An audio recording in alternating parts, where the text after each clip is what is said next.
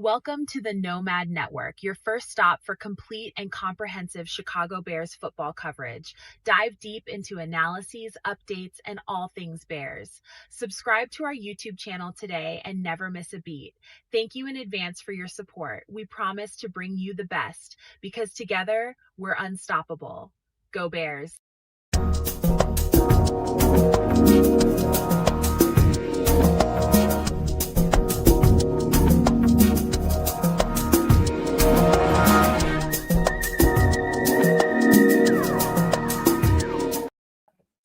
Yo, no maniacs. What's going on? What's good, y'all? As people start to trickle in here, man, we are a few days outside of the second round of the playoffs for the Chicago Bears. What are we talking about here, man? Football still happening in Chicago in January, man. That's crazy. I'm not surprised, but a lot of people might be, man. But I'm feeling real good tonight, Trips. Big show planned for you all like usual on Wednesday nights. A lot of stuff planned for you all, including the Bears conversation, which we'll get to as quick as we can, man. But how you doing, bro? Welcome into the chat, everybody. How you doing, man? How's life been? I'm good. I'm enjoying it. It's the middle of January. You know, we're still talking about Bears football, and I know that it's petty, I would think is the correct term, but it's beyond just enjoying the Bears victory, but the meltdown of the Green Bay Packers fans after that loss. Fucking licious. Crimson. He said the breaking news: Packers feelings have been added to the injury report. Sources believe they will be placed on season in the IR. Now, when I try big up to all those that join us for the live call on the game, and if you haven't, make sure you do so, as we have one of the most entertaining live reactions calls during the game as we've had all season. But at the end of the game, I mentioned how Ben Johnson was kind of a hit and run handshake, but he shook his hand, he kept it moving. The Packers Twitterverse just got so into their feelings, clutching their pearls, clenching up their butt cheeks, and it's like, oh my gosh, well, couldn't they be gracious winners? What is all this vitriol? Where does that come from? Oh my God. And it's like, guess what? Eat a Richard. So yeah, FGB, FTP, that's to be discussed. But yeah, it was a good week, and now it's on to onto the Rams. But before we get there, we're kind of in the middle. So where we wrap it up from last week and look forward to the next week plus some extra stuff. So I'm looking forward to this evening's program. Hey, you know what, man? The only thing I've watched is really I've just been keeping an eye on the floor news and seeing how that's going to play out. And I watched the game a couple more times just to see. I'm looking for stuff, but not like that kind of stuff. But I haven't seen any really. I've seen a lot of videos as I'm scrolling through YouTube, but I ain't really stopped to. It's in my rear view, man. I hope everybody enjoys it, man, because I'm looking forward to the Rams. Well, yeah, but I mean, it's the game that just passed. Gotta enjoy it. Gotta savor it for a little something, and then you move on. And then it's all about the Rams. That's cool. But there was something else that was, I know it's news, but something else during the live game reaction after the Pittsburgh Steelers game. I mentioned that, hey, do you think Mike Tomlin will be another coach that Ben Johnson, is writing their epitaph for? Holla at your boy. That's crazy. Holla at your boy.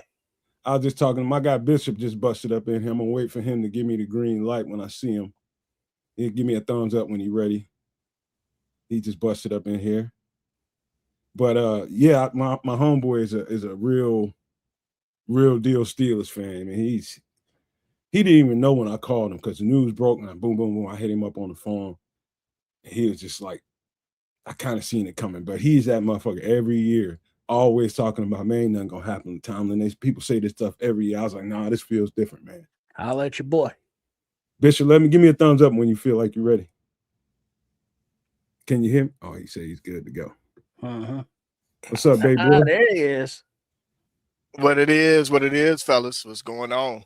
What it was, what it will be. In here talking about Mike Tomlin. You know what? I was going to save that for the Bears conversation, but why not, man? He didn't brought it up. Now let's talk about it. It felt like a funeral to me, to be honest with you, man, because in my opinion, all they missing is the quarterback. They haven't been right. They've been right there since Ben Roethlisberger left, but they ain't had that quarterback to really get them over the top. They thought Aaron Rodgers was that guy, but even he wasn't enough. Well, it's funny you say that, man. A couple things. I think it was a little bit of malpractice on the organization because they did not prepare themselves post Ben Roethlisberger. They didn't really have a true successor. They just had a backup.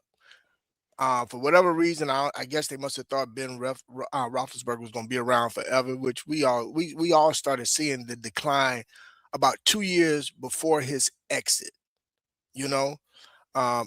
But with that being said, for their fan base and for everybody else to think that it is so easy to replace a guy like a Mike Tomlin, first of all, let's take a look at it. 19 years as a head coach, never a losing season, all 19 years. He has won a Super Bowl and gone twice. Granted, I know you want wins when you get to the playoffs, but let's be realistic. How many teams have actually made it to the playoffs and have actually had playoff wins? So if you put it in true perspective,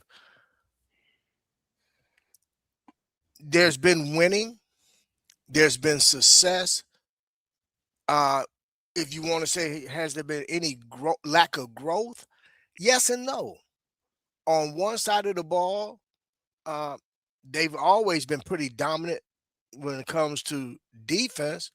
Now, one of the issues that you have to say with regard to them defensively at this point is they've aged out in terms of the contracts and the guys that they have on the defensive side of the ball. Offensively, they've been hit or miss on receivers. They have not found that replacement at the quarterback position to help catapult them and move them into that elite status or that status with regard to being able to quantify wins once they made it into the playoffs. It's unfortunate, but at the same time, this might be a blessing in disguise for Tomlin in terms of get a chance to take a step back and really take a look at the landscape of the NFL. So when he does decide to move forward and coach again, he'll have a better perspective on some things that he wants to do moving forward. But I really think right now, man, the sky is going to be the limit for him in terms of on TV, sitting at a desk, giving his perspective regarding the NFL, regarding the play within the NFL. And if nothing else, he's going to give us some good one-liners. Yeah. He's going to give it. And you got to love him, man, because he's authentic, man. He's true to who he is. He ain't gonna fake it for nobody. And you either he's not everybody's flavor, but you get what he's putting down when he puts it down. So look, man, I have nothing but the utmost respect for Mike Tomlin, man. I wish him nothing but the best. When he does become a coaching candidate, you best believe it ain't gonna be. It ain't. Whenever he make the announcement that he does want to get into coaching, back into coaching, if he just listen, and I'm just speaking prematurely because it doesn't. It's not necessarily saying that he doesn't want to still coach, but it would have to be, I think, the right job for him. And I think right now, for him, it'd be best not to take a coaching job this coaching season. I would take a step back and let these other guys, fight over these 9 jobs that's available. Yeah. So. Yeah, I mean, especially since he's still under contract, so it's not like he's going to another team. I mean, he could if they traded for him, but it's been 19 years. Let the brother take a breath. I'm sure he would like to just recharge his batteries, refocus, on the important things in life. And if coaching is still one of those things, he can continue to pursue it because he's still a relatively young man in the age of head coaches. You know what he started so young.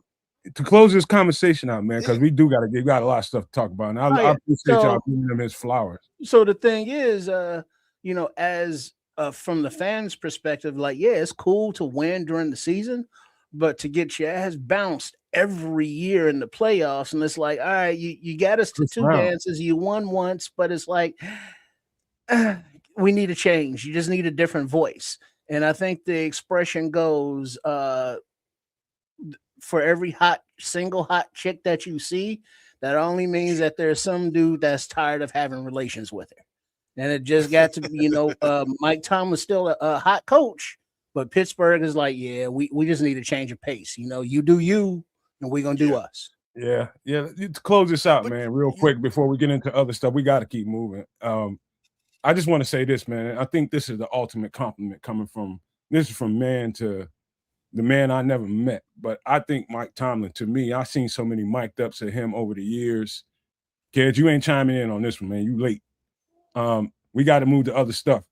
But I think that's the epitome of leader of men to me. I think he's the best leader of men I've ever seen coach the game. And I mean that with my chest out. I got the ultimate respect for him, man. But I just wanted to say that before we move on to the next stuff. Kids, keep on moving, don't stop. No, all I gotta say is fuck the Steelers, man. They screwed me over on my parlay. I had a weekend. I'm straight up. Big ups to Mike Tomlin, but right there with the Steelers. The degenerate gambler enters the chat. Yeah, right on time with you. Look, I had a full wild card weekend parlay going down, with the exception of the Rams game. I was too late to catch the Rams game. All right, had all the other games. Pittsburgh was the grand finale. Fucking like $3,000 on the line. Everything else green. Boy, Aaron Rodgers got me again, boy. Man, that's all I gotta say about that. But yeah, I don't understand you, man. You got people around you that know this game intimately, man. And never in my time knowing you, since we've been friends, have you ever reached out to me that, hey, no, man, I got something I'm thinking about doing. What you think about? Never once. Listen, I don't consult. All you have to do is fucking text me. I do not consult. That's not what I do. It's not what I do. I do not consult. I do my own thing. His pocket, so he gonna make his own thing when he's betting his pocket. And you know what, Crimson, that is on me, and I feel it, and I'm letting y'all know. The fact is, it had everything. It had little to do. It had everything to do with the numbers. Like that's sometimes you got to go with the numbers. Analytics. You know what I'm saying? That's what I was going with. Like that is a poor. The flip side is the odds were. That's a poor. You don't bet like that. Trust. That's how you win money. What are you talking about? Analytics will get you broke, man. You get your house up. You brother, I ain't putting my house up now. Messing around with analytics, bro. I put up a couple of bucks. You put a couple of bucks up. You go by the odds. No, you lose. No, kids, no mess. You go by emotion. You go by feelings. That's how you win. Well, there was a little bit of emotion and feelings in there. Under normal pretenses, I avoid those. The emotion and feelings was really that I knew the Niners were going to win, and I knew the Bears were going to win. Just how I felt about those situations. That was all emotion and feelings. Mind you, the odds were on my fucking side right there too, though. You know what I'm saying? You're crying about losing, man. You got me, you got Bishop, you got Tripp, you got Samuel. You got all these people that you can lay some of that shit on. Man. I do not Don't come in here crying about it, man. That's what you get. I do not consult. But just one more time.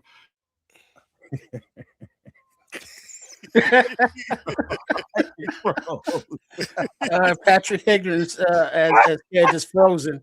Patrick says, "What a degenerate gambler!" LOL. And Ed is back. There he is. Thanks, Patrick. And it's not smart, man. If I'm gonna put money on the line, I'm gonna go and holler at some people that I know can give me another perspective. But no. So here's what you have to fully understand about gambling. Like this is what I'm saying. You got to go with the odds and the numbers sometimes. Sometimes you have to look at a situation and just put your nuts on the table because that's how you get paid. The facts is Texans were favored. Texans should have won. They won. Like I knew, you know what I mean? I knew what the potential was, but if they lost, I get paid big. Now, if you look at it the opposite direction, the 49ers were not favored. I picked the Niners. The Bears were not favored. I picked the Bears. Right? These were all to drive odds and get you a bigger payout. So the fact that 4 out of my 5 parlays all together as a single parlay went forward, I was like, you did. I did. So you won, and I'm up a couple. You did all right. So you did okay. You just didn't. I didn't. You know, I didn't. Right. Damn you, Aaron. So, kids, I got a little news for you. I got a little quick story for you. Quick story. One of my homies named Eric, man. We've been homeboys since a long time, man. Anyway, man, he used to always tell me, don't bet on sports. Don't bet on sports. He comes from a big-time gambling family. He was always trying to, he sees the good in me. He keep me away from that kind of stuff that leads to slippery slope all the time over the years. And then one year, probably about 5 years ago, he called me. He was just like, yo, man, I got this bet going on. I can't remember exactly what it was. And I told him what I thought about it, broke the shit down for him. Boom. He wins like $6,000-$7,000. He calls me again, probably about 3-4 months later, about another one. Boom, he hits it for about like 15. He calls me for the third time. I was like, yo, man, ain't you the motherfucker always telling me don't bet on sports? He's like, no, dog, you actually should gamble. He said, you should gamble, bro. And I'm just like, nah, I'm not. I went this long without doing it. I ain't doing it, man. I just don't. I ain't fucking around. Brother, so there was one time I walked into the casino because they were showing, it was wing night at the casino, and they're showing the Anderson Silva's fight. I don't have to pay to go watch. I get some food, and I'm watching the Anderson Silva fight, right? So me and my boy, we go in, we walk in, square up on some wings, dirt cheap wings. I'm happy. And, the fight's about to start, and this dude comes out of nowhere, wad of cash in his hand. He goes, yo, I'm taking all bets against Anderson Silva. I'm taking all bets against Anderson Silva. I don't care what it is. I'm taking bets. I'm like, dog, are you for real? He's like, yeah, I'm going 3-1 odds against it because Anderson Silva going to win. So 3-1 odds. And I was like, wow. 3-1, I'll put up $200. See what happens. Yo, Chris Weidman knocks Anderson Silva out. This is what winds up happening. So homie owed you 600. So 600. Yo, my boy was like, "Damn, bro, how did you know?" I was like, "I didn't know. I'm just saying numbers. You put some numbers in front of me. I kind of couldn't refuse. I'm just here for the chicken wings." I'm laughing. Meanwhile, there's a crowd going, damn, this dude got to pay him $600. He's like, I put the money on the table. The money's yours. They took my $600. I walked out the casino. Matter of fact, I hit the slot and run an extra $600, but that's a whole other story. Sometimes you just got to go with the numbers, man. So you saying you was playing with house money on the way out? Money all day long, and it was double the house money all day. It was a great venture to the casino, brother. Right on. Sound like it made them wings taste extra good. Oh, didn't it, brother? Man, they were so sweet, bro. No, leave the kids to come in here. Leave the kids to come in here and screw everything up. Man, let's gotta get going, man. All right, on to the next one. Where are we headed now? We got to get human real quick before we get into the show, man. Like we always do, man. Check in and see how everybody's doing, man. What's your life been like? Triple R. Let's go clockwise. Well, you know me. I'm real low key with it. Very chill. And speaking of chilling, everything's good. I got a new flavor that I haven't tried, and I'm looking forward to the Bishop and his people with their tequilas. But for my little introduction here, just take a real minute to say, kids, Bishop No Maniacs, what did the young black teenagers say? Hands up. Don't Tap shoot. the bottle and twist the cap. Yeah, that too. So I got this right here.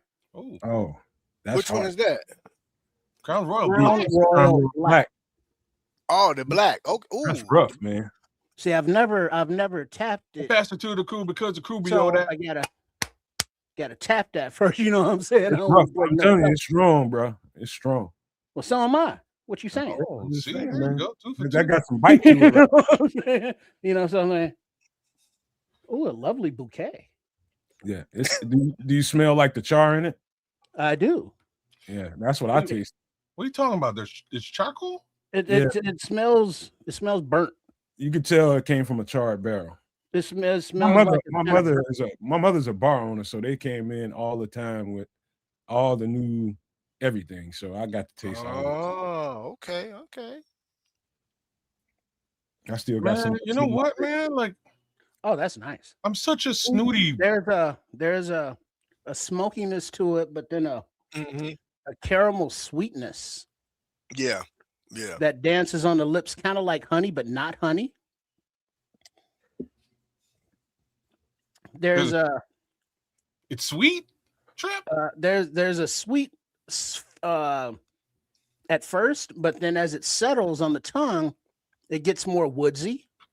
Yeah, And then that's going what's down the good to me. throat, there's a heat and a little burn, but nothing that's offensive. But you can tell there's like, oh yeah, I feel you sliding on down like a smooth, warm liquid, not like a liquor. You know what I mean? Yeah. I feel you, Trips. It's been like 3 years since I tasted that, but Oh, I that's nice. kind of remember what you're saying. You bringing it back to me. And then you get the headiness of when it hits your system, and it's like, oh, Yeah, that's see, nice. me and Crown don't get along, bro. Me You, and Crown, you can Crown, taste it. Crown had me on autopilot, bro. Oh, you wouldn't survive in Canada, bro. Well, you see, there I had an option there, Bishop. I was gonna get over the holidays enjoyed some Johnny Walker Black, and I was like, let me sip on that, and I was like, oh shit, I can hold get up. something different. Yeah, okay. So it's like, well, I saw Crown Vanilla. Nah, that sounds like a little much. I but like Crown the Black. peach. It's okay. Like, Well, I I don't got like. the peach, but I'd like the apples, the vanillas, the peaches. Those flavors are more like for mixers. Yeah, You know what I Gotcha. mean? I tasted their whole lineup. I like some of it, man, but I'm kind of traditional in my way of being. You know, I like it the original stuff more than like it. But every now and again, you get like they had some. Trying to remember what that's brand very that was. What was it, maple? Very smooth. Maple is okay if you like the sweet, but See, like I'm like you with that. So because mean, I've it's gone not to a sweet. scotch and a It's whiskey tasting, it sweet. changed my whole palate, like my whole appreciation for whiskey. After that, I'm looking for your Glenfiddichs, your Johnny me. Walkers. You know what I mean? Like I'm looking for some high end. And because I've grown up on Crown, I'll walk right past that shit in the store, man. I don't even mess with it. The last I had was I had the apple, I tested the maple, and there's another flavor I tasted, and I was like, man, this shit's it's just too sweet for me. I'd rather just a Glenfiddich on the rocks, or even a Jameson on the rocks, man. I'll tell you, this is why I keep my mind open, man. There was this new brand on the market, man. These people came all the way from Duluth, Minnesota, down to the club to deliver this stuff. And they had different flavors, man. They had all kinds of, and it's a vodka. And there was this black cherry vodka that they had in there, and they gave us like 3 of everything. It was black cherry, raspberry, all kinds of different flavors. They specialize in berry flavored vodkas. Okay. And that blackberry was special, bro. Man, I fucked around and that night that it came, I was there for the delivery. So I'm helping them unload shit, put it on the shelves and all this kind of stuff in the back. And my uncles came down there little early before everybody got down there. It's about like 7:30, 8 o'clock. So I'm sitting on the patio back there with that bottle. And it's like, what's that? There's like, I'm like, man, this is new shit somebody brought in here, man. And it's just like, I was just like, smell it. Before you even taste it, just smell it. It's like, damn, that shit smell good. Let me go get some ice. Get some ice. Both of them get some ice. And we knock down that bottle. And we on the second one before fucking 10 o'clock. We on the second bottle. That's how good it was. I wish if I had the name of that brand right now, I would help them market it. But it's a new brand out there. So there's some good stuff, new brands out there on the market if you are willing to give them a try. If you like flavored, like I like flavored vodkas. That's different to me. You know what I mean? Like vodkas where, like, if we're talking vodka, I'll do flavor for sure. Like I like right now I'm rocking this. It's from the Ukraine, but it's some crazy Ukrainian lemon vodka, and it's delicious. So that's how I've been rocking my Moscow Mules. Shout out to you, Nomad. I caught your short, your Moscow Mule short. It was exquisite. Yeah. It was very well prepared and put together. I liked it mainly because I was talking all over it, but it was real good. Hey, you know what this smells like, Nomad, kids, everyone, Bishop? The scent of nutmeg sprinkled in eggnog. I love nutmeg, man. Honestly, that's one of my favorite smells in the world. That's crazy. We got liquor to talk about here really soon. And I did add one rock. You know, you get those silicone ice molds. I got the round one going. Oh, okay. So Triple R, we know what his week's been like. This is what was on his mind all week. What's been going on with you in your life, man? How's everything, family, and all that? Everything's cool. The young man's going back out west to get at quarterbacks one more time. You know what I'm saying? I lost that bet, won a couple of more bets. It could have been better. It wasn't as good as it was. Outside of that, it's mostly just been business, man. Trying to get ramped up for this new year on the business side of things, and things are pretty crazy, man. Not to mention listening to the entire world pull their foots out their mouth. You know what I'm saying? Like the whole general media. You know, everybody pulling their foot. You know what? I said Caleb Williams sucked, but he's friggin' Houdini. You know what I'm saying? Like this is basically what's going on out there in the world.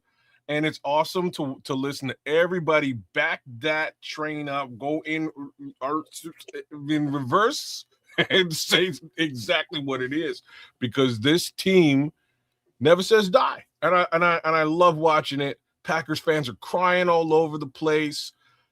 It's been a good week for me, man. So you know, I'll leave it there. All right. What say you, Bishop, man? How's your week, man? How's life? Life is good, man. Week has been productive, man. You know, every day is income producing activity going on, so I can't complain about that, man. I just been basking in the wallowing of the Packer fans who seem to always have something negative to say. Even now, I mean, let them tell it. You know, we still didn't win. They essentially just didn't complete the job, or they. You know, whatever their excuse is, you know. But other than that, man, I mean, I can't complain, brother. Just enjoying myself, man. You know, I've taken on a new role and position. So I'm in a 12-week training, man. I'm 5 weeks into it at this point, man. And everything is good, brother. Everything is good. Cannot complain. Kids, I am partaking in what you like, brother. Oh, you got the Glenfiddich going. See, there you go. Yeah. Was that Glen Velvet? Oh no, it's Glenfiddich. Is that 12. His cousin? The Glenfiddich, yeah, the single malt, the sherry cask finish.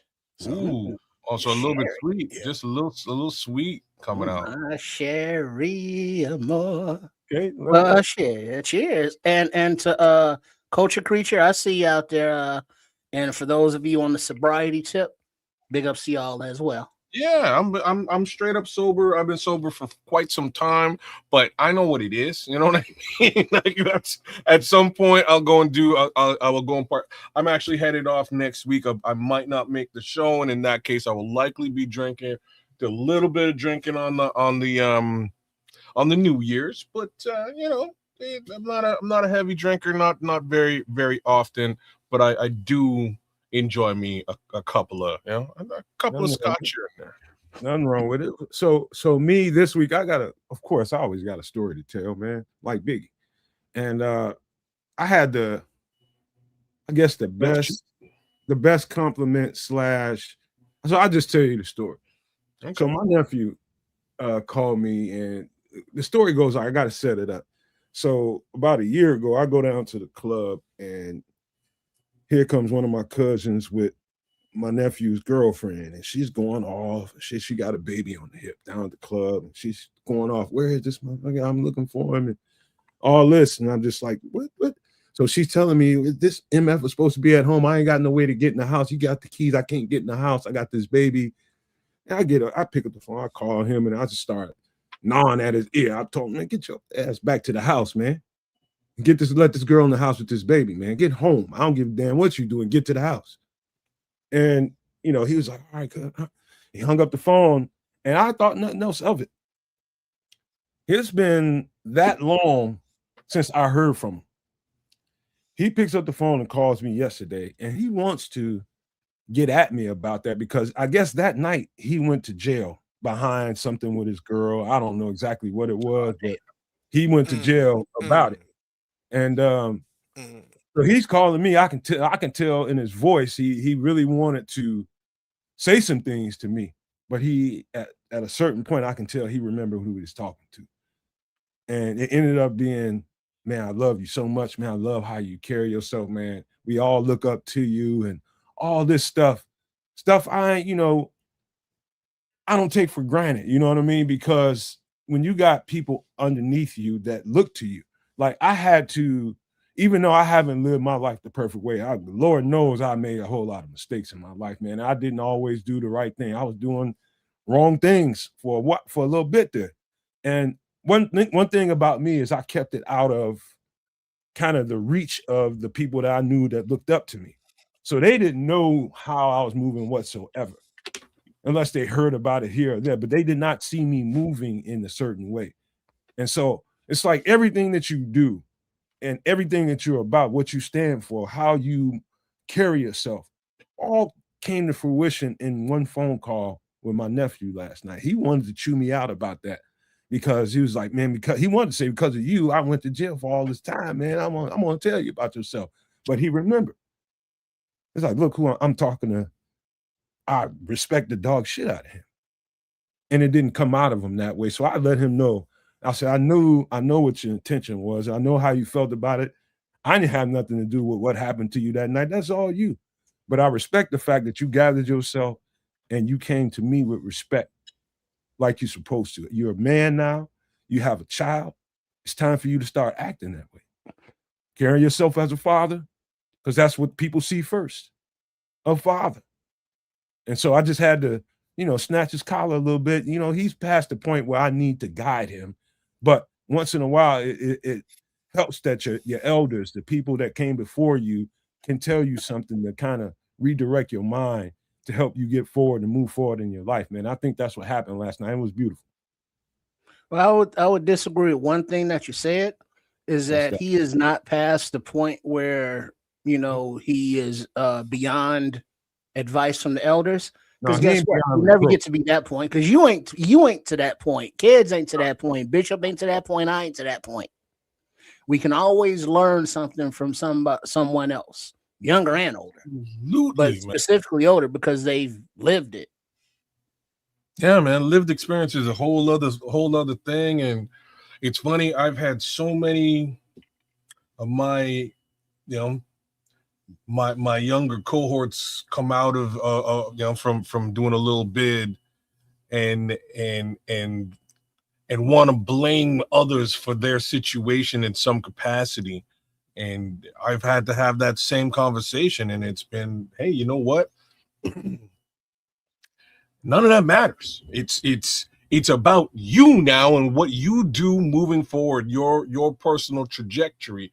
That's what everything is about. So you can be harboring whatever you want to harbor. You could have been inside brooding and pissed off, but now you were outside. So now that you're back on road, as we say, back upon the road. You know, do what you got to do to you know, to be a part of society, to provide for the people who respect you and need you, and that's what it is, man. You know, you did exactly what you're supposed to do. Yeah, I didn't. While I was in the conversation with him, he wanted to talk so much, I had to bite my tongue to just let him air out, man, because he had all this on his mind for this long, and he wanted Right. to tell me about. He thought that I was a trigger to why he got jammed up. He's somewhere in the city, in the hotel with women and shit, and he's supposed to be at the house, man, taking care of things. And I was just like, man, it's the way you live in your life, man. It ain't got nothing to do with nothing else but that. You know what I mean? Everybody wants to have fun and do it their way, like Frank Sinatra. But once you have children and they come into the picture, into your script, now it's time to rewrite things. You got to rewrite things You know, the right way. yeah, Damn and straight. you're right, no man. And the thing is, though, even without having children, especially young men got to be very cognizant of the decisions and choices they make because um, they, especially young black men, they're hunted daily, and if they put themselves in certain positions, man, they can really um, cut their futures short. You know, fortunately, um, whatever time he did, it was a short period of time, even though no time is short when you're doing it, you know. But when you get a chance to when you get a chance to sit back and really reflect, and I think probably as he was getting ready, as he was having that conversation with you, he began to reflect and say, you know what, it wasn't on him because it wasn't on you with regard to you just made the phone call because you're thinking more about the child than anything. And you're looking at, hey man, you need to be at the house so she can get in the house with your child. Now, whatever transpired after that, he had he had the opportunity to make the proper decision to do to he could have let her in and be like, you know what, I'm not gonna deal with you and your attitude. I'm out to avoid whatever may have taken place, you know. Bruh, But that's with awesome, that man. being You said, know what I you know, mean? but with that being said, you know, to you know, that's behind him now. All he can do now is focus in front of him and make the proper decisions, man, and just you know, just do what's right for and do right by your child, man. You know You what? know, You know what, Bishop? I got to tell you, man. I could just tell by her energy when I met her. That's the first time I ever seen her. I could tell they probably got a volatile relationship. I can tell. You know what I mean? And that's and on him. You got into a situation and got a child with somebody, and it's a volatile situation. man, Now you got to rectify it the best way you can.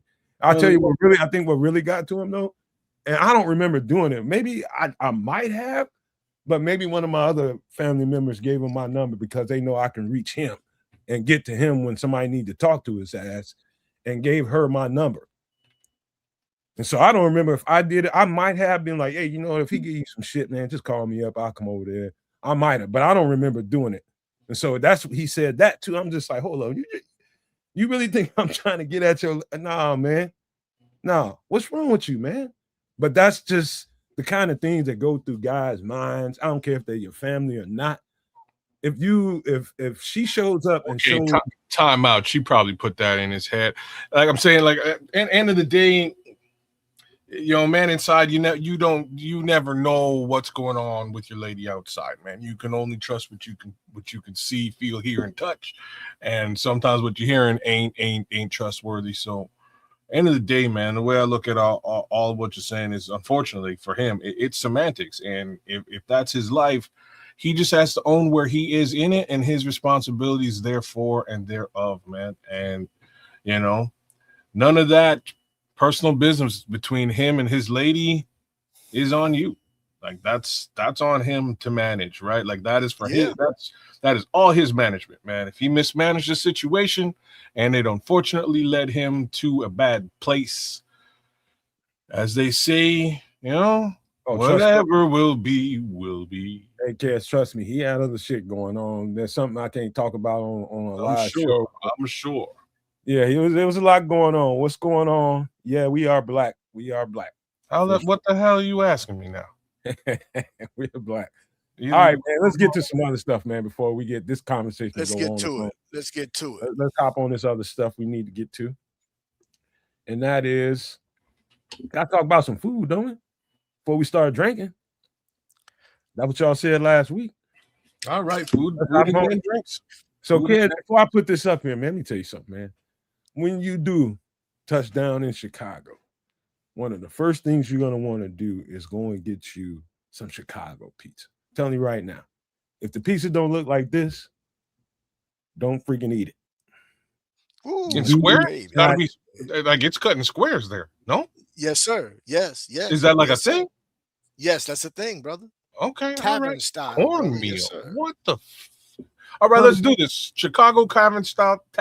Chicago tavern style pizza. Ingredients: dough, cornmeal, homemade sauce, olive oil, Italian sausage, mozzarella, Italian seasoning, basil, oregano, seasoned pan. Interesting. I knew I shouldn't have put this up until Trip got back because I know he's gonna have a mouthful to say. Well, he would have said mozzarella and he would have said Italian, but it would have basically been the same. if your pizza don't look like this when you get here, just walk right on past it. If you go somewhere where they got slices and shit that look like that you can fold up, you gotta fold up and eat, please. Don't eat that shit. Don't eat that shit. And if they call it pie, run. That's just normal pizza, Lord Crimson says again. Yeah. Italian. So the ingredients, let me tell you something, kids. Mm-hmm. This is easily doable. I've done this myself at home. I have a quick question before you go any further. How is the cornmeal presented on this pizza? For the bottom. On top? It's all for the bottom, man. It's basically it gives it another added layer to the texture of the crust of your pizza. Okay, I got you. And it helps it to slide. I think that's the most important thing. While they're doing the dough, it helps so it doesn't get traction on the surface. That's mostly what it is, but it does add extra layer of crunch to your crust. Okay, that's kind of, I wasn't sure what they're doing with it, but I can dig it. All right, interesting. What say you, Bishop? This is actually a Italian fiesta. Ooh, baby. Yes. Oh, come on, bro. You know, every time I touch down, there's two things I have to have, and that's one of them right there. You know, pizza. Gotta have the pizza. And this is the thing. Please understand this. For all those who are not from Chicago that is tuning into our show, we know that the media and everybody always harps about our deep dish pizza. Chicago started with this right here. This is thin crust pizza. This is what we're really known for, and then from there we evolved to pan and then deep dish. So there's layers to our pizza in terms of how famous Chicago is. But know this: the flavor profile, regardless of thin, pan, or deep dish, is superb. You can't beat it. The sauce is and the sausage, bro. Look, no man. I didn't ate already. I didn't got hungry again, man. Well, let me give you another little idea. This is another idea. When you get around here and you start, like on the south side, this is like always been if I see pizza on the outside of that place and I see that tap and it's pizza. Ooh. Yes, sir. That's a good place. Not only hang out and have you a good ass time. It's a good time happening inside. You know it's gonna be good. Yeah. That pizza gonna be good in that motherfucker. But ain't no man, and let's we got to put this out there. The coolest thing about Chicago and its pizza is it ain't about chain restaurants, man. You find some of the best pizza, man, in the smallest spots, man. But you look, the neighborhoods, every neighborhood got at least one spot, man, that they go to for that pizza, bro. And that pizza be on point. on point. And anytime a pizza can make an entire meal, bro, come on now, Dog, man. dog. Man, I'm damn. Trips, This, I I was mean, just showing I'm them like, yeah, hungry, man. I just got hungry all I over was just again. No, showing man, you kids. should have did it to the bishop, bro. Anywhere in the city, you see somebody that has pizza in the window, and this for a marquee, that shit probably fire up in there. I'm just telling Yeah, or if it comes with a free liter RC. Ooh, They RC probably fire. is like a soda pop, like a think Coca-Cola or Pepsi. Who But are you explaining that to? The world or kids? well, any and everybody who don't know what the RC is, but yeah, Chicago tavern style pizza.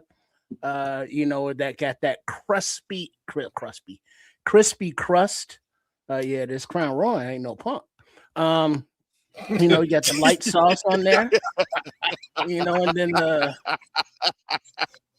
and Italian Fiesta. Yeah, that's the South Side spot. See, I told you you'd put And it in what Smitty here is saying about Italian Fiesta is that when you got a house full of greedy relatives or people, deep dish is for you and your lady. But the tavern style, it's tavern style, that name, FYI, and the way it's cut, not in the triangle traditional pieces, but in the little squares, is because in the taverns, when you're having a PBR or a cocktail, or two one or three. pizza can feed more people, and Yes. it leaves a hand free to drink your beer and eat a Yeah. slice at the same time without it You being walk around double nasty. fisted. Yes, brother. Right. Tell I you, can dig it.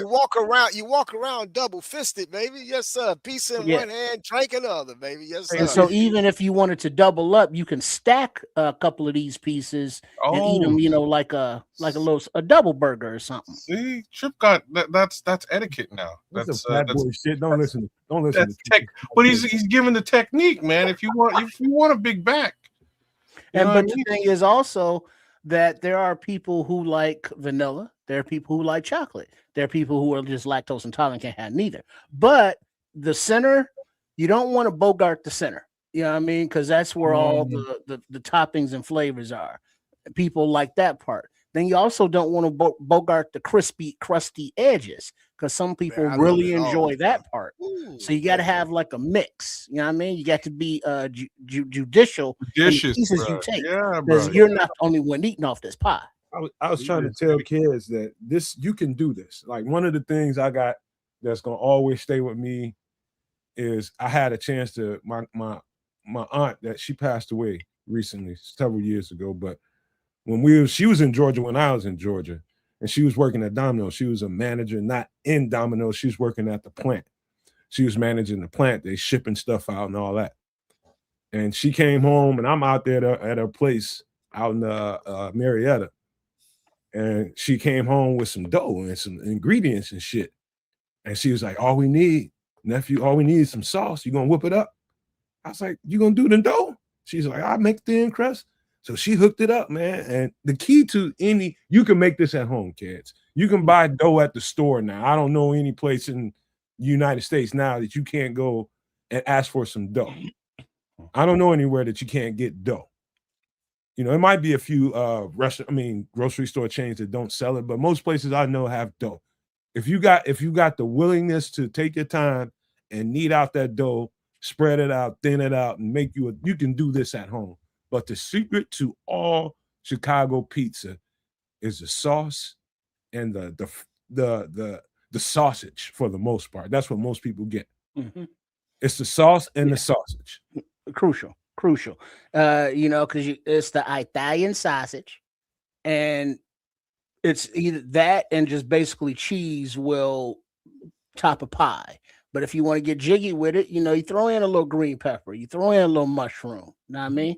But also, I saw somebody in the chat that brought up more etiquette. Yes, vidIQ's right. Italian Fiesta make folks fight, but usually you get the Italian Fiesta used to be open till like 4 a.m, and by the time you order one of these, you are, let's say, inebriated, or as some might say, fucked up. And so it's not the pizza that's making you fight.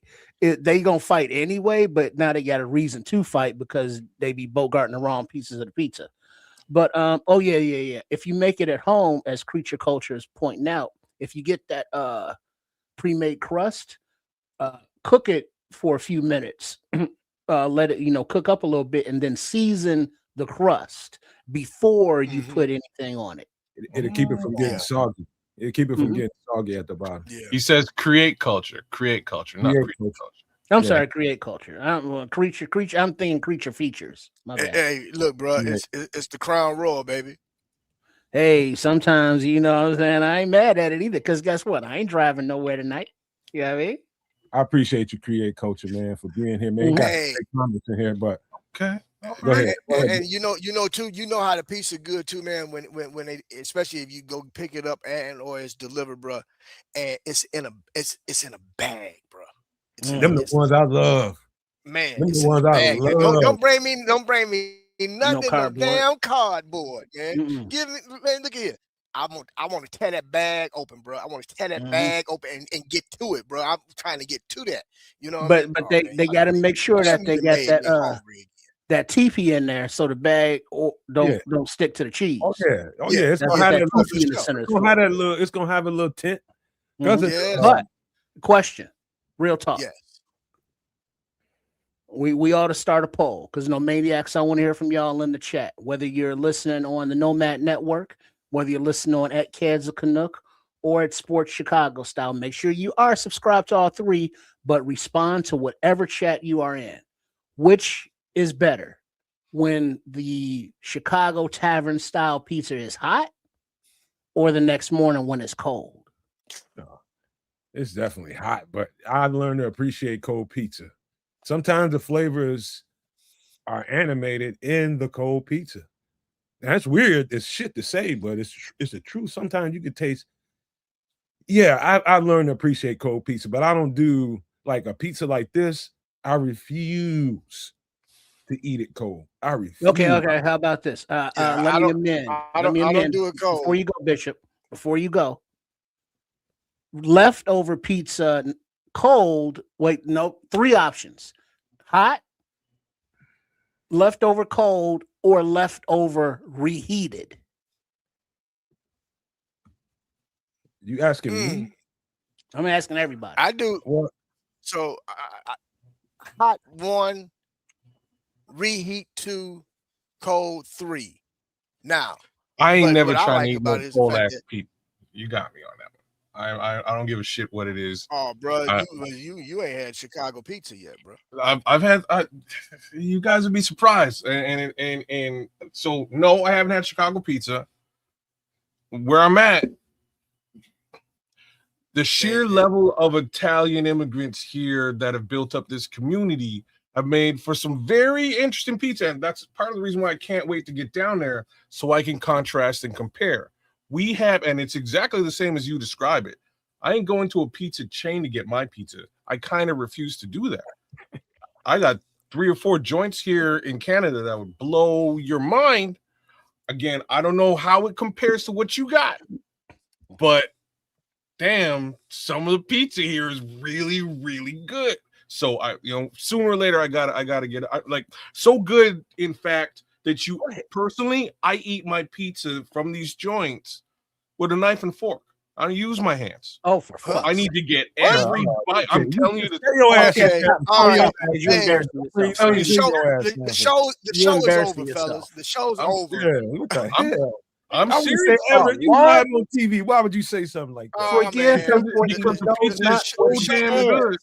The pizza is so damn good. I don't want to drop any on the floor. I don't want to drop any on my shirt. I want every damn piece of that pizza. Do Komodo dragons drop their food? They ain't got no hands. They don't use no. Komodo dragons also eat shit, bro. Just to put that out there. But how do you get to the age that you have gray hair and that you've never, the morning after, reached into the fridge, grabbed a cold piece of pizza and just ate it? Don't get me wrong. I've clearly been drunk, rolled over with a pizza box beside me. Hold on, reached in and ate that pizza. Yeah, you one of them. Did I prefer that experience to me going to Colonnade, like my spot, and getting a Colonnade There's like a colony pizza, bro. Like their pizza is off the chain. If you eat pizza with a knife and fork, you eat fried chicken with a knife and fork. Lord. No. This is a completely. You would have to have this pizza to understand. Hey, do me a favor. Don't ever say that out loud again, ever in your life. Right? Keep that on your head. I go to the restaurant and eat it with a. I eat it with at the restaurant. Well, that's fine, but just don't ever say that in public. I will. I don't, brother. I'm telling you, no. I'm telling you, this is how good this pizza is. Under normal pretenses, I'll just grab a slice out of box. I'll eat the pizza. But this pizza I'm talking about is so good. You don't want to manipulate it. You want to get in there and eat it like a meal. I'm dead serious. Well, I understand eating pizza with a knife and fork like a meal, hence deep dish. But this ain't that. I understand. Like the same token, I would probably do that with a deep dish too, just because it's a little bit more of a messy thing. A little bit. I don't even do it with a deep dish. That's ridiculous, man. Me either, bro. Thank you. No, man. I don't even my deep dish. I'm eating with my hands, dog. I'm scooping that bad. Well, see that don't work. That don't work with hot deep dish though, because it's too fucking hot. Because first of all, I grew up eating deep dish, going to Gino's East Pizzeria, and for those that don't know, they allowed you to carve shit into the wall or use markers and tag it up, was here, whatever the date was and shit. And it took 45 minutes to an hour for the pizza to get there. Get a pizza. Because they cooked it as you ordered it. And to get in, first of all, there's always a line down the fucking block. So you get in, you order your pizza, and then when they bring it to the table in the pan that it was in the oven in, and they put it in the center of the table. It was on a stand because it was so hot because it just came out of a 500-degree oven. And then they cut it and they did a little spin thing. And then they pull it out with the cheese pull. Then they cut it around and put it on your plate. It's too fucking hot to pick up with your hand. Shut your mouth. Because you can eat it with a knife without burning your tongue. It's going to be all right. But you can eat it, just pick it up like in the morning after it's been in the fridge overnight and it's solidified. Once you pull that thing away from there, give it about 5 minutes, you can pick it up. I hear you, Trips. I hear you, Trips. But I'm talking. I'm sitting at the table talking so much smack, bro. By the time I get finished talking shit, it's the right temperature for me to grab it and eat it, bro. Bishop talk shit? No.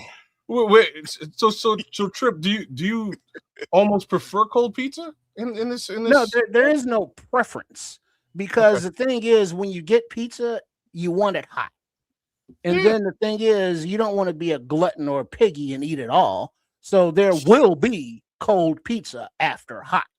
So there's not a choice to be made, because you will enjoy both. Like I said, kids, this is you see when you come here, you just take a mental note, bro. No. I'm like I say, I have to. You see this sign. You see this sign anywhere particularly on the south side. I can only speak for that. I ain't ate too much pizza on the west side, but it's some good pizza over there too. But I'm talking about the south side, north side. I don't know. I heard some good pizza up there, but I ain't really had none. But on the south side, this is where you want to be. No, man, I'm gonna tell you, bro. I'm very well I'm very well traveled when it comes to the city of Chicago, brother. And it's not a corner of that city I have not touched. And whether it's northwest, south, or far east, pizza good all through the city, bro. Like I said, you got your little hole in the wall spots. The primary chain spots growing up was Gino's East, Home Run Inn. Those was two of the chain places that was well known for their space pizza, age. Bro. But in all honesty, bro, you go throughout the city, bro. There's little spots, bro, that you bounce into, and it's good when you hit the door, bro. When you can smell it, Bishop, but tell them no. Here's the thing about pizza. It does not have to be the best pizza in the world to be delicious out of the oven when you are leaving a bar at 2 a.m. There was a place in Chicago on Foster and Broadway called Lori's. It was connected to a bar or a liquor store rather, and a bar, all of that. And they were always open till like 6 a.m. And the thing was, they had a thing right on the busy street. 4 a.m, cars would pull up, go in, get their slices of pizza, and burn out. Everybody was intoxicated, of course, but it's just something about pizza fresh out of the oven when you get drunk. That grease and that oil, helping sop up that liquor so you can get home on Lakeshore Drive. You know what I mean? Sometimes it be hazy, but that helps you make it. One last thing, Triple R. One last thing that I do like as a feature of a really good pizza, when they putting that, and I had somebody bring me in the back and show me how they put it together a long time ago. It's like, man, somebody pulled out the little steel can of oregano seasoning. Give me a little bit of that on top of that cheese before you throw it in the oven. That's a great feature. And maybe a little olive oil on top of that or something, whatever that. Sprinkle a little olive oil on top of that cheese. The cheese is going to produce its own oil, but I'm telling you, it's a great feature to kids. If you want it, I know you ain't going to do it, man, but if you ever decide that you want to make a pizza at home, grab the dough, go back to this show and look at this shit, listen to what we're saying, and you can pull this shit off. It's all in the sauce and the ingredients. That's where I draw the line. Maybe the wife. You know what? I'll hold this all down for the wife. See if I can get her, trick her into doing it. Maybe like she makes mini pizzas, but not full go with. The dough. What is your apprehension about it? It's just not the style of shit I don't like that I would make. I don't like the baking aspect of it. I don't like the dough. If I bought the dough myself, maybe, you know what I mean. Here's what you do, kids. You go next time you're in the store, because I know baking is not a thing for me, because all that mowing and kneading and like that. Just roll the dough out, bake it for a few minutes, and as Coach here sip, you gotta poke it a few times with a fork to let the air out so it doesn't puff up, and then you season the dough with a little, maybe get fancy with it. Throw a couple heads of garlic in the oven for 45 minutes and roast them out. Then squeeze them into some butter. Throw a little Italian seasoning in there, mix that up, and then brush that over the crust. Mm-hmm. You know what I mean? Like a nice roasted buttered garlic crust going on. And then for the sauce, you don't need to get tomatoes or nothing. Go get you a bottle of generic sauce. Put it in a pot on the stove. Throw in some garlic powder, onion powder, a few crushed red pepper flakes, some basil, oregano, Italian seasoning, or whatever, and let that simmer for a little bit. Let all those flavors get in. Maybe even throw a little roasted garlic into that as well. Or if you don't want to roast the garlic, just mince up some garlic and put into that sauce and let it come to a simmer. Then let that cool down and put that. Scratch trip. Fennel as well. I would in the sausage. I'd grab just a can of tomatoes, man, and start it right from that, and crush those fuckers down and spice it up the way that you're saying. But you're gonna have to blend them. You can't just You're gonna have to blend. Well, I would boil it. If you boil it, once you boil it, you mush it up enough. It's the same you mush it up, they'll kind of dissipate real easy. So there's no body to those. Yeah. Hey, no, man, I don't know where you at out south, brother. If you out south, but if you are, there's 2 spots, man, that my boy own, man, called Dreams Pizza. One is in Cal Park, right off 127th, and the other one is off 159th. We call it off the 9, but it's called Dreams Pizza. You ever stop in there, man? Holler at the owner of Dreams Pizza. Is my boy Mickey. Tell him that Keith Harris sent you, brother. And trust me when I tell you, the Italian sausage pizza is superb. But brother, he has a chicken sausage that is to die for, brother. Trust me when I tell you, brother. Well, here's the thing about what Bishop is describing is the levels of edamame, the different levels of flavor. What we describe with the crust, that's its own level of flavor. What we're talking about with the sauce, that's its own level of flavor. And what Lord Crimson is talking about with the fennel and the Italian sausage, that's its own level of flavor. Yes, sir. And so you put all that together, and then it's just a part in your mouth, and everybody's invited. Man, yes, sir. dude, I Yes, could sir. talk about this for the next Man, 2 you done hours. made. I'll get I'm telling myself you, bro. hungry. I just ate, bro, and now I'm hungry again, bro. Dog, You done dog, did it. I'm just gonna Bishop, say, I'm it's trying Damn to you, bro. I'm trying to keep everything Chicago because I'm so excited about my team. The whole city is happy, and so I'm doing these things because I know kids are getting close to. Remember, kids, when you see this, all right, I'm hunting for old and stuff. if it says anything about beef on the outside, that's the place to go. But See, this this is I'm much more interested in. I'll be honest with you, man. I really want to have one of these, man. This looks so good to me, man. Chicago Italian beef, y'all. Ingredients. Okay, you know what? Straight up, I'm gonna make this at home real soon. Olive oil, garlic, beef broth, water, chuck roast, Italian rolls. I don't what like you guys can tell me Hot what that is. Hot jardinera. jardinera. Hot Hot jardinera. jardinera, sweet peppers, and seasoning blend. No, what's an Italian roll? Oh, it's in the bun? yeah, it's the wrap. Okay. Yeah. It's the bread. It's actually French bread. French Okay. French bread, bread, brother. Italian French rolls. bread. It depends. Different places use different ones, but he's right. Some people use French French. bread, Some people brother. use So could Italian. you use like a baguette? No, No, too no. Okay. too All right. tough. Too tough. All right. Yeah. You Mm, gotta so, get either the French or the Italian. Okay. So So what's the seasoning blend? Trip, I guarantee you know Well- what it would be. What is it? Well, the seasoning blend, your basic, the seasoning. I'm thinking of something else. I'm sorry, but I don't know for sure. But I do believe it's your garlic powder, your onion powder, maybe a little paprika up in there. Okay. But there is something else you got to put in. I cannot. Like exactly what I put on in everything. But also instead of the hot jardinera, which is like that right there. See it right there. Okay. You have other options such as I know what you got. I know what you. Okay, I'm with you it. go with something like that.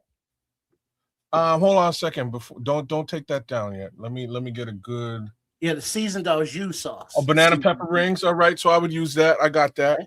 And then also you could also jazz it up with some of these. What about spicy eggplant? You got spicy eggplant? Would that work? No. Sport peppers. Okay, sport peppers. All right. Mm-hmm. No, yeah, no au jus sauce. That's the seasoning blend in the au jus sauce. Au jus. Because Okay. when you put the chuck roast into the slow cooker, or because you want to cook it slow, roast it slow, low and slow. You want to put that into the au jus sauce and let it, bathe and get all terry downy and tender up in there. So you.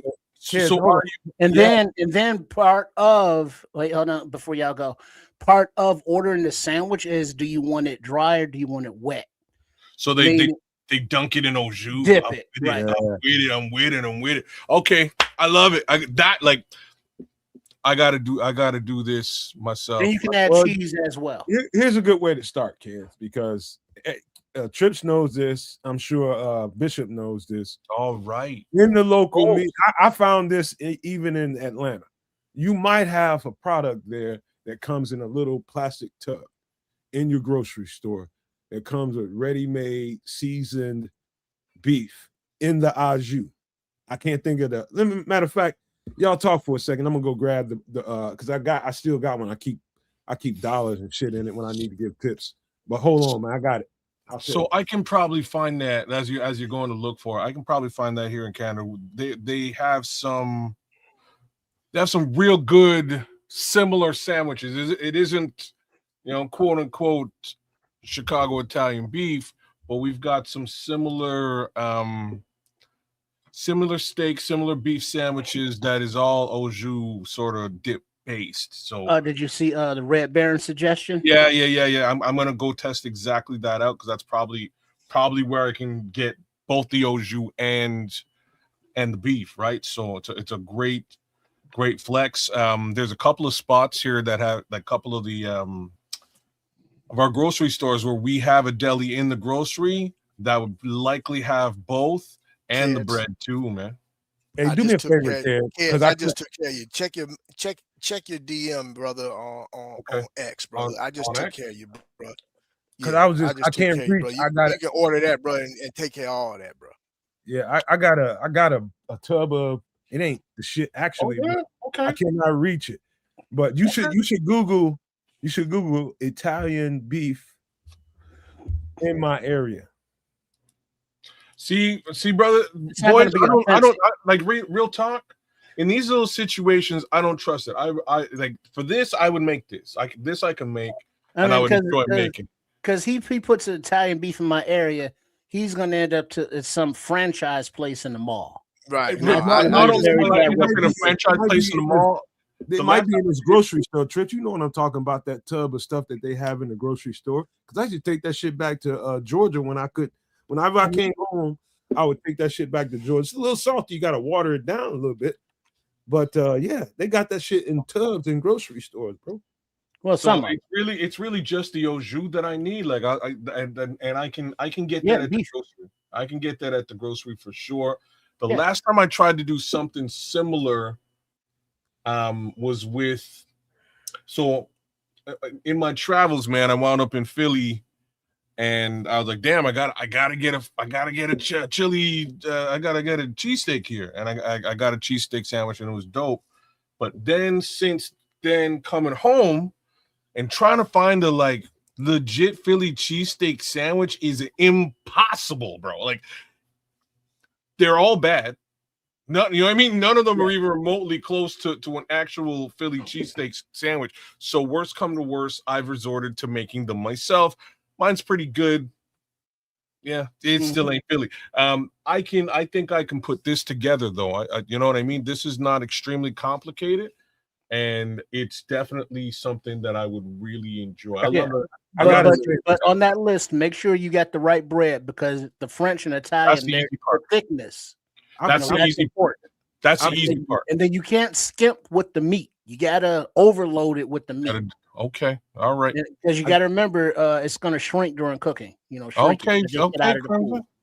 Comes in saying Italian beef is better than Philly cheesesteak. I am totally with this as an idea. I believe it is. I got a slow cooker upstairs. Actually, we just bought a brand new one. Yeah, you go get you a piece of a cheap piece of kids, beef and throw it up in there with some au jus. I tell you, kids, trust me when I tell you what I sent you. Do that first, so this way you can have a flavor profile to go off of. Right on. All right. This is not hard. This is not hard to do. Do that first, brother, and then you want to venture off and do your own next time. Right. You can. But trust me when I tell you, you will not go wrong with what I sent you, my brother. But this will take time. This is a meal that takes time. Dip on that site look crazy. They're not playing around. Let me also tell you something too, man. This is a Al's Italian beef. I remember I was a kid riding around Chicago with my uncle, man. Which Al's you go to, man? Which Al's? I don't remember. I'm a boy. The one I went to, I'm a boy. I can't remember. I'm just whipping around the city with my uncle. And he was just like, come on, boy, let me go in here and let's introduce you. He had you on the west side. It's nothing but fucking white dudes in here. Nothing but white dudes standing at a counter. Taylor Street. You was on Taylor Street. And he was just, and the motherfuckers knew it. The motherfuckers knew who he was. Yeah. Excuse my language. The cats in there knew who he was. And I was just like, damn. And he was like, man, you gotta. He was in Little Italy. And he was just like, man, let me show you how to eat this the right way. He got his with mozzarella on it and dipped. He said, I'm gonna let you you ain't finna do what I'm doing. Wait a second now. So there's no cheese on this, right? Is that no? That's add-on. That's an add-on. Okay, so and if you were to add it on specifically mozzarella, well, you get mozzarella and or there's cheddar also. Okay, like all right. The not creamy, but the flowy cheddar. The not like the what do you call that? There's a name for it. The liquid cheddar. Oh, yeah. Okay. I got it. I got you. I'm a cheddar guy across the board, much more so than mozzarella. But I might just make this without cheese.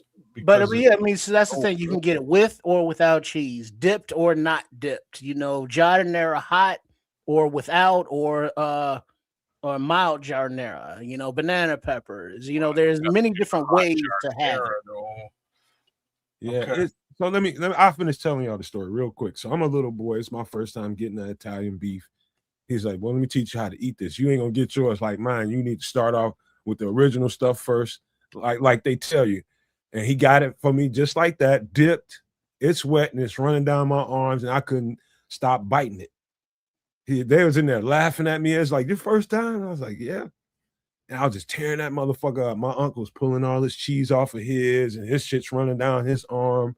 And I'm telling you, the mozzarella on it is a different level. If you you got to eat one of these by itself naked first with the dip, then you graduate to the cheese level. But the mozzarella cheese is something special on that shit. Hey, Nomad. Yo, you want to blow his mind? The combo? No, hold on, Bishop. Read what Red Baron just wrote in there. You got to go combo. Blow his mind, Nomad. Let me pull it back up. Hold on. Let me just describe. The combo is a combination of Italian beef and Italian sausage. Oh. So you put a Italian sausage, you lay it up in that thick bun, and then you dress it up with that beef. Oh, on top of it, and then you add the accoutrements as you will. Have you ever had a good Italian sausage? Don't forget to dip it, baby. You got to dip it, baby. So the combo, okay, so you get this by itself, kids. You come in and you want to get the Italian beef for the first time in Chicago. You just order it with the sweet. Nice. You say sweet and mild. You say hot and mild, and they'll know what to do and say dipped, and that's gonna get you everything you need. Now the next time you come to that, because you're gonna come back tomorrow, I promise you. You're gonna want another one of those. You need another sandwich. Give me another one of them sandwiches. This time, not a lot of leftovers here. Give me the combo, or give me mozzarella. You can say you can just tell them all the way. Yeah. Go ahead, or you can tell them to dip it, or you can tell them to baptize it, bro. Tell them baptize it. They know what you're talking about, bro. That means like fully like submerge and count like 4 and then bring it out. Okay. Baptizer, baby. You definitely going back the next day. You're gonna be like, hey, give me that same thing all the way, bro. With some Italian, with some not with Italian, but some mozzarella cheese. You might even go with the combo. Like I only ate the combo a couple of times, and it's so filling. It is filling. I'm good with the beef. I'll be real about that. No, I do the combo, man. I do the combo, baby. I do the combo because I'm a pig, man. I got to eat it all, bro. Give me the combo, and a big butt, like D-Nice with the French fries, bro. Loaded French fries, Bishop. Yeah, so with the cheese, yes, sir. With the cheese, oh man. Well, with the cheese, the bacon. Come on, you can't have the cheese without the bacon. I don't do the bacon, bro. I do the cheese. If I do the fries with the cheese, I don't do the bacon, man, because I'm already knee deep into the combo, and I don't do the regular size, bro. I get the giant, bro. So I'm all into it, man. Yeah. Oh, and see, this is something that you got to be careful with because this is not a in the car food. This is not because, like Nomad said, it's gonna be dripping down your arms. Yeah, and the itis will be kicking in. So you want to make sure you don't mind that jewel running down your arm, bro. You don't mind it, bro. It's so. You find the owls in your vicinity when you come here. They're gonna ask you if you want it all the way. You tell them yes, you want it all the way, and they're gonna be like 1 dip or 2 dips. Oh damn! Because they double dip. Double dip. Yeah, you can double. That's what I mean by baptize. Yeah. Oh boy. Because that bread, do you want a crunchy bread or do you want like a soggy bread? It's yeah, okay, I see what you mean. Man, you do owls, Carms, Mr. Beef. Because now the beef. Owls has more locations, but like Bishop just mentioned, Buena Beef, I've seen franchised.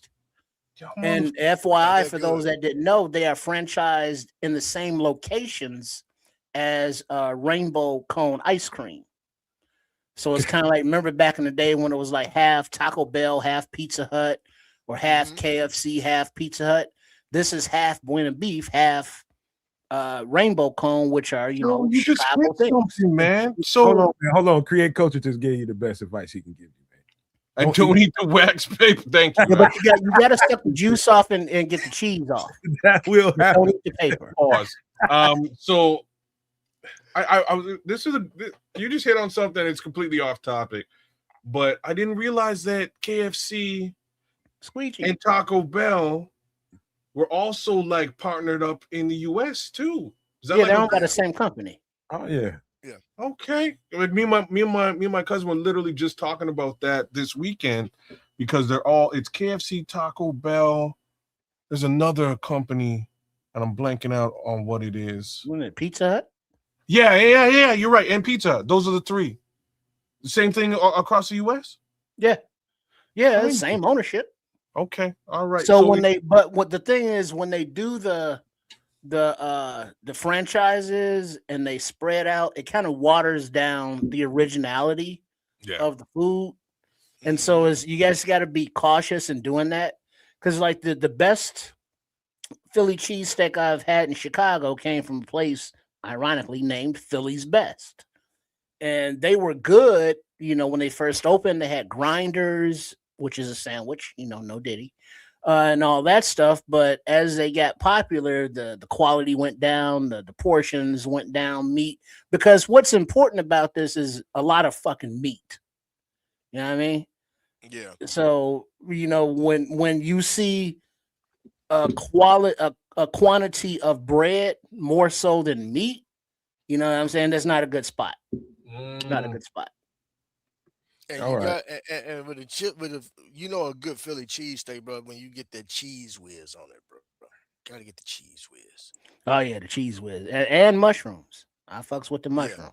Hey man, listen, I've had some Italian beefs and some good ones all over the place, man. And I ain't gonna. I always go. I remember the first one that I ate, and that thing, to me, ain't nothing. It's stuff that's gotten close, but that thing was really good, man. That thing was really, really good. I licked my arm after I got done demolishing that thing. Well, No man can man, lick his come on, elbow. bro. He's So, talented. so what you basically look, kids, keeping a buck, bro. Our neighborhood greasy spoons, bro, have some of the best food you will ever eat, bro. I mean, we got a thing called a pizza puff that will blow your mind, bro. Oh yeah, we're talking about that. Yeah. Yeah, the pizza pot Blow pot your pie mind, last brother. week. Yeah. I mean, but just street the food. gyros, bro. Yeah. The gyros are just. I Ooh. mean, bro, you can't go wrong when you touch down in Chi-Town, bro. You need 7 days, bro. You need 7 days because one of them days you gonna after you eat, you gonna have the itis. I've been telling every day after you eat. one day is a complete write-off, is what you said. Like at least one. It's funny, y'all gonna have to roll me the fuck back on the plate. Yeah, you're gonna need some Tums. Because you're not gonna be used to it all. Bring some Tums. Sheesh. You're gonna have the itis. Yeah, prepare for that. Yes, sir. Yes, sir. All right. Yeah. Because you gotta hit a barbecue joint, bro. It's so much to touch, bro. You're going to have to make several trips to really truly enjoy, because man, we got some of the best chicken wings in the neighborhood, bro, that you can get a whole. Bro. Anyway, go ahead, man. I know you got to keep it moving, bro. Before hold on, before you go, Nomad. Speaking of chicken joints, what the hell's her name? We got to give a rest in peace to the daughter of the Harold's Chicken Shack franchise. I saw that on Facebook, man. Yeah, his daughter passed, and everybody knows Harold's Chicken, and so she was basically in royalty that she inherited the franchise. So rest in peace to her. Speaking of Chicago food and fried chickens. Yes. We'll do gyro real soon. Create Culture. That's one of the ones that's coming up next, man. I'm gonna show you what they look like around here. But yeah, one of my favorite things in the world, which I haven't had in a very long time. It's like these are some of the things that I adore. This is some of the stuff that I completely missed, and it was part of the reason why I moved back home. But the things that you love the most is the stuff that you need to discipline yourself with. I'm just telling you, because you can easily overdo these things. Yeah. Hey, kids, you get a chance, follow a brother on either IG or on Facebook called Foods with Foxito. This brother go around the city, man, doing, and he's a foodie, bro. And you can save some of the spots, bro, so you'll know certain places you can go and hit when you do touchdown, bro. It's called he's called Food with Foxito. Follow that brother, man. You know, hey, he be putting it down, bro. But he be hitting all the spots, bro. And he do the beef run, he do the pizza run, he do the fried Real shrimp food. run. Real food Yeah, with bro. Foxito. In I the got him. neighborhood, bro. He hits the neighborhoods, bro. I In got the him. west side, south side, north side. It So, don't matter. Hey. and somebody real quick as Nomad cue up the next one, but reheating pizza, if you choose not to have it cold, pizza in the oven. microwave is horrible. You know, if you have Oven, the baby. patience, put it in the oven or toaster oven. But even better, to reheat tavern style pizza, even deep dish, heat up a skillet, you know, a cast iron skillet on the stove, and like a medium high heat, and just put the pizza in, just put it in there, and then cover a few tablespoons of water for steam, and then cover it. And so the steam will melt the cheese, and then the Couple hot minutes, yep. skillet will toast the crispy crust. So it's crispy, the cheese is melty, as opposed to the microwave, which just fucks it all up. So I'll give you another little trick. Butter it, but it got to be real butter, no margarine. Butter Okay, your wait, you pizza, talking about fat bags? throw it in the air fryer. This is a quick little look. Yeah, Boom. there's a lot of different ways to reheat pizza, man. But this is one of my joys and one of my loves in life. What you're seeing right here on the screen. But you'll be surprised when the last time I had one. I'm telling you, it's been well over a year, and that's just me Shame on disciplining you. myself. That's just me disciplining myself. The things that I like a lot, just trying to keep them away from me, man, because it ain't the healthiest thing in the world, but it's all kinds of joy in that bun right there. But we Oh, do hell, man, have you to gonna get die of into, something, man. You gonna die we're from gonna get something, man. I ain't gonna die from that, but we're gonna get to some other stuff. So last week, man, I noticed that a lot. Well, I told people there's a bad bug going around. And I don't know what it is, man. It's some kind of flu strain that's tearing people to F up. And so Oh, I yeah, don't know bro. how many, you'd be surprised how many people I've talked to that don't know how to make this. Anybody that feels like talking, can go ahead and speak on this. Oh, that's a hot Oh, toddy. bro. Hot toddy, baby. Yes, sir. You looky here.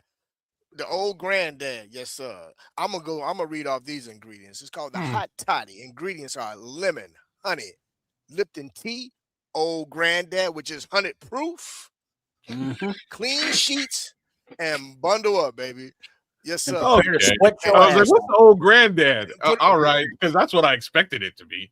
That's how It's, we they roll. call that 100. They call that 100 pounds around here. All right. you We know, call it Ray and and Nephews. you put on you put on some sweatpants and a sweat Oh, top, that's a bro, nice and get up under Mhm. them covers. You Sweat wake it up out. the next day. You wake up the next day feeling completely better, bro. So Right. yes, you gotta hit Yeah. the hot toddy. Yes, Yes, sir. sir. Oh, and also what Nomad has in the picture here, but not on the ingredients list, cinnamon stick as a The stir. cinnamon sticks. That's extra. I ain't had that yet. I ain't had Little that. Chico stick. Because when you put No, that I honey in ain't. there, Look, you bro, got to I ain't stir gonna that lie, honey with something. And the bro. I slice ain't of gonna lie. lemon. My mama didn't put no. She ain't put no cinnamon sticks, and she just stirred it with a spoon and say, "Here, boy, drink this here." I Here, drank boy, that, take man. your Get ass under to them sleep. covers.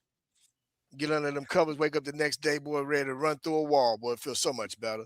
But the So thing is, old granddad, you was liquored up, so you knew you was hot, but you was drunk, so you didn't care, and you was able to stay asleep. That's the best part. Right. So it's like, oh Lord, I'm hot, but oh, get it out of me. And then you, like Bishop saying, you wake up, it's like, man, what's for breakfast? Yeah, you hey be ready to man, go. I'll tell you one thing. A hot toddy, I think, might have saved my life, man. I had some definitely bad flu, man. I was probably my sophomore year in college. We decided on a weekend to jump in the ride and go Jackson State and go party. Man, we went down there, man. I got sick as a dog, bro. One of the homeboys had a relative that, I mean, it was bad, bro. Like I couldn't hardly breathe, and they had to pile my ass in the car and take me. This is a little town outside of Starksville. I can't remember the name of the little town. What is the name of that little town? But everything that you see on this list, kid, the old granddad, 100 pounds, the clean sheets, and bundle your ass up, put on some clothes, and you're gonna be in some thick ass cover. You finna sweat. Yeah, bro.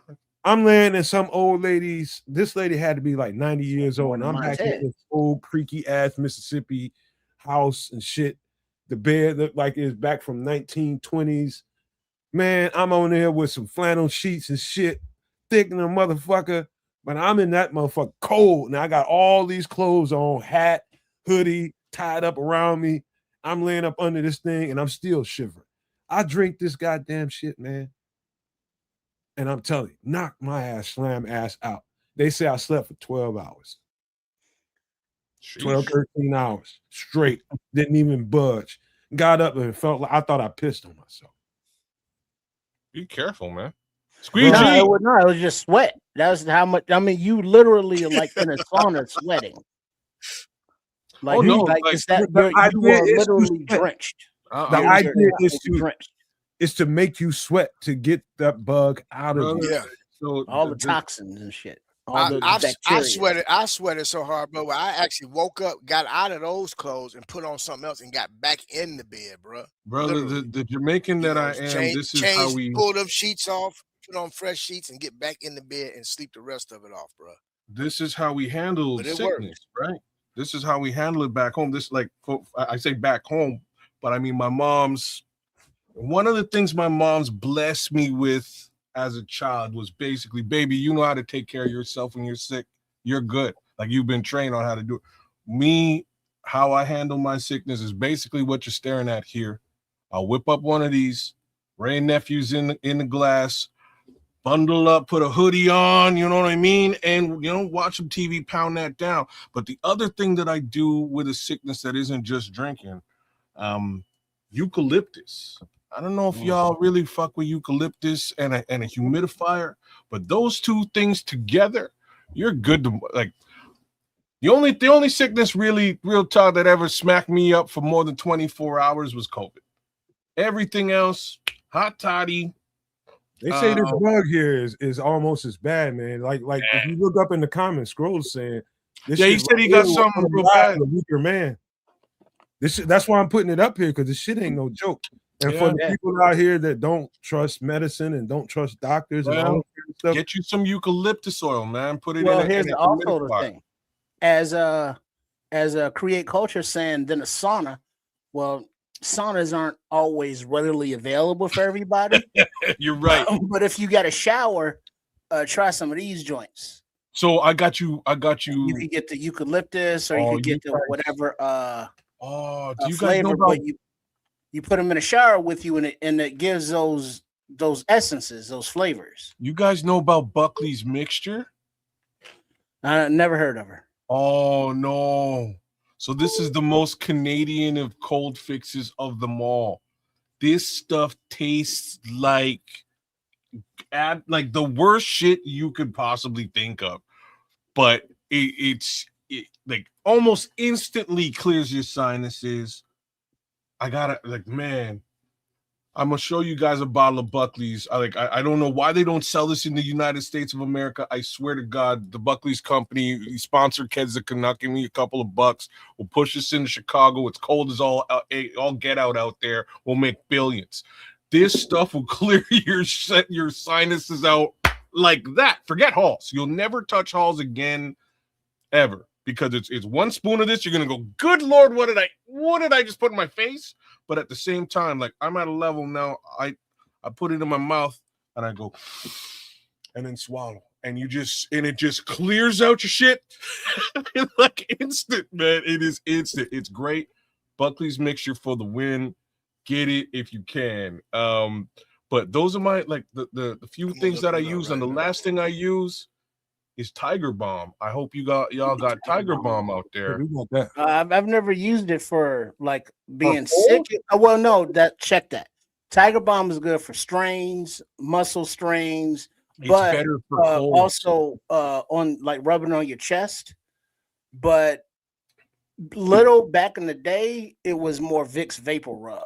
Way instead of better. Tiger Balm. So think of Vicks times 8. I won't say times 50, but like 8 times more heat. So if you're talking about sweating from this is me. If I catch a cold, hot toddy, heat, Tiger Balm up, bundle up. I sweat out whatever the fuck was in me. Yeah. You know what I mean? By the time I wake up in the morning, whatever was in me is gone. one touch of that Buckley's mixture, whatever might have been messing with my sinus is clear. I'm off to work, baby. I'm good to rock and roll. That's how we do it. It's the hot toddy with the blankets, and instead of the Tiger Balm, it's Vicks Vapor Rub. You know, so that was the only difference we had. Squeegee uses KY. Right. Hey man, listen. Before we get out of this, one more quick story I gotta tell you, and this is just R.I.P. to my brother. Before he passed away, man. When I moved to Columbus, Ohio, I moved there on the strength of him. And he's he's not a used car salesman. He was a new car salesman, but he got anything new off the lot in this Nissan dealership, man. He's working out there. He's getting anything he wanted, riding off the lot every day. And on his days off, on his day off, rather, on Sundays, he used to like to ride, man. So one time he got, and we at the end of at the end of the summer, now that the weather will change on you in a heartbeat. At the end of the, once the sun go down, man, it might get different on you. And so we riding, and he got this drop top, what else, Benz or whatever it was, man. He just had to go ride in it, man. He wanted to go look at the honeys and do all that type of shit. And so we riding, and now I'm starting to feel the cold. I ain't got no hat on, and it's just like, all right, bro, man. We done did the drop top thing. The sun is down, man. We still got to be riding around with no top on, man. Why don't you pull it up, man? No, dude, let's ride. We got the music bumping. And I'm just like, I dealt with it a little too long. Finally, I got to a point where it was just like, all right, man, dog, that's enough. I'm cold in the motherfucker, man. Pull the goddamn hood on this thing, man. Let the windows up. But it was too late, man. That shit had gotten to me. Only had flu twice in my life. This was the second time. Bro, when I tell you it's the worst thing I ever did, I couldn't even breathe without being over a dehumidifier with a towel over my head all night long. That's the only way I could get air, and everything that was coming out of me was green. Out of my nose, out of my lungs, everything was green. And so I called up somebody just like, dog, you need to get you a tidy. And I was just like, you know what? I remember that. And so get all the shit you see on the screen, y'all. And within 24 hours, 48 hours, it was pretty much, I had no signs of what I was going through, sweated it all out. So this is how I knew my bro was a bad alcoholic. Nobody's drinking old granddad. Trust me when I tell you, nobody's just drinking that shit. I didn't even like the taste of it. I had an uncle that did, bro. Really? Yeah, man. Hold on. No, man, this is great. I wouldn't call him an alcoholic. He just liked to drink. But he drank this shit one time, man. It was fucking summertime, bro. My mother cussed him out. He was supposed to paint our house, man. He was bent off. Bro. He was bent off that damn old granddad, bro. And he was like, motherfucker, how you drinking this? And it's 90 degrees outside. Man. So yeah, bro. No, Matt, Bishop, kids. I don't know about you kids. But there was always somebody in the hood, old school dude that didn't have no teethuses, that always wore a pair of dungarees, which are long ass Levi's, and had a pint, the old granddad, in their back pocket. Oh man! Tell me you didn't see that dude. Tell me you ain't see that dude, and I'm gonna call you a motherfucking That's Skid Row. That's Skid Row. If he didn't have old granddad, he had some Canadian Miss. There it is. Yeah. Oh boy, I gotta tell you. Oh, let me finish this story. So anyway, I got a Canadian Miss story to tell you too, but that's a whole other thing. And old dirty man fan club and shit. But so my brother's wife. So about a week goes by. I'm back and forth to work. I'm pretty much got the money I need. I'm getting ready to move out of his house. I got my own apartment set up. So I'm like 2-3 days away from moving there. So she stops me on my way out the door to go to work. She's like, hey, did you drink the rest of that old granddad. I said, what? I said, why would I drink the old granddad? I just needed that for while I was sick. It's up in your cabinet, top of your cabinet. Look up there. She said, no, it ain't. I said, what you mean it ain't? She said, that shit ain't there. She said, that shit ain't there. I said, that shit up there. I went and looked. And that shit was gone. She said, your brother got that. He said, he got to it the day after you went back to work. Shit was gone that night. That's when I knew my bro had it bad. Had a problem. Yeah. That's a whole fifth. I only drank, I didn't even 1/8 of it. That's about as much as I drank of that thing. The bottleneck. And that's when I knew my bro had a problem. And for those who new to the channel, my brother passed away. He drank himself to death. Oh no. Yeah. So, you know, this is a warm memory, but this is like the first warning sign I had with my brother that he had a serious ass problem. He down that fifth in a night. Like it wasn't shit. But yeah, anybody that's going through any kind of illness right now, any kind of bug going on right now, you can do this to kind of preempt, because honey has a lot of quality ingredients to it too, man. You know, fresh honey is good for you, just for the record. So check that out, man. I kind of wish Samo was here because he was kind of on my mind, man, when I thought about this drink here. Hey, but you know how you can jazz up not jazz up, but even make the hot toddy a little bit better? Put in a dash of turmeric. Yeah. Yeah. That has its own medicinal values. Boy, people sleep on turmeric, man. They are so sleep on turmeric and ginger. Peace out to FFG. He got a bill, man. Peace out, bro. Right on, FFG. All right, FFG. Yes, sir. Peace, bro. Yeah, and then that's the thing about like teas and stuff.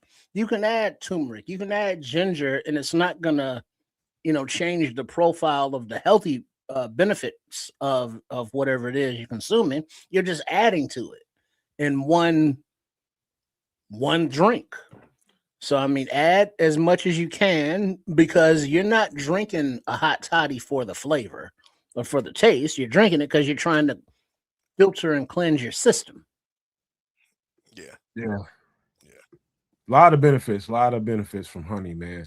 But this drink, I was actually thinking about. So I can, you know what, Bishop? I got a feeling that you one of these kind of guys too, man. Like, even though I'm a sports junkie and I wear athletic gear all the fucking time, every day of my life for the most part, but I know how to fucking put it on when I need to. I can fucking put it on, and this drink made me think that.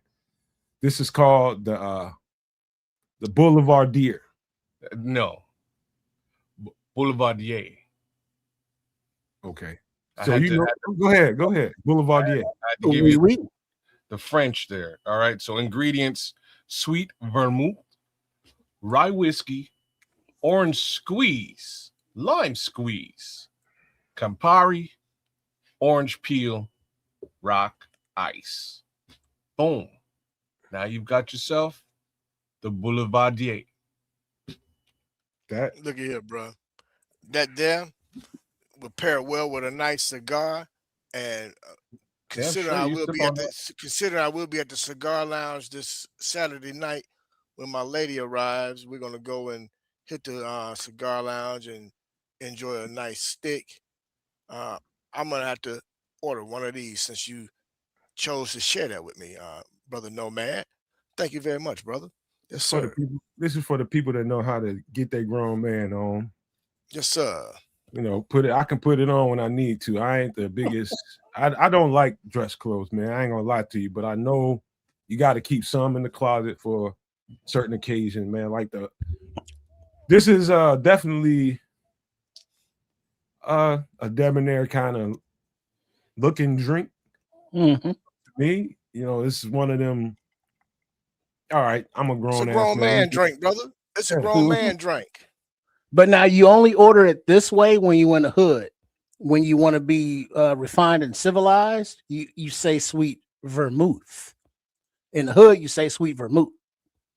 Yeah, I thought it had an H in there, but it's Mr. Charles is right. It has some of the similar ingredients with the vermouth, especially that an old fashioned has. Mm-hmm. Yes. Now, what is Campari? Another mixer. It's like a vermouth, but it's got another flavor profile to it. I had it one time in something. I just can't remember what that taste reminded me of, man. But it's sweet. It's a liqueur. It's Negroni. Yeah. That might be more. You might be more familiar with Negroni. So it's an Italian bitter. Yeah, I've had Negroni a couple of times. Negroni. It's sort of Negroni. Hey, pronounce it right, man. It's kind of lemony. It's a bitter. It's I don't know. It's an interesting flavor, but it's not particularly sweet. It's just a little bit more sour than anything else. You know what this drink and the look of this drink reminds me of? Excuse me, what's your name? Jay-Z. I was definitely. I have no idea what the fuck that is. I had Grandma Ye on my mind, but you put that up there, brother. I might have to go ahead and order me one when I. Okay, now another question. What is rye whiskey versus whiskey? Rougher whiskey. Yeah. To me, so it's a specific thing that if you go to the store, you're buying rye whiskey. Yeah, it's just an extra ingredient when they, as they're processing and distilling it, bro. So you can't use like just regular Jack Daniels in this? I wouldn't. No. You don't want to put Jack Daniels in anything, really. Yeah, Jack Daniels will fuck up the flavor profile. The profile. It'll jack up the profile, bro. Yeah. Jack Daniels a little too sweet. So I mean, is rye whiskey is one of those things that you buy specifically that's just on the shelf until you like make one of these or something? Yes. You should probably grab you a small thing of rye whiskey and just taste it for yourself. And you can taste it. You might try it out, bro. You might like it. Some people swear by rye. It says, I know guys that drink rye whiskey when they have they do a heavier gauge of a cigar, but rye whiskey, yeah. Rye has a little spicy. Yeah, harshness? I like where Scrolls put that. That's a fair description. I don't know if I would say spicy, but harshness, I definitely agree with. It's spicy, but spicy not to the point where it's hot, like a heat to it. I know what you're saying, bro. It's just a. No, that's Minister Charles. That wasn't Scrolls. Oh, Minister. Yeah. With it has a different profile to it. Rye whiskey it's not bad, man. It really isn't, man. But I prefer it with a nice cigar, bro. The only whiskeys I don't like are sweet whiskey. Like if you added some sort of maple, I ain't really trying to do it if it's sweet. Rye's all right. Rye's pretty decent. Jack is a little bit harsh and sweet for no good reason, so I only drink it in certain situations. But yeah. So have you brothers tried Uncle Nearest? Yeah. True Rose Sigma, what's up, bro? Yeah. I was telling him about that a couple weeks ago, if not last week. Yeah, that's someone just say whiskey. Yeah. So True Rose Sigma's in. Again, that Uncle Nearest is a whole story behind that, and Jack Daniels. It's a black man that originated that slave recipe. And so you got Jack Daniels and you got Uncle Nearest, but the original is Uncle Nearest. Jack Daniels ended up beating him out. Oh, you did tell us about Uncle Nearest. It's funny that Bishop in here talking about it. I was telling y'all that. Yeah. That's right. Now another question is like rye whiskey. Is that the same thing in Bye Bye Miss American Pie? Drove my Chevy to the levee, but the levee was dry. And good old boys was drinking whiskey and rye. Is that the same thing? Yep. Yeah. Okay. Yep. Yeah. Hey, cigars, man. I might have to add that as a feature. I'm not a cigar person, but I have partaken in some cigars, man. And when we do that, bro, I don't ever have to pay for them, though. when we do that, no man, let me know because I would like to have my boy V-Dub because he is a cigar aficionado. And he can really break down cigars, man, to where really get those who are interested, or more likely, you have some people that smoke cigars but don't truly know the breakdown of cigars, and how they're really put together in terms of the leaf, the fillers, the tobacco, the different types of tobacco. So let me know when you're ready to do that, brother. I would love to have that brother come on, man, and help educate everyone on We'll cigars. we'll we'll do that. We'll do a segment on just whiskey soon, man. And like in the next couple of weeks, 2-3 weeks, we'll do just a whiskey segment and just talk about some of the good whiskeys out there and And some of what the stuff Man, that pairs pair up 'em with. well with the cigars. Yeah, we'll do that, man. That's Okay. some they man, do let that me on just Smoke Fellas, but we'll do it a little different way over here on this channel, man. Because I ain't gonna tell you, I'm not no aficionado when it comes to this. I'm just not. But I got some people that are, Yeah. some people that really do this shit. Do this shit, you know. yeah. Yeah. It's a My thing. boy, It's my a man Van culture. Washington. Van Washington, my boy, man. I'm telling you, he's deep into the culture, man. He really is. He's actually in the process, man, of I'm not gonna put his business out there, but let's just say, man, be on the lookout for that brother within the next year or so, man, when it comes to the cigar culture. That's all. All right, man. Listen, you look at Mr. Charles. Say he's a cigar aficionado, licensed and certified. Damn it. There you go. All right. Yes, sir. People keep trying to pull me into that world, and I'm nudging into it. I'm nudging into it, man. But in the meantime, man, you know what else we got to talk about? The What? doggone, the doggone Chicago Bears, man. There it is. Let's get to And it. let me Go. just, Let's because get to it. Stevie called for it a minute ago. He was just like, "Hey, man, it's about that time, so let's do it." Let me put up this injury report. Anybody that wants to speak to it can feel free. Okay. While you're pulling that up, rye wheat is ground in water, sugar, yeast added to allow it to ferment. The yeast eats the sugar and starches from the rye and converts to alcohol. In Europe, you can distill it for yourself. In the USA, it's illegal, bogus, without a license. However, you are allowed to make up to 200 gallons of wine or beer legally a year. Well, that's something else for your bug out bunkers, your basements, your doomsday shelters. Get you a little liquor, that help pass the time and alleviate the mood. What up, Terrell Jackson, 82 busted up in here, man. Hey, welcome in. But let's get on this, man. Anybody that wants to read the injury report can. I can read it if y'all don't want to. It's scrolling No, back to the top right now. And as it scrolls, anybody can pick it up. I'll And grab it. this is probably Oh, the best injury report we've seen all year. Go ahead. So the Bears injury report, we have cornerback CJ Gardner Johnson, um, full linebacker Amon, I can't say the last name. Eamon Full participant Agbogbamiga. I got you. offensive tackle Braxton Jones, full participant wide receiver DJ Moore, limited defensive end Joe Thyron, full participant Roma Dunze, wide receiver, limited, and Nick McLeod did not participate, and Josh Reeves Maven, limited. That's So let's probably get the to best. it, fellas.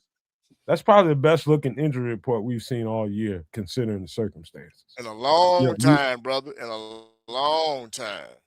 very long time. And considering that TJ and Ozzy are out for the year, this is a good, really good prognosis for us, man. We're gonna have hands on deck. We're gonna have a lot of reinforcements here. Hopefully Jalen Reeves Maben can get back up to speed by the end of the week and get him in the game because I love the way he looked on the field too, man. He was a demon out there. CJ Gardner Johnson, full Yes, participant. sir. He's going to be active out there, whatever role he's going to be playing. Amen. He's going to have to play a role, at least a supporting role. Braxton, he's going to probably be a supporting swing tackle. DJ, he's going to always be there. JTS, I can't wait to see what he can bring to add to the plethora of guys that we had that can get after because the second half looked tremendous, bro. You got to go look at the second half again. You got to go look at the second half of that game again. It was different. But let's stick to the injury report, man. What do y'all? Anybody that wants to talk, what do you see on here that you think is going to be a straight up benefit for us? Well, Let's since take it I'm in this clockwise. position, Go ahead, kids. kids, yeah, you're over there. Go ahead. Go. Go ahead. Okay. Well, one name you don't see on this list is C.J. Gardner-Johnson. We'll start right there. So C.J. Gardner-Johnson missed this last game. C.D. Johnson missed this last game. I think that the best situation we can have is him and Kyler on the field at the same time. I think that's awesome. Wait a second. Strangely, we don't have this list is missing the two major hits, which is TJ Ed. They're on IR. They're not I on know. the list no more. Fair enough. So that's why they're gonna put them on them. Yeah. So they're completely off. I still think that's the biggest boost here. Nobody's really hurt. This is a clean list as far as I'm concerned. I'm excited, man. I like the fact that CJ is going to be back, and I love the fact that he'll be playing alongside in some capacity. Kyler Gordon. They figure a way to get those two guys on the field at the same time. I think it really changes the dynamic in the center of the field, along with DeMarco Jackson, who I think might have been the savior this past game. But that's a whole other story. Trip? I like to point out that the brevity of this IR report I'm loving. So as the playoffs continue for the Chicago Bears, the team is getting healthier. And the guys that came back last week, like your Kyler Gordons, your Rome Odunze's, should be even healthier going forward. But also, it's I think noticeable that Braxton Jones is back healthy, and we've seen the way that Ben Johnson has deployed the tackles this season. When Benedict was starting at left tackle, Ozzy was still coming in the game as fullback, as a decoy tackle, running routes, what have you. When Ozzy was starting, we saw Theo out there running that deep post, putting up the mailbox, like, throw me the ball, Caleb. You know what I mean? He's out there doing things. So they have multiple tackle usage. Now it's going to be interesting to see how Braxton Jones is utilized against the Rams, because that's a huge part of the offense, having that third tackle coming in doing stuff in different plays and formations. So Braxton Jones coming back off of injury, filling that role as the number 3 tackle, and how he's being used and how that affects Ben Johnson's play calling is going to be interesting. I think Well, go ahead, Bishop. So, first of all, I'm excited to see that CJ is coming back. I think as well as actually, I'm glad to see everybody back, and those that are full participants. This is the healthiest we've been in a very long time, especially defensively, which is going to really allow Dennis Allen to really get deep into that creativity when it comes to different blitz packages and different coverages, which we got. If you think about it, the two-headed monster that they have at wide receiver, we need these guys to be healthy at this point of the season. So I'm excited to see how Dennis Allen uses CJ along with Kyler, in different packages. Do we play more? Are we going to continue into playing a lot more man, or are we going to be able to fall into some different zone packages now, where we can really keep guys in front of us, and more importantly now be able to get some pressure on the quarterback, get Stafford all, with the happy feet, get him off his spot, as well as him having his index finger being injured on his throwing hand. And it's going to be and the 12th man, which I call the weather, the 12th man is going to really be beneficial in this game as well, because them Sunshine Boys, man, they blood is thin, bruh.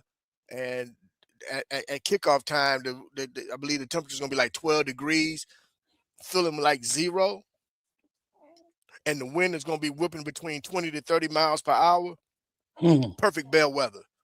Perfect bellwether, man. So I'm excited, man. I'm glad to see these guys coming back, man, and ready to get at it, man. Yes, sir.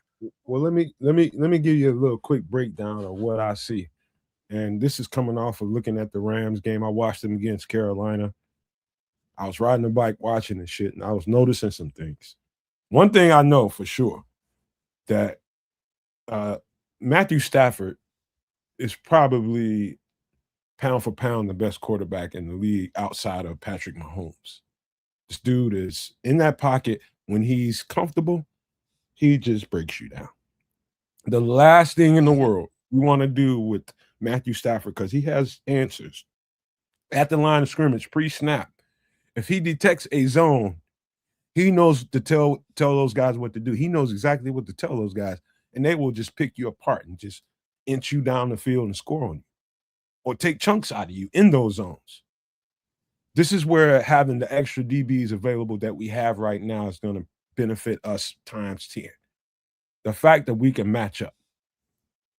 The fact that we can match up and man up, that's going to provide quite a bit of a fluster for Matthew Stafford, who is probably the best at detecting zones. Outside of Aaron Rodgers, he's the senior most veteran quarterback in the league that knows how to do this, man. He does this shit, man. We do this podcast and shit. He does that football quarterback shit like a motherfucker, dude. And so we have to know, Dennis Allen has to know that you have to mix up your coverages. It's going to be times when we sitting in a zone, depending on what down and distance it is. But for the most part, it's going to have to be a lot of man-to-man coverage. Because zone coverage is he just eats that up. He knows where the holes are. And so they are not indestructible. If Carolina can do to the LA Rams what they did to the LA Rams twice this year, not once, but twice, we can run ruckshot over these dudes. We can have our way with them. It's just when about we was garbage last year, we beat them, didn't we? What's that? When the Bears, when we had probably the worst roster you can think of, we competed against them and beat the Rams. So imagine now here we have an actual roster, man, that can actually compete. Man, dude, let me tell you something about the Rams and the matchup between us and them. There's a lot of things that work in our favor. The worst thing in a Dennis Allen defense is a mobile quarterback. He can get everything covered. He can get everybody matched up and covered up for the most part. But if you got a quarterback that can slip in and out of the pocket, that's a different thing, man. That breaks your defense down. It does, man. It just ruins the integrity of your defense. People got to come off their man, and then they come off their man. He gets to the line and tosses the ball down the field, and big play happens. This guy, you are less worried about Matthew Stafford getting you on the ground than almost any quarterback in the league. It's not that he can't run. He just can't run well. He can't avoid pressure very well nowadays. And so that favors us. And with JTS coming back and adding to the plethora of guys that we can throw at him, and do this favors us, man. I love this matchup. It's an interesting one. I don't know if you guys really got the chance to see this here Rams versus Panthers game. It's pretty interesting. This week, the game just before us earlier in the day. It was a good game. The Panthers really took them to the fourth quarter, and I didn't see that coming. For a lot of folks sort of look at the Bears as that team who shouldn't be in the playoffs, right? To another degree, the Panthers were also viewed as that, and they took these guys right to the bitter end of that football game. I have to say it. End of the day, Matthew Stafford saved the day. I have a strange feeling. I think this Bear squad gonna pull it out again, y'all. And it just might not be one more time, the way that everybody expects things to go, or anything like that, you know. But I have a feeling that this team just might pull a rabbit out of their hat. But that trick never works. Well, This time for sure. let's show them. Presto. Show Sorry, them. I had to do the whole Rocky and Bullwinkle thing. Show 'em. In any event, I think that's what's going to happen, man. I think we are going to pull this one out. Stafford is a dangerous man not to be trifled with. He is not the Matthew Stafford of the past. He's more dangerous than he was before. To certain degrees, he is, but in other degrees, he's not necessarily as resilient as he once was. So if we can get to him, and Austin Booker's been proving that he can get to quarterbacks as of late. Perhaps we might be able to rattle his cage. If not, hate to say this, put him out of the game. Well, but that's highly dependent upon the front four. If we can get pressure from the front four against Matthew Stafford, get him off his spot, get him uncomfortable in the pocket, he will throw up the ball. And we know that this defense is, Johnny on the spot when it comes to getting those interceptions. So, I mean, he is beatable. And then you get the stats of, he's 1-9 in cold weather games, but McVay is this in cold weather games, and it's like, weather will play a factor, because it's gonna be a factor for everybody. But people who live here, who are acclimatized, like the Bears, are gonna have a little bit advantage there. But my question really is not what's going on the gridiron, but who are the Rams fans? I mean, sure, there are some people from St. Louis that are still talking about horns up. I don't understand, because the Rams said fuck you and moved across the country. And then they're in a city to where there's another football team, and some people go to the game and some don't. Who are the Rams fans? And does anybody care if they win or lose? Well, they do care. But let me speak to something Jan Heeman just said. And thank you for being here, man. This is the exact next line of conversation I was going to bring up. Funny that you came here, and this is exactly what you said. Stafford is 1-8 in games 40 degrees or less. And that's where I'm going to stop. I mean, he's got a sprained index finger, but that's the point. Jan, that's the best point tonight so far. He sucks in bad weather games, and we're going to have some rough weather come Sunday. It's going to be cold. Well, let me add this, man. Here's some teams that put enough on film in terms of beating the Rams that we can use in terms of being able to study. So the Eagles, who beat the Rams early in the season, but the Eagles, who was an NFC team, beat the Rams. Let's talk about the 49ers. 49ers beat the Rams. Also, we have here, of course, the Seahawks, along with the Panthers. So there's enough on film to be able to utilize, to be able to say, okay, we know how to get at them. Along with now, again, having a healthy defense. And I think that second half of last week's game is going to carry over into this game. And to Tripp's point, they're not going to have anybody in the damn stands, man. So we talking about another frozen tundra madhouse on the lakefront, where the fans are just going to be crazy, to where, I mean, and I know some people that was at the game, and I had a chance to talk to them. They said, brother, when we tell you that the stadium itself was shaking to where you could literally see your whatever it was, your beverage, man. And these people was in the press boxes, bro, and the beverage, man, is literally shaking, bro. That's just how much the fans were just, it was that loud. It was just that crazy, bro. And Do to you know think that it's going this to will be be like the that this last week, game. Bishop? Yes. Yeah. Yes.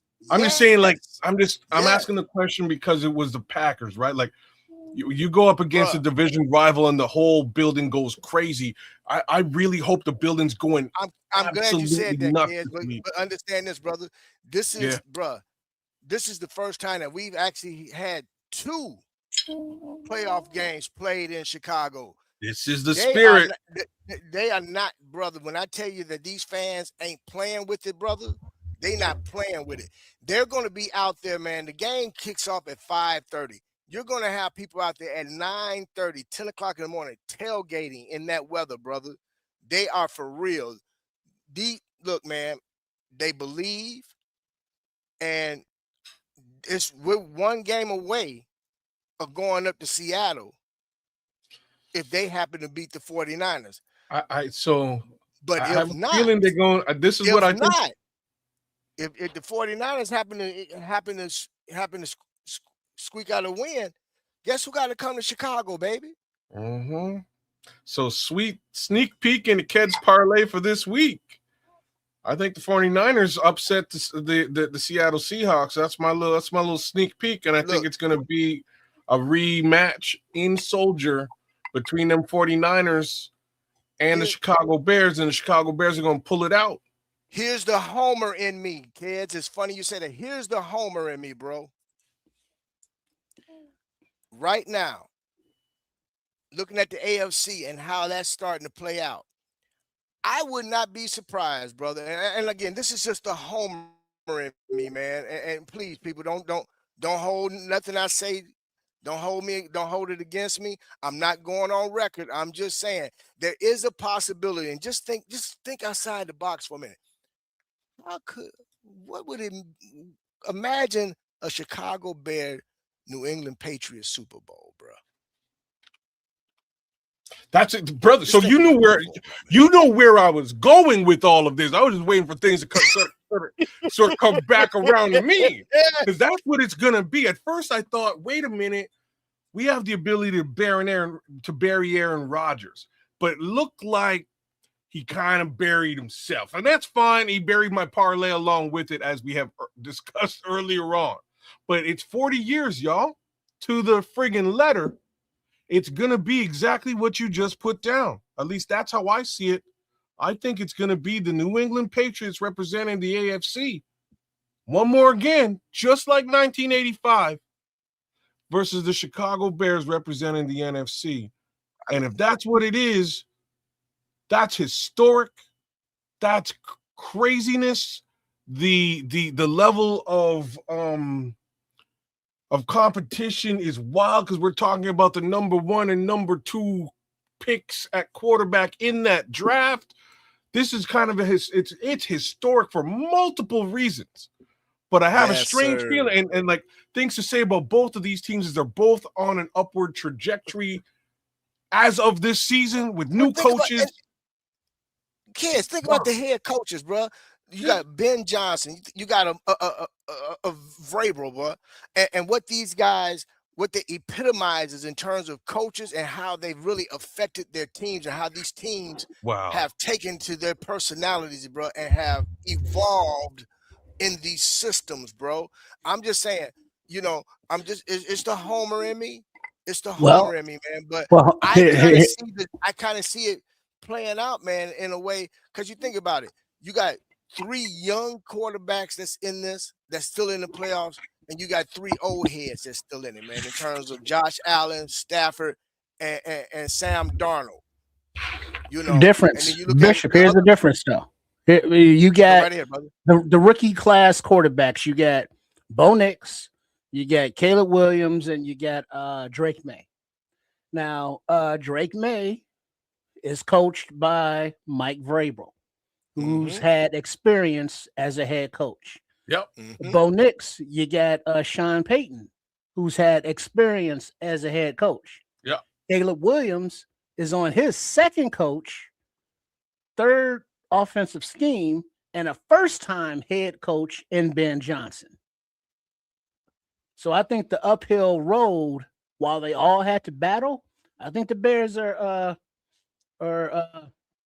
higher on that hill as far as like this really shouldn't be happening to this team Right. right now. So This this team is where should not people be this far ahead. this is where people say we're ahead of schedule, right? And No Ahead of such thing. schedule. you know what I mean? I somewhat agree with that as a take for this particular team, but you know, I got to give a big shout out to our guy Sean Sierra, because what we've just sort of touched upon right now is the truth of the matter is coaching fucking matters, y'all. Like this is really where we are Yes, in this playoff at this present time. Coaching matters at a level that is exemplary, exemplified by every single team that has showed up in this postseason, including the Jacksonville Jaguars. You know, we were laughing at the whole Duval thing at the beginning of the season, but regardless of how he says it, he brought Duval to the playoffs for the first time in a long time. Let me say something to you guys, man. Before we take off into Super Bowl conversation, which I'm with, let me reel y'all back into this Rams game, and let's talk about them from the defensive standpoint. Let me tell you something. That defense is young. I'm talking They're about good, buddy. front. I'm talking about their front. I'm talking about their front four. They drafted. Let me tell you something. Yes, they did. And not only are they probably the best team I've seen getting after the quarterback on third down, they can get at you from the edge, and they can get at you from their defensive tackles. The edge rushers, defensive tackles, their rush plan together works very, very well. And you know what they give up. I'm talking about the D tackles. What they give up in size and girth, they make up for in twitch and speed. They can really, really get after the quarterback from the inside and the outside. And so we have to have a plan to make sure that on critical downs we have adequate pass protection to keep that pocket clean for Caleb Williams. And I'm sure that Ben Johnson is working on that probably at this hour, making sure that they got the right calls set up for them to make sure that they can handle the edge and they can handle the D tackles, because those dudes are quick. Yeah. They get off of blocks really well, and they really can get to you from the inside. And that's the worst thing in the world for a quarterback, is to get interior pressure and get you off your spot in a timing offense. So before we get to running away with the Super Bowl now, we got to stay here. I mean, I hear you. I'm just being a homer, man. But I'm gonna be honest, bro. I think this game. I honestly think, man, we're gonna see a running attack from us that we've kind of been devoid of the last couple weeks. But now that we've gotten that monkey off our back, which is Green Bay, I think we can settle back in now and really get back to the basics. And I honestly think, man, that we're going to really pound that rock, man, on the ground and keep their offense on the damn sidelines, bro, and wear down that defense, bro. We're gonna have to, because they are light up front. And you know, when I mean light, we got some heavy duty, heavy hitters up front in the interior of and the outside of our offensive line that we can take advantage of them with combo blocks and different ways that we can get after them, because you can move them. You can move them off the line of scrimmage. But in passing formations is what I'm talking about in particular. When you got passing downs, those dudes can get at you from the inside and the outside. Well, yeah, but now we got to look at the strengths versus the weaknesses. Braxton Jones, if he plays, and starting left tackle Theo Benedet, they're better at the run than Ozzy was. All right, cool. So let's also look at the analytics. I see you, kids. That this Bears team has been shittier at the run the second half of the season as it has gone along. Ooh. With the weather conditions, with the defense that the Rams have, which is more fast than they are strong, you run it at them and you run it down their throat repeatedly. And hopefully you keep the time of possession, and then you put the Rams offense behind the 8 ball to where they are more have to throw, and then that plays into the Bears' hands. Ooh, So triple R. offensively, the Bears have to play from the opening whistle whenever they get the ball in the first half. You just can't keep getting down because this is a team that can put up 50 on you if you let Puka run free. And if Adams is healthy and his hamstring is better and he's running free in the zone, we're beating a man because they can't keep up. Those are bad things. So you have to kind of dictate the flow of the game from the beginning, I would think. You're gonna have to get at him. You're gonna have to get at him with the tight ends again. You're gonna have to get at him. Oh, like you guys are laying it down now. Both of you. Colson Lovin got to be a big part of this game.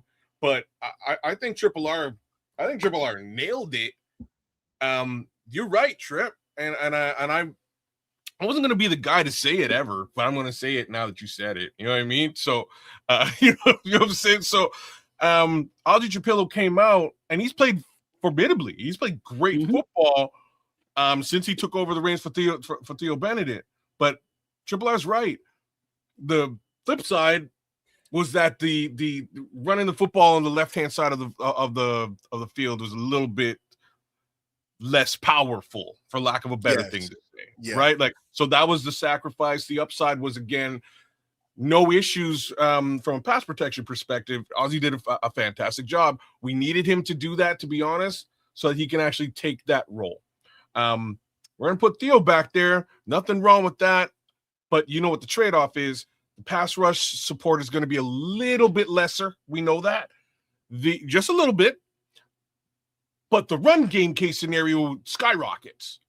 So, yeah, you run that ball wherever the hell you want because we already know the other side is locked down. You can now utilize Tooney and Theo on the other side to really push the rock on the ground.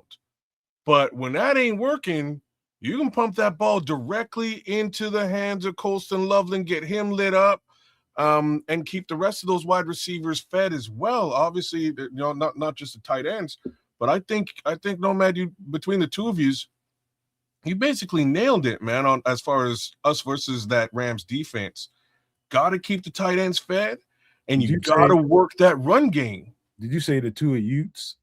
The two of Utes. The two Utes. Yeah.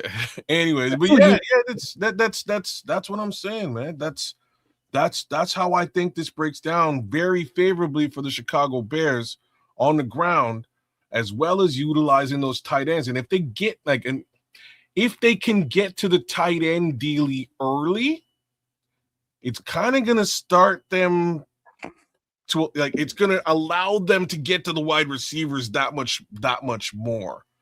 So I'm interested. I kind of expect a big game from Luther Burden as well, because he was a little bit Darth Burden. You see that was a celebration in the middle of the game last week. His first catch, he's like, "Yo, I'm gonna choke him up." Hey, I gotta tell you guys something.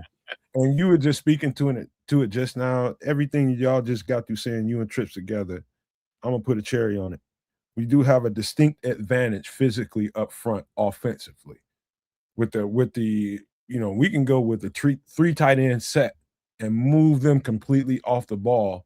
And now that you have Theo in at the left side, it gives you some options. What run calls that you call. You might want to run more stretch runs over to the left side, because most of the hay that the Bears have been making on the ground has been on the right side. It's on the right with Darnell and Jonah Jackson since Theo's been off the field. Yeah. So we have a distinct advantage. If they go with, you start seeing three tight end sets out there on a regular basis, you'll know that when you watch this show, these motherfuckers knew what they was talking about. Because Ben Johnson is seeing it. He was just like, this is what we're going to call against them. We're going to get them off the line of scrimmage, and we're going to take our 4 and 5 yard runs when we can get them. We're going to use our tight end against their linebackers, and we feel like we have an advantage. No, man. I think it's going to be a Cole Kmet game. If they did, it might just be.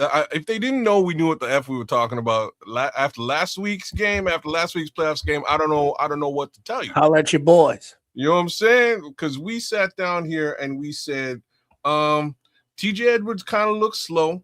You definitely want to put DeMarco Jackson on there by hook or by crook. Accidentally and unfortunately, TJ gets hurt.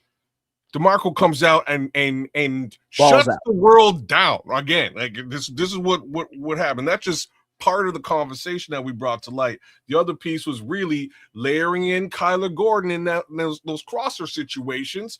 And for the first little bit, they were scoring on us. No Kyler Gordon to be found. Kyler Gordon finally makes his impression felt, shuts that shit down. So like it was just about everything that we put. And you know the difference, kids?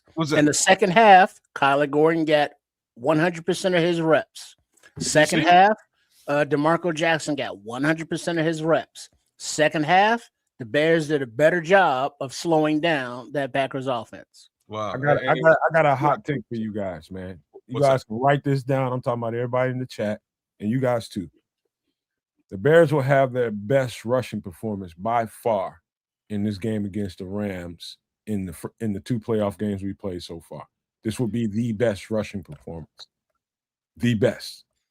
We have a distinct physical advantage against these light guys, man. We got some big dudes that can really get after cats. And we're going to get on them, and it's going to frustrate the edges. It's going to frustrate the D tackles. It's going to be a lot of flags because they're going to get frustrated because they won't be able to have their way with us, man. It ain't going to be one-on-one blocks. They're going to be comboing these guys. Boys, I think we figured this one out. Like, at the end of the day, you keep Matt Stafford the fuck off the field, and that's how you beat the Rams. And how you do that is you run the mother football. Run that shit. And accidentally, one more time, by happenstance, our left tackle goes down, and we bring in the replacement left tackle, that Canadian Eagle, that Eagle from Canada. And all of a sudden, the run game opens up on the left-hand side of the field. The laws of physics will be in effect in this game.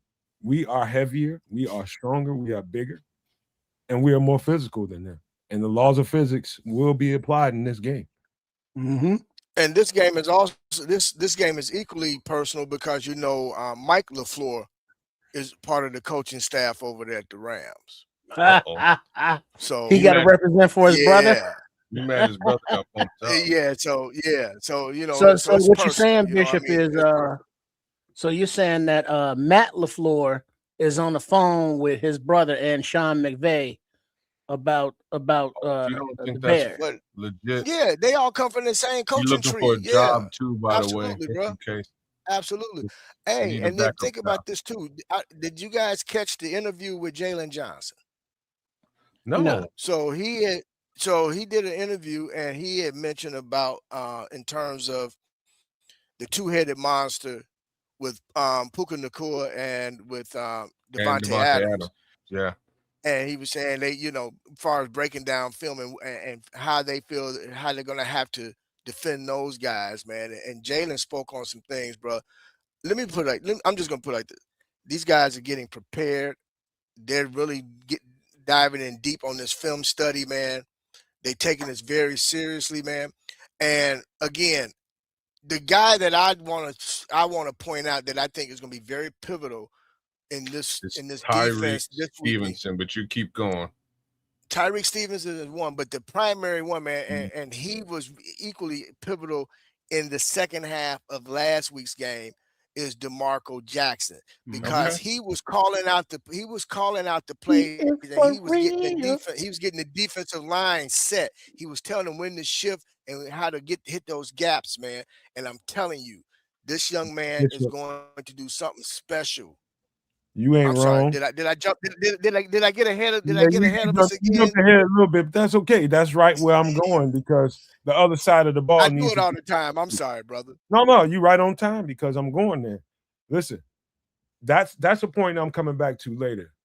The defensive side of the ball for the Bears is it's going to be about matchups and what a quarterback like and you guys remember this shit. Write notes if you need to, but take some mental notes of what I'm saying to you right now. This is all about matchups. Veteran quarterback like Matthew Stafford, every time he goes to the line on a passing down, he's looking for a matchup weakness. Where can he find a matchup weakness? In particular, who can he get Puka Nacua in some of the movement, some of the motion, How can he get Puka Nacua matched up on who he wants Puka Nacua matched up on? Number one. And so for me, I have a Bill Belichick mindset when it comes to these kinds of things. I'm cutting the head off the snake. At times, I'm not gonna show him exactly when I want to put double teams on Puka Nacua, but on certain situations, I'm going to disguise my double team. But I'm definitely going to roll some coverage over Puka Nacua so that I take that away from him. Not that they don't have Devontae Adams on the other side of him.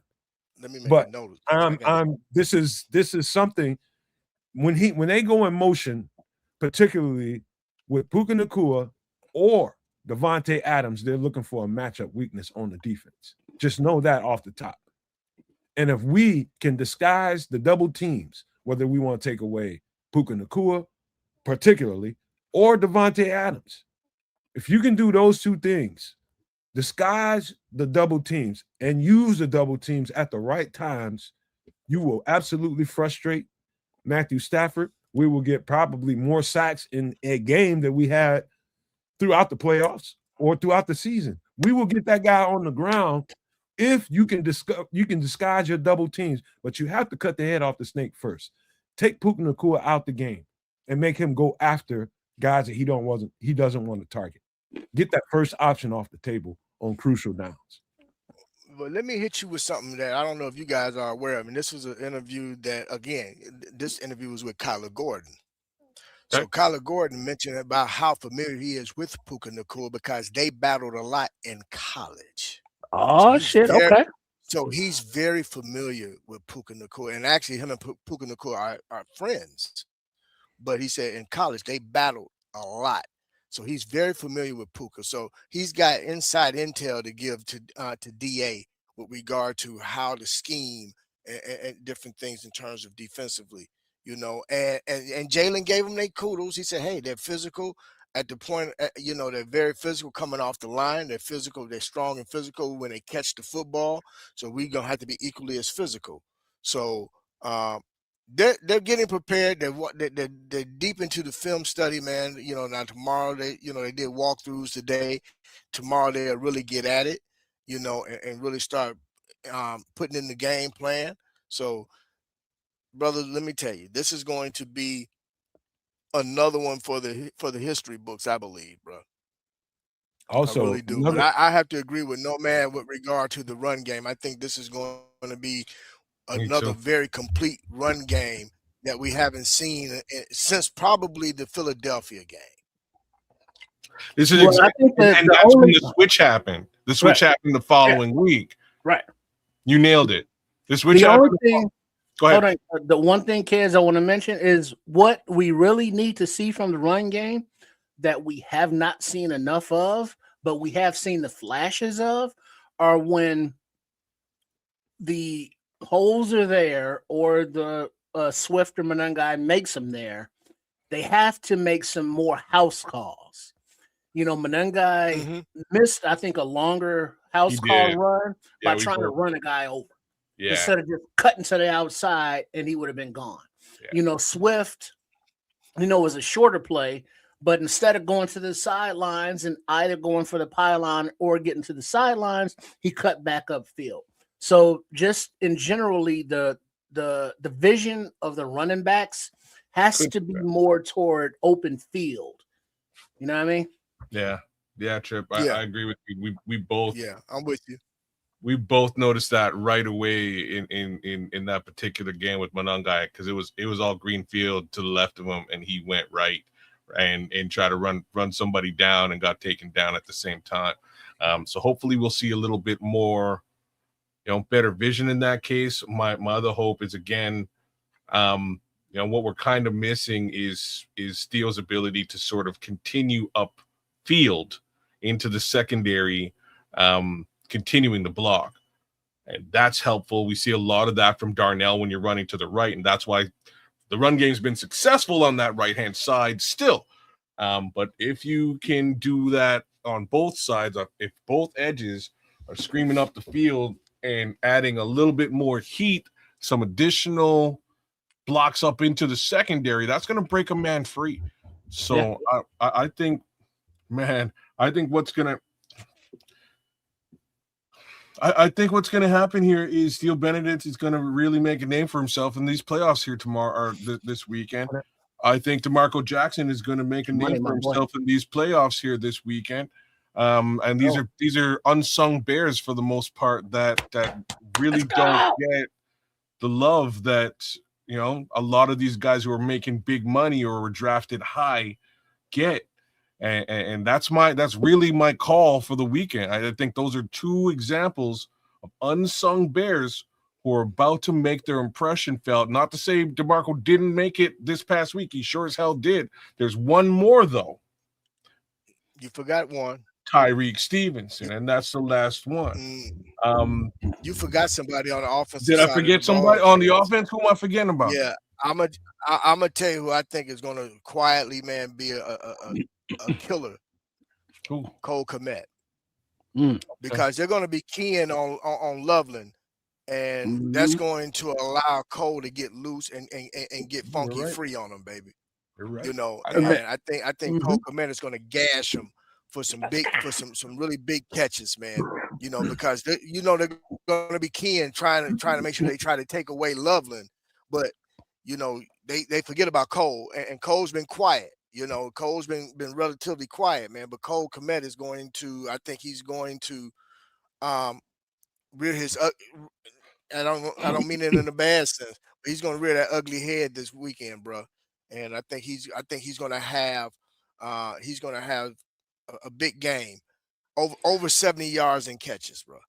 I think also, man, I got a few notes that I want to talk about, but one thing I should point out, and it did not look good as we were watching the game live, and we were screaming for Tyreek Stevenson to get on the field because of Jalen Johnson. Didn't look like he was able to keep up, right? On closer inspection, and I'm just talking about in comparison to the game before, game before that, and the game before that, I'm steadily watching him. I think Jalen Johnson is like a game or two away from being Jalen Johnson. Back to normal? Yeah, man. On closer inspection, bro. I'm just not healthy yet.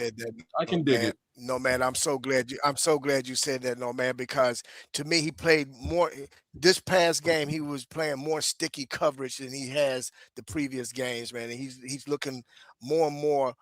It took like him a himself. minute, man. You know what I mean? It took him a little. Honestly, kids, nobody that's had that type of surgery has come back the same season, bro. You're damn straight. It took him a little, and this is why I brought Tyreek into the or wanted to bring Tyreek into the conversation. It's just taking Jalen a little bit of time to get back to Jalen form. I don't expect him to be in full Jalen form this season, but he started to creep back into Jalen form as that game progressed.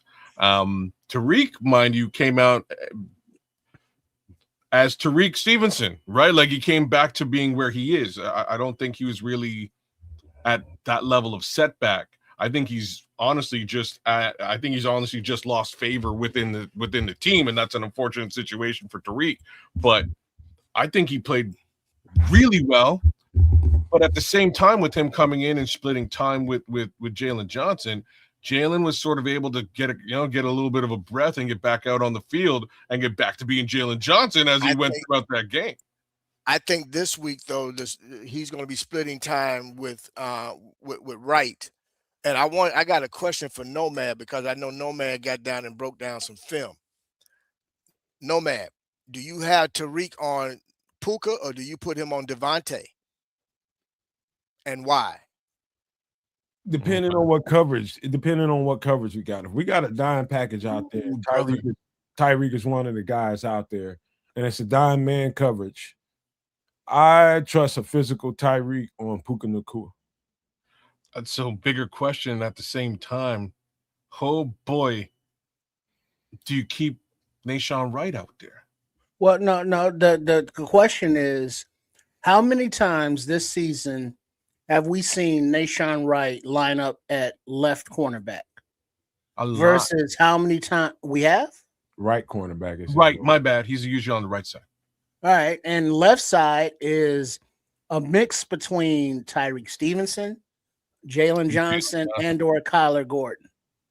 Have we seen Nashawn Wright line up at left cornerback at No, all? No. and we shouldn't, because unless we have to. Well, but that kind of answers that question. Is it seems as though Dennis Allen is keeping players in those positions. He's not matching up with receivers per se, saying you're going to follow this guy around all game. It's kind of like, well, who's on the right side of the defense? Well, that's who Nashawn's going to cover. Right. You know what I mean? Right. Yeah.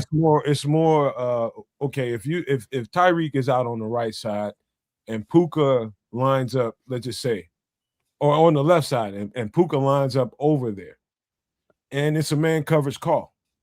If Puka goes in motion, Tyreek flows. He's going to flow with it, and he's going to carry Puka Nacua no matter where he goes. If it's Jalen's going to follow him if it's a man coverage. But these are some of the things that happens at the line of scrimmage that give veteran quarterback like Matthew Stafford an advantage. These are the ways they detect whether or not this is going to be this play or that play.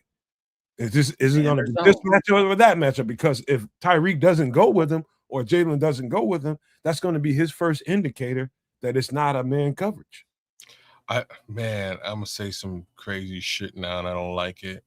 Shout out to the chat, man. Chat's going crazy. We got fans. We got Rams fans in here, Patriots fans, 49ers fans, 49ers fans. Like, share, subscribe, please, to all three, any of the three, or what have you of these networks. Whether it's my guy over at Sports Chicago Style, my network at Kez the Canuck right here on YouTube, or the Nomad Network, hosted by my man Nomad right underneath me. But yeah, I don't know. See, this is where we were going, Cribs. This is exactly where I'm going. I don't know if I trust Nashawn Wright against either one of these. I do, because he fares much better against a bigger physical receiver versus a quicker, scatty, jitterbug type of guy, because he's a longer leg guy. Route runners, though, brother. Yeah, but I'm telling you, Tyreek fares. Not Tyreek, but Nashawn fares well better against somebody his size. Yeah, you know what I'm saying. Like he can get sticky on Puka Nacua or Devontae Adams. I trust him on either one of them because they're his size. Now the jitterbug little guys they got, that's a little bit more of a problem. Like the slot receivers and shit. Like they're more of a problem for Nashawn than the bigger guys, and I consider Devontae and Puka bigger guys. So here's a little something. I knew it was something that had escaped me, and it just came to me now that because Nomad brought it up, and this is what hit me. In that interview with Jalen Johnson, he said they noticed that they lined Devontae and Puka up certain ways to try to get certain advantages. He said as long as we identify that, we'll basically know what coverage they're in and what plays they're looking to run and who they're looking to go to. He said as long as we are on top of that and understand, he said, because one thing about Sean McVay, he looks for matchup, like Nomad said, he looks for matchup problems. And with that, they know based off of who's going to be lined up where on the field about where that ball is going. Mm-hmm.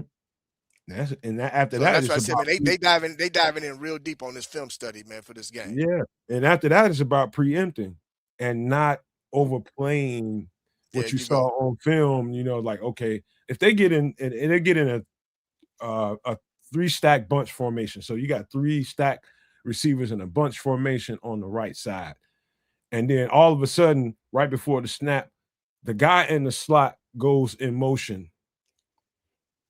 They know what to look for in that. They know it's just eye candy to get the tight end open across the middle. They know that. Little things, little tendencies. It's football is such a chess match, man, from week to week. It's like, I don't care what I saw on film in the breakdowns that I'm giving y'all right now. Everybody saw them. And guess what? They are planning to have an answer for everything that was put on film last week. That's the different thing about the playoffs. And so now you got to trust that your personnel can and will take advantage of what they think their advantage is. If you think you're going to move guys in motion and find all the the one-on-ones you want with whoever, you can show you that these one-on-ones ain't to your advantage. So make a play on the ball. That's it. But we got a super chat real quick. Let me get to that. Give me a second. Here we go.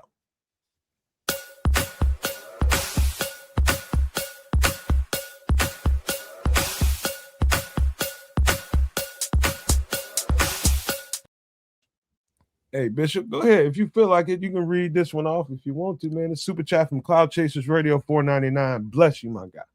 Yes, Cloud Chasers Radio. Thank you for the $4.99 super chat. Here we go. Just pray over this team. It's the only way. If we get through the number one offense, we will make the Super Bowl. Bears versus Pats 40 years later. Boom! Right on, Cloud Chasers. Well, put it like this. I still don't think it's going to be the Pats, but I love it, though. Hey, Bears, Pats, cool. Bears, whoever the fuck, I think it's cool. going to be the Bills, man. As long as the Bears is there, cool.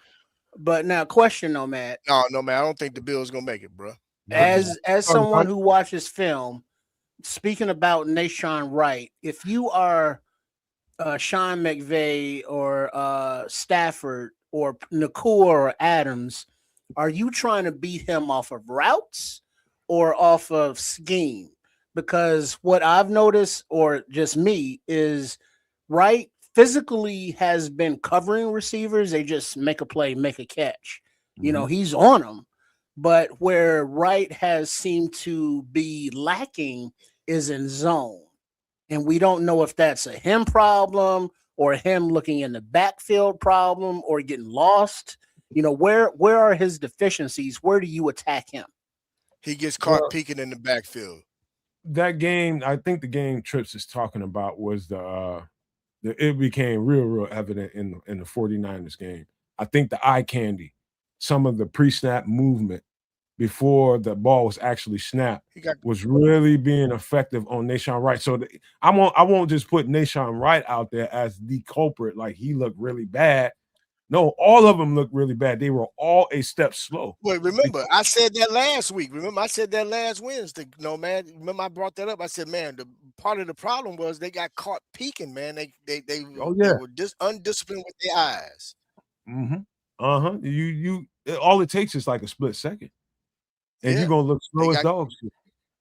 Yeah. And he was if that's his. But how do you balance that? If that's his superpower, as preparation, Raymond Granderson is saying that he's a ball hawk and he wants to see where that ball is so he can make a play on the ball, versus covering your man and then making a play on the ball. Here's a secret, and this is not going to sit right with everybody. I'm about to say it. When you're dealing with your opponent is always looking for a fracture. When's the last time you see the Bears have a huge fracture? It was the 49ers game. Yeah. Defensively. They will apply some of those methods to the Bears to see if they've made the necessary adjustments. Mm-hmm. And they will use a whole lot more of the eye candy, the pre-snap movements that the 49ers did to the Bears that kept them on their heels and kept them a step slow, a second behind the play. They will do that. Because Green Bay tried it. And because they was trying to pick on Kyler until a couple times Kyler got his hand in there and got a pass defense. And then they kind of said, well, let's get away from him, because we know if we try him too much, he's susceptible to getting his hands on that ball. But that was the formula. No, you're right.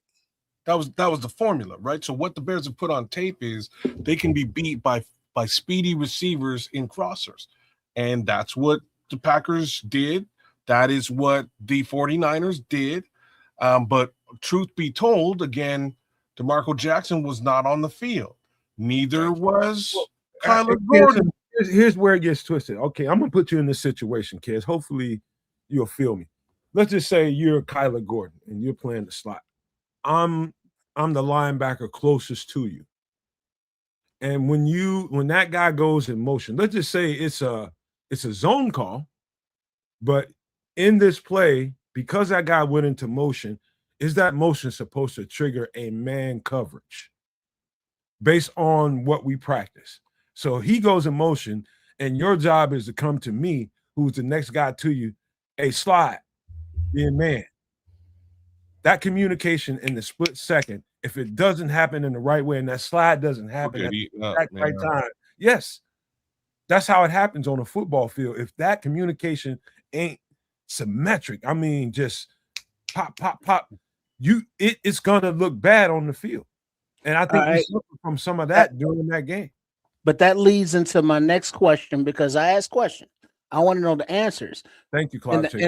And the question is, if you are Dennis Allen and you know what the Rams like to do offensively, you know what your deficiencies are with your players, your defense, whatever, because you know that players are teams are attacking your defense with those, drag routes, with those crossers, man up.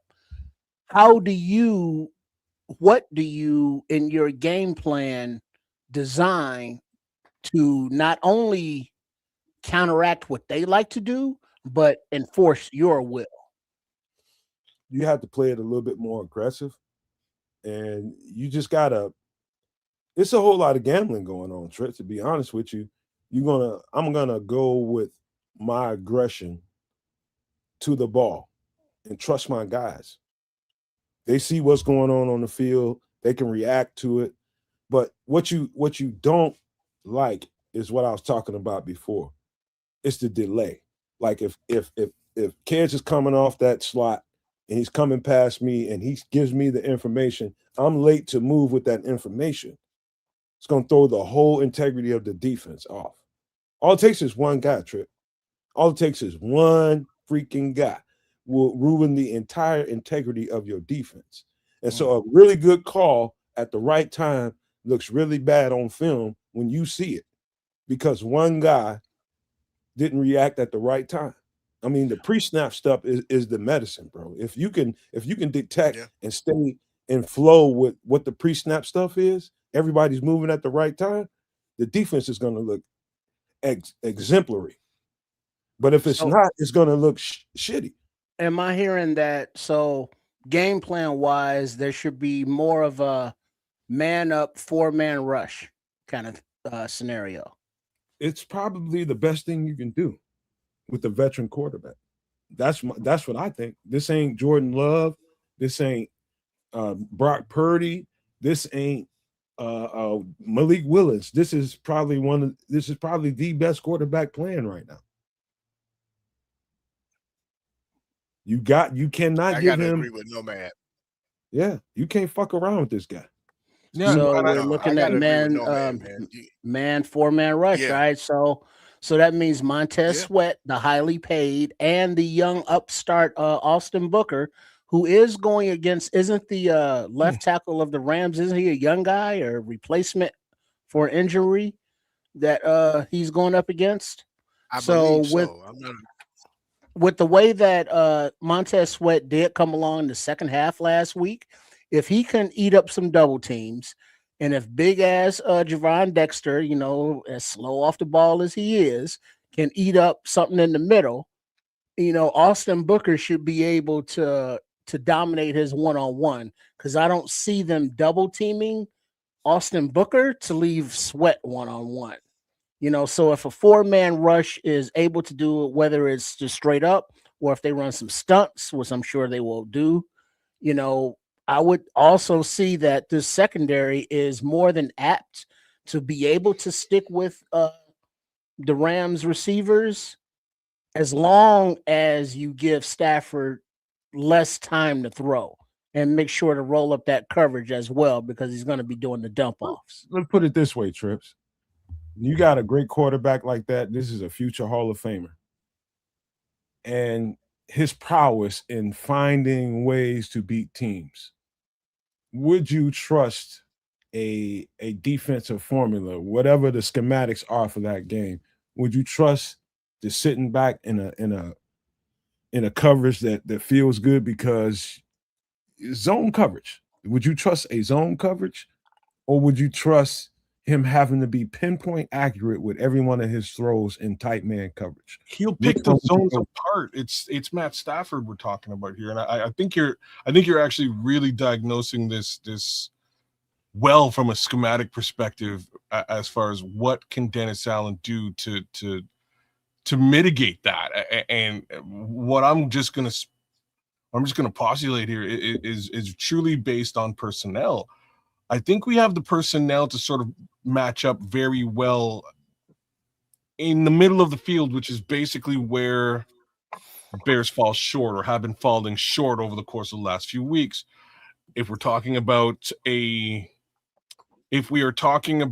a pre-snap movement case scenario where they're stuck in a zone, yeah, they're probably going to get diagnosed and picked apart. I think, again, from a personnel perspective, we have the right people on the field to be able to handle that in a man coverage. I also like what we have going on against Devontae and Puka, just given the speed that they bring to the table. Like they're not, you know what I'm saying? They're not burners. They're not deep. They're very technical. They're amazing route runners, both of those guys.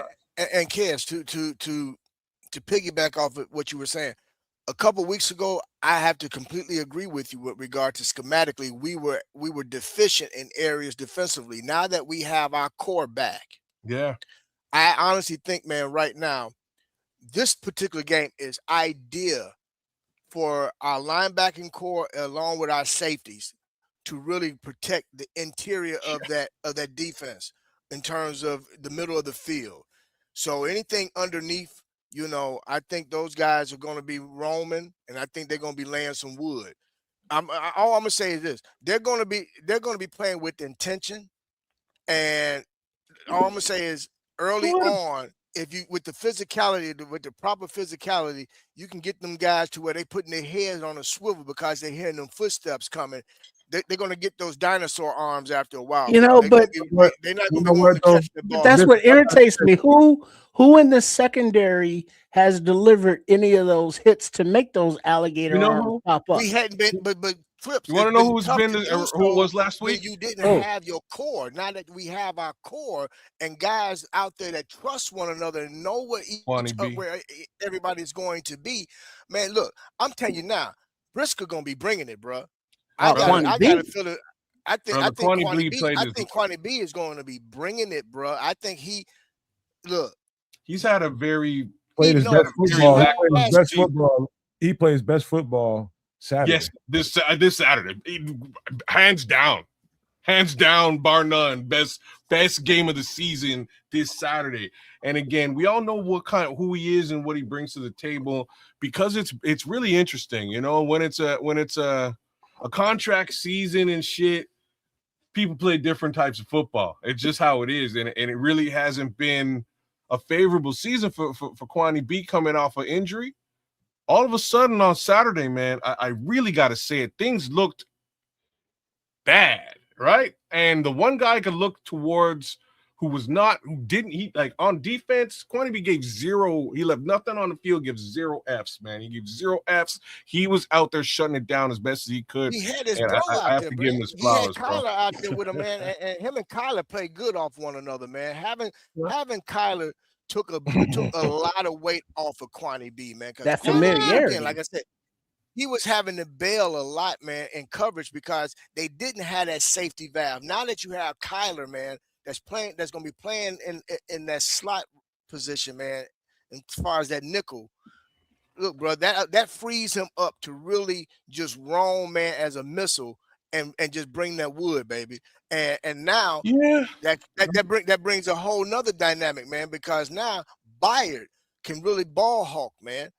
They go look. Stafford is going to have to be very precision, like with that football. Otherwise, brother, we may have multiple turnovers this coming game. I'm just calling it what it is. I think these boys just going to really play loose and play free, man, with it. And I think I really believe as strategic as McVay is with his schemes, you'll know. We already know 85% of those passes he's gonna be trying to get it to Puka.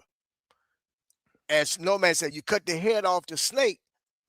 Now, what do you do? And then if you lay enough wood out there in that cold, brother, guys gonna start making business decisions. and them arms gonna get short as the game goes on. I'm gonna give y'all a little, and I hate to even say this out loud, doing a live. We are live on TV, y'all, and make sure you subscribing to all 3 channels, man. We are live on the Nomad Network, we are live on Cares of Canuck, and we are live on Sports Chicago Style.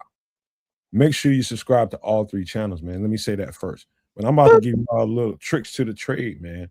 And I hate to even say this live. This is stuff I have conversations about privately with my teammates and shit. And when you're like, let's just start in the defensive side. When you're in the defensive side and you're in the defensive meeting and you're starting to get prepared for the game, the opponent, right? Here's what really goes on behind the scenes. This is the secret to the sauce. You're reverse engineering what that game plan might be like based on what you put out on tape previously. So what you're looking at is, okay, like I said before, they're looking at finding a fracture, finding a crack, finding a seam, finding something they can attack. And you are in that meeting room figuring out, okay, this is what they're trying to get to. This is what they want to do when they do this. This is what they want to do when they do that.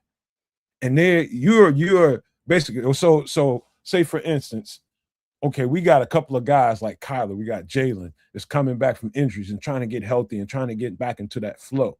And it was obvious that the Green Bay Packers was going after those guys, right? So now what do you do in the meeting room? You're doing what you can do to mitigate that. How can you facilitate something, get some calls up on the board that can help mediate that? Same thing goes from the offensive side of the ball. What did you see this week? You saw Colson Loveland have a hell of a game. Yep. So what are they going to want to do? Hold on. They're going to want to take Colson Loveland the hell away from. They're going to divide Game planning for him.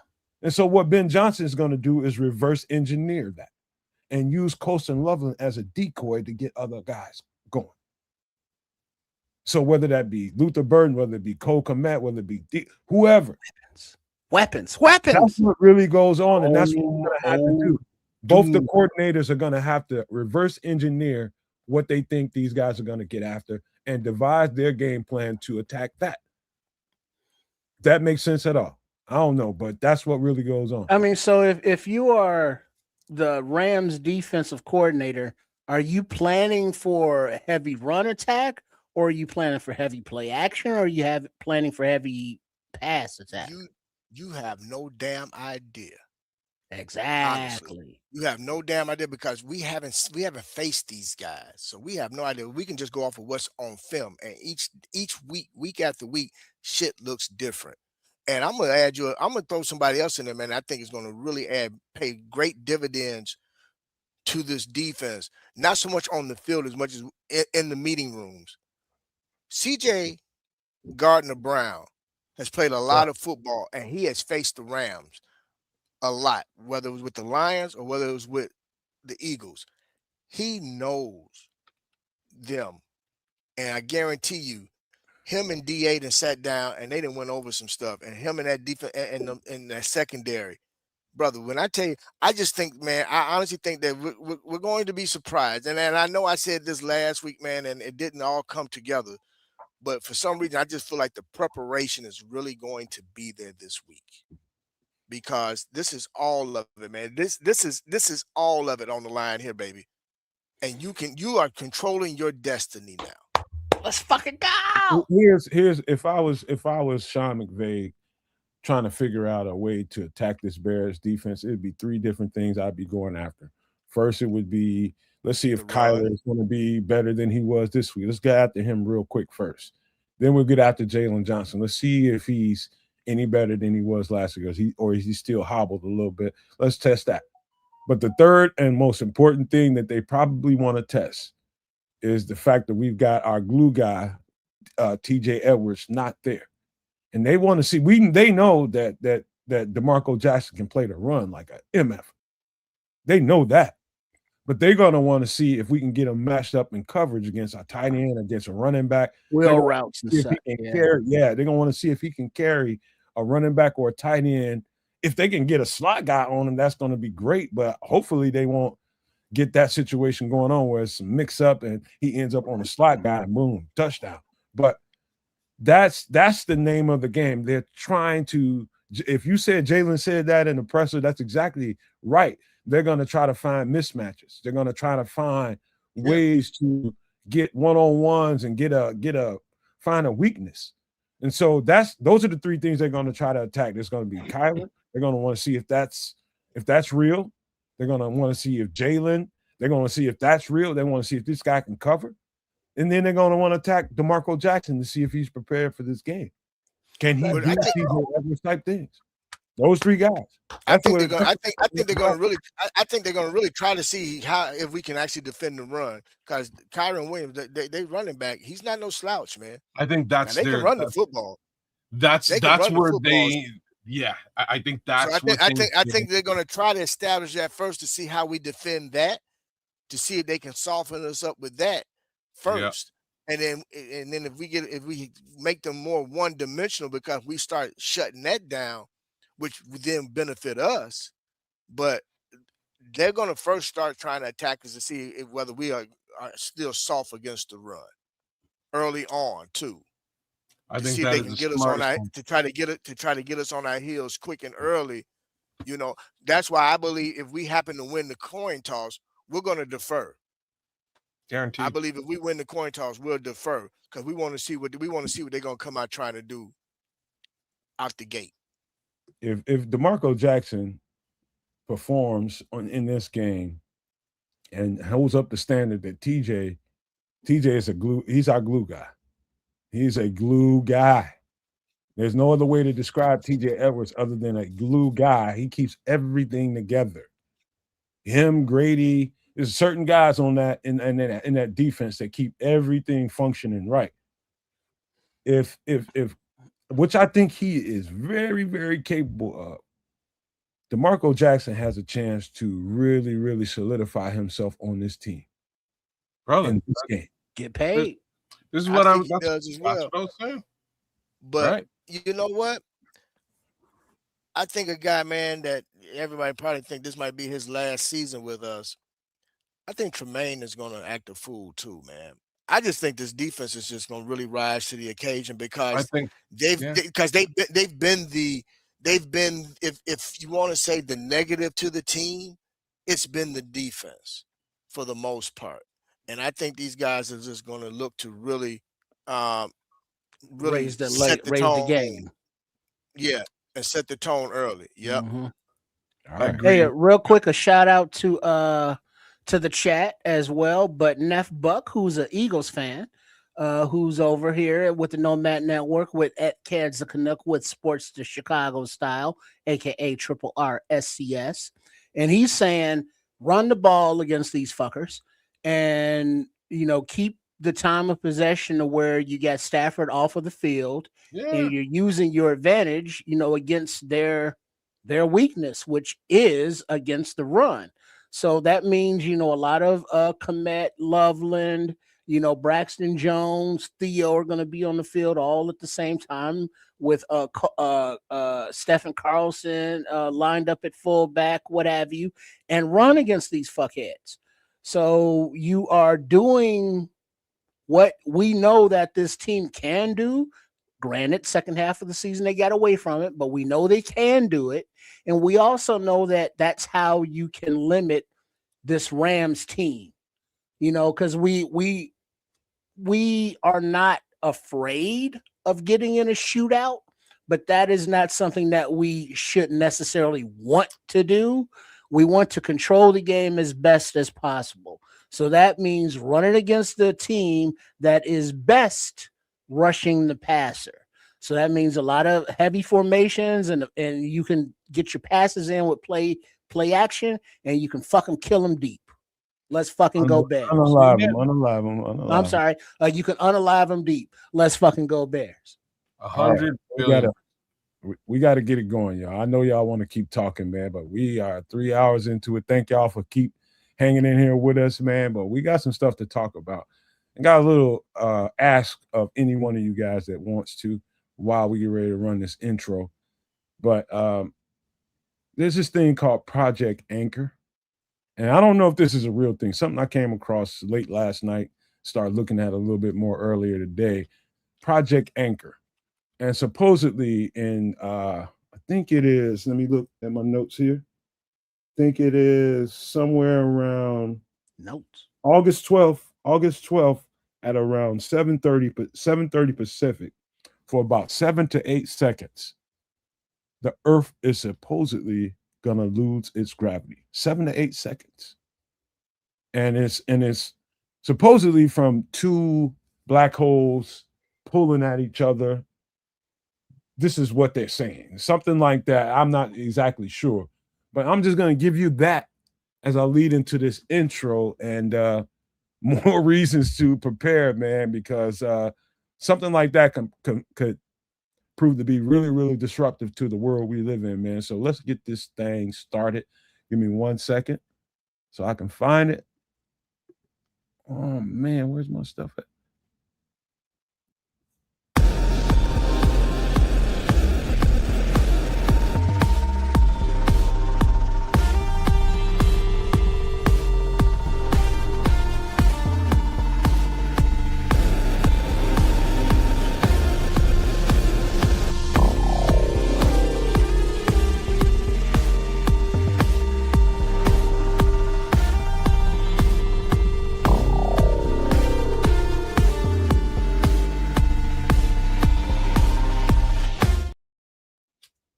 So I don't know if you guys looked it up. We'll get to that later.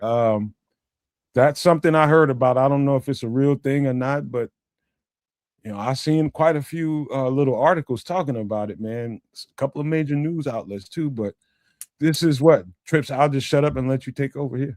Wait, what did you say a specific date?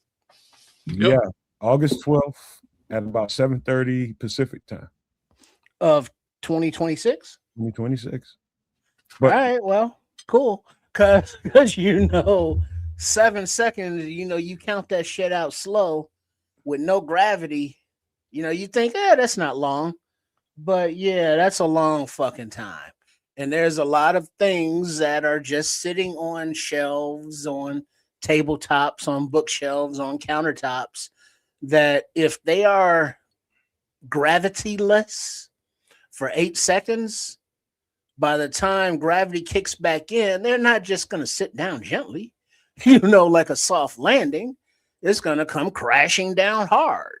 So basically, everything you have sitting down on something that's not strapped down is going to come crashing down from a height of about, if you count it out and it's gravity, I don't know, kids is with the numbers and the analytics being the degenerative gambler he is. But however high, however many inches and or feet that items will rise up, they will fall down just that fast. So that could disrupt subways, trains. We think that they're attached to the tracks, but your maglevs, your any kind of equipment that is like, oh, that's too heavy to float. And it's like, well, no, gravity, that's a thing. That's what makes it heavy. No gravity, all that shit's floating up. And then for 7, 8 seconds, and it comes crashing down, that's going to cause tremendous damage and mayhem around the fucking globe. So this would really suck if it happens, but let me give you a couple of extra notes real quick, man. So the obviously NASA and the U.S. government would be prepared for something like this. They knew in advance, and according to the reports, they have an $85 billion budget to prepare for it. And some of the prognosis for this event, if it happens, is they expect this thing to be 10 years worth of trying to recover. They expect 40 million people to possibly die. We're talking about power disruptions. We're talking about everything economically could be absolutely destroyed. Man, you driving down the highway at 80 miles an hour and then you lose gravity for 8 seconds. What do you think is going to happen? Say that again. You driving down the highway at 75, 80 miles an hour. You lose gravity for 8 seconds. So that means your car is going to leave the road with that inertia going forward at 80 miles per hour or however fast you're going. And then after that time is up and that gravity reconnects, your car is going to go straight down with that same inertia now going down. So yeah, that's going to lead to a lot of unalivements. Yeah, you're gonna be somewhere between 20, 30 feet in the air, depending on how fast you rise after no more gravity. I'll imagine about 20, 30 feet in the air. And by the time gravity happens again, when you come back down, you can come back down like hard, bro. Real hard. But that's a little side conversation. We talk about that a little bit later. Trips, what do you think about this Dutch oven situation? Because I do know this, in a survival situation, what we know we can't count on with regularity is electricity and gas. And so, what is your cooking situation going to be like? This is a bit ritzy as far as pricing goes. If you have certain things like this already available to you, you pretty much don't even have to pay attention to it. But I would pay close attention to this rack. I think that rack has a lot of advantages to it. That little swing set there. Yeah. Yeah. Go All ahead. right. So what we're looking at on the screen here, for all you doomsday survival fans, as you tune in to some extra sauce Wednesday night, the Dutch oven cook set. Now, many of you may be familiar with the Dutch oven with your ladies, when you might have like some mac and cheese or some baked beans, and then you have a little then you might put the cover over here and go, Dutch oven, baby, love me. That this is different. This is a cooking thing, not a Dutch oven that you put in the oven, but it looks like here there's a wooden box. Thanks for the clarification. That's just a container. That's just a container for the pots. There's, you got a pot that you can make soups and stews, a smaller pot for mixing up some canned goods or whatever have you, a skillet, for the menu items for those. That utensil, for your frying and such. Then you have a griddle if you want to make some pancakes or what have you. Then you got a little handheld griddle, so you have all the different pots and pans necessary to make whatever foods, dishes you need to make. And then the swing set that Nomad was referring to, which is if you're viewing on the left side of the screen above the carrying case for everything, it's a graded screen, about the size of a 4x3 or whatever the measurements are, but it's enough of a cooking surface that you can put foods on it, your steaks, your meats, your vegetables, whatever. And then the swing setup is so you can raise and lower it over the fire that you have. Now you can make a fire, huge, where you're just out chilling, like a little mini bonfire kind of thing, and cook over that when you're just out having fun. But in a survival or safety situation, you want to have a little footprint, a little flame as possible, so you can lower the swing cooking attachment grill part closer to the fire, so it's adjustable that way, and it's carryable. But just remember, at $139 for the wooden box here carrying case, with the wooden box carrying case, versus $130 versus the swing set setup. These are expensive, and they're going to be heavy as fuck to carry if you are in motion. So this is something more for a setup to where you have maybe a bug out location in the woods someplace, or in the forest, or another location where you can do all this stuff outside, because this is all outside cooking gear, not indoor enclosed safe room or anything like that. So these are cook sets that are available that you can use. They the one on the right with the different pots and pans and such are more for the different meals that you would prepare, whether it be soups or fried stuff or boiled or whatever. And then the left side more for the open campfire cooking. So yeah, if you are looking for survival stuff, food, shelter, water, fire are your major components, and this goes a long way for your food part. So, look into it at 140, 130 bucks. Now you got your cookware. I got a little objection to it, because in a survival situation when shit goes to hell, everybody's going to be cooking outside unless you got access to propane or whatever you need to heat things up in an artificial way. Everybody's going to be cooking outside. Everybody's going to be using grills. Everybody's going to be using this utensil, that utensil to cook food. And this is where this stuff comes in handy, man, because if you know how to make fire, you're going to be able to eat. And the cast iron cook set is uniquely qualified for these situations because of how durable these things are. You'll have these things for the rest of your life. Yeah. You know, the price you got there it's rich given the times that we live in. Everybody's kind of tight with money right now, and I'm one of those people, you know, but given the circumstances now, I think it was Create Culture that mentioned a tripod. There's another version of this swing set that you see over here. This thing's those little chains that you see hanging from that thing, they are hooks on the end of. And so they are used to hook those pots, those pans, and everything else you got going on. And also you can use that in another way for meat, to smoke meats and different things like that. That swing in the middle, that grill grate in the middle, it's a dual purpose grill grate. You can use that to keep meat, a pot or whatever away from being so hot on the fire. You can also use that to grill your meat. So there's all kinds of different purposing for this product here. And then also to add on, you see on the right side in front of the wooden box, it's a big more Dutch oven type pot, and it has that big handle that you can literally sit it down on the fire, on your coals, on your wood, whatever your fire's made out of. There's a little stand on the right side that you can mount into the fire and put stuff under it and put that pot down on it.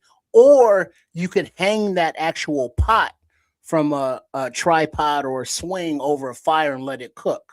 So there's multiple uses of it.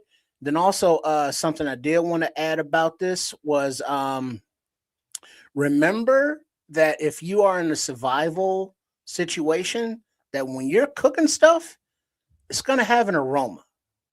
And that smell is going to waft in the air for miles and miles and miles.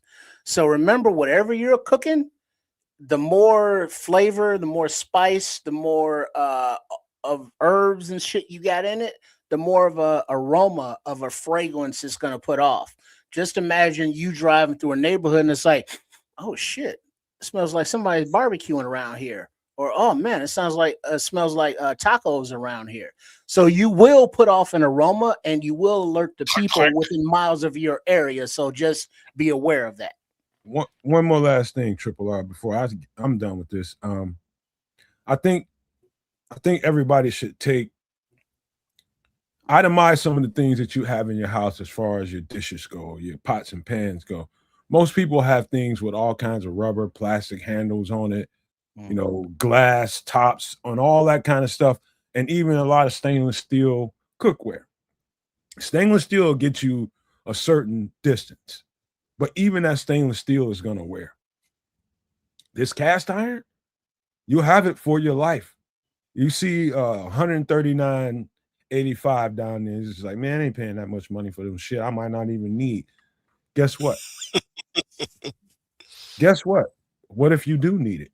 And the shit that you have in your house is inadequate for the distance or for the duration. I'd rather live with it and be happy I got it than have to live and be sad that I don't. You know what I'm saying? I think this is a very affordable price for what you're getting, man. These pots and pans will live with you for the duration of your life. That's what you're getting. Now the tripod, that's different. I think that's optional in a way, but I think the duality of what that thing can bring to the table, not the tripod, but the swing set of what it can bring to the table has straight up advantages. You get a big piece of meat and you need to smoke multiple pieces of it. This thing's going to come in handy for you. And you can sit this thing on another apparatus that can make it higher. And so that it's going to come in and pay dividends for you. I believe that everybody should have cast iron cooking at the very least in their homes. Now, Should a few tips to piggyback on what Nomad was saying there. The height, if you don't have a swing set, let's say the 128.99 one over there, you can maneuver something with forest scavenged materials like wood, like vines and such. And so if you really need to go to the bare minimum of something that you wanted to transport and carry with you from location to location to keep yourself safe, go with the pot on the right side, because that pot can do what the skillet can do. It can do what the smaller, go with the big Dutch oven pot, because it can do what the smaller pot can do, what the skillet can do, what the griddle can do, and what the smaller pan can do. Because you can fry in a Dutch oven pot. You can do all of that. It's only one thing to carry, and you can store your cooking materials in the pot when you put the pot into your rucksack or your bag. And then you can rig up the branches and the sticks in the woods to make your own tripod to raise and lower over the fire at will and cook whatever you need to cook. And you want to keep that shit bland, because as Create Culture said, what does he say? Sauce. I have some I don't know. I don't see it now, but he says something to the effect of, when you're cooking, yes, it will put off an aroma, and that will get you unalived. Yeah. Right. Famous last words in the apocalypse is, that should smell great. All right. All right, let's get to the. I highly suggest that you get some variation to your cookware, man, and make sure you got this in your arsenal. I know that everybody's got the nice, pretty sets like I have in the house, but I also have some cast iron in my home too, so that in the duration I will be able to do what I need to do. I need to get actually more, but I do have some in the house, but I'm in the process of doing more. But this next thing I want to talk about, Plus, you whoop somebody's ass with them damn things too, just to put that up. You're gonna destroy somebody's life with them. Wait, what'd you say? What'd you say, kids? I said you whoop somebody's ass with that pan. Well, yeah, I mean, because that's also a self-defense item. Ask Coach Trippin all about that. We ain't gotta be being violent, man. Let's talk about this next thing. Trips, if you don't mind. It just is what it is. I'm gonna start this one off. All right, battery. I'm sorry. Go ahead. I'm a huge supporter of this Greenworks product. They have all kinds of products. I got several around my house, from lawnmower to weed whacker to everything you can imagine that can take care of home. Why do I think these are more important? Because we have a freaking fuel shortage. So if you got gas this, gas that, diesel this, diesel that, guess what? In the long run, that's not going to help you. What we've been trying to promote here on the channel is to make sure that you have things that you can maintain your life with, and starts with a generator. And this is where the Greenworks 18-inch blade chainsaw will come in handy for you. All right, fair enough. I was like, how are you going to charge this damn thing up? But yeah, okay. Like if you got yourself a generator and or solar power to a generator, you're good with this particular little setup. Outside of that, it is, you know what I mean? Like you'd be left holding the bag trying to figure out how to get this damn thing lit up. You know what I mean? But make it work. How? Well, like Red Baron is saying, Trips is like the urban MacGyver. It's like, so here we go. Right. I love that show. He always created some shit. And now looking at this battery powered chainsaw, it's like, well, why the hell do I need a chainsaw? It's like, well, you need firewood, you need shelter, you need tools. All of that stuff can be made out of what? Wood. Where does wood come from? Trees. How do you get the trees to fall down? Well, you got to cut them down. You can use a hatchet.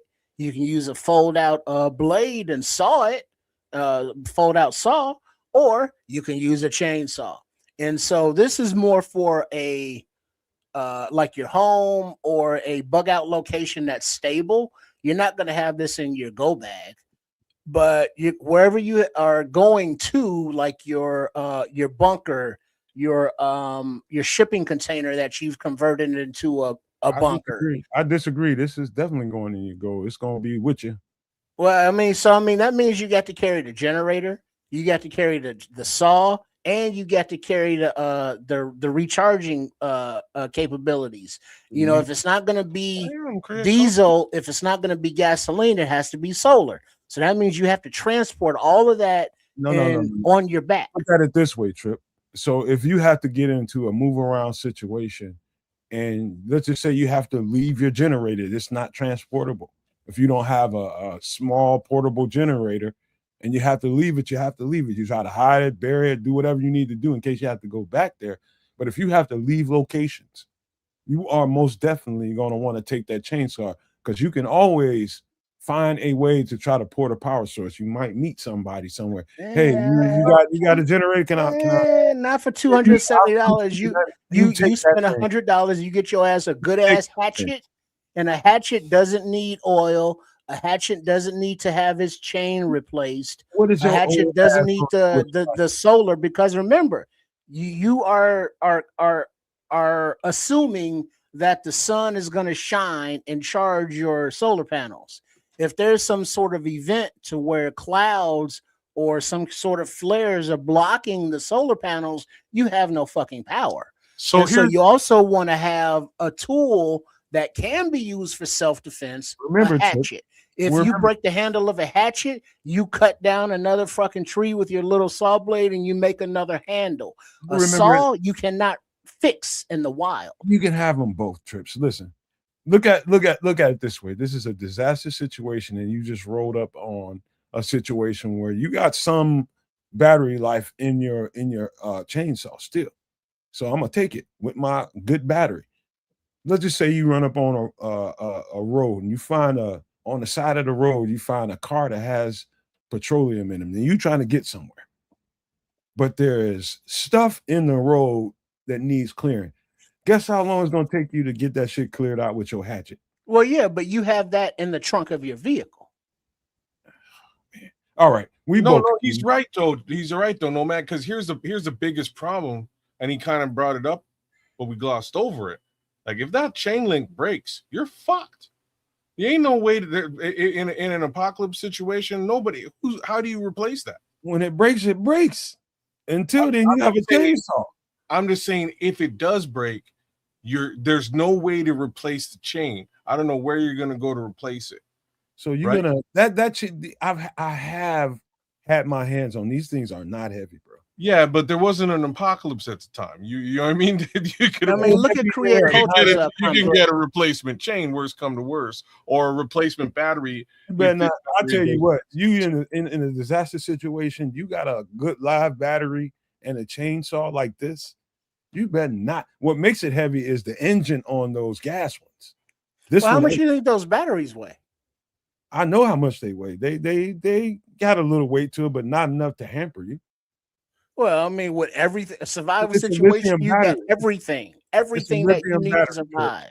It's a lithium battery. It has a little weight to it, but it is not going to be enough to. So you are going to definitely want. Okay, and then another situation, you have to duck and dodge, remain concealed. So that limits traveling during the daytime. So you sleep during the daytime, you travel at night. So that means during the daytime, while you're asleep, you have to be in a very concealed, covered position where you're protected and safe. Does that mean you're going to be able to charge up your battery, your solar panel, or you're going to be someplace where when the sun is up, you are in total darkness? And then when the darkness is out, that's when you're out moving about. Let's just look at it this way, because I think I might get your attention when I say this. Let's just say you're in rural Oklahoma somewhere and nobody to be found for the last 60 miles of my walk. And here I walk up on this lady, nice looking lady, had a couple of kids running around the house, and she's Are you banging her? Listen, man, come on, kids, let's stop doing that. He just walked up, kids. Damn. I'm sorry. And you got an opportunity here that you looking for some respite somewhere. And here's this beautiful lady with a couple of kids. She's defensive, and she don't know nothing about you, but you got this chainsaw on your shoulder and you've been carrying it with you, and she's got all this shit going on, and all she needs is a couple things done around here before we can be functioning at this house. And here you come with the big chainsaw on your shoulder, man. Here you come to save the day. And now she's frightened as hell that you're going to assault her with this massive chainsaw, and she No, decides Diddy. to kill you instead. Oops, on a live. But look at the comments here. Both of you Look at the comments. Dark ass minds, man. I'm trying to get you. Look at the comments. You got Create Culture talking about all the maintenance necessary to make that chainsaw work. Just the one on the picture here. I know what you need. Oh, hold on, no, I've man. had my You need hands on this oil. chainsaw. It's You not need a lot. oil. You gotta have No. you gotta have all of that. Bro, no, you don't. You gotta Y'all have done went off the rails, man. I'm telling you, I know this chainsaw. The You don't chest need is that. bad. This is How not do a you lubricate the chain? Everyone in the chat's like, yeah, God. for sure you're banging her. What are you talking about? Y'all It's done- just What up, Y'all done Foster? went- Motherfucking all fucking right. Foster. Shit, Y'all motherfucking done went- fucking Y'all Foster. done went off the rails, man. that's too funny. Here's the thing, though. The chainsaw, this battery powered chainsaw, if you have the resources to afford that, it's a good thing to have in your shelter, in your location, in your vehicle. But this is not something that you're gonna put in your bug out bag. Because who is that? Patrick said he bricked like 3 of those chargers, the batteries. It's like if that shit goes to shit, you're shit out of luck. So you get a hatchet, a nice sharp blade that you can sharpen at any time by the campfire, and you have the drill kit that you can cut down a small tree or saw down a small tree and make a new handle for your hatchet. You need a hatchet, not a chainsaw. We know a hatchet is handy. Have both, man. How about that? Chainsaw, battery powered chainsaw, Greenworks. How are you getting a chainsaw in your bug out bag? I approve. You don't have to have a bag to put it in, man. Put it over your How you gonna carry shoulder. it? Put it over your shoulder. Get you a rope or something. Oh, that's not obvious as fuck. Who's this ninja walking down the street with a chainsaw? You want to be discreet. I'm sorry, this don't. You want to be laying low. You want to have a backpack that don't nobody know what it is. Nah, all She's right. like, man, look at this dude right here with a Hold chainsaw. Yeah, I think we're gonna need to take him and see what else he got. Hold on, y'all. Hold on. Let me round this out because we gotta keep it moving, man. It's just the po-po and the law is like, why does this dude have a chainsaw? Stop right there, sir. Man, would you hold on? Just let me finish this up. Oh my Battery God, powered man. chainsaw by Greenworks. Again, you guys, I have multiple products made by Greenworks. In fact, lawnmower, I just bought another lawnmower from Greenworks, but I've had it since I moved back in. It's been like 10 years. I ain't had to take that thing to the shop. I ain't had to change nothing on this thing. All I had to do is turn that thing on and run it. Battery powered lawnmower. I really, really approve of these products. I'm telling you, Greenworks is a great brand. And so people that want to get more into the preparation side of taking care of your home, go towards more solar, go towards more battery powered products. That's just my suggestion to you. You know, you think of it how you want to, but that's kind of a pro tip. Get you some battery powered stuff. The chat's killing me, bro. I'm sorry, unaliving me, man. I don't know what to say. We gotta keep rolling, man. I know it's funny, man. It's hilarious stuff. I get it. Right. No, but it's a good idea to have a batteries powered or solar powered tools, whether it be a chainsaw, whether it be a snowblower, whether it be a lawnmower. You know, those things are good to have. But in a doomsday scenario where you got to be mobile, you got to be flexible, you know, it's going to be hard to camouflage your chainsaw, and you don't want a chainsaw just hanging out in the open because then people know you're tooled up and you make a blade off target. Clips. Oh, snap. Holy shit. You can take the blade off. Well, but I mean, so now you got a blade in your go bag, and you don't think that's gonna cut something up? That blade is only weighing ounces, bro. And the blade is weighing ounces, but you got the motor, you got the chargers, you got the solar panels. All of that shit weighs something.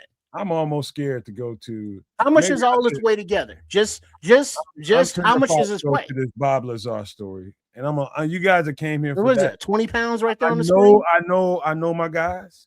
I know my guys, and they already too silly as it is. So we're not gonna do that. Extra We're gonna change. save that until next week. Trips. Hold We're on. gonna save Bob Lazar till next week. We're gonna save Bob Lazar to next week because I did all the homework and everything. All right. Okay. you ain't gonna act right now. You know you ain't. Well, for sure, I'm gonna crack jokes. Like that's just what I ain't do. got time for that, man.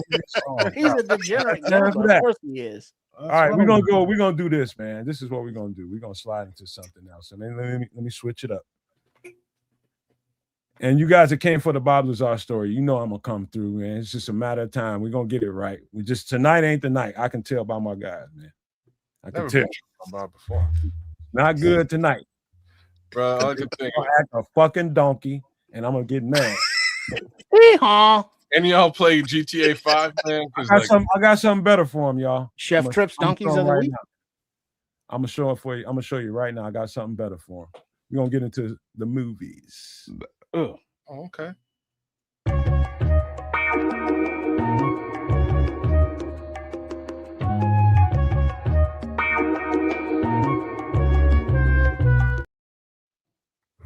Damn, Negro.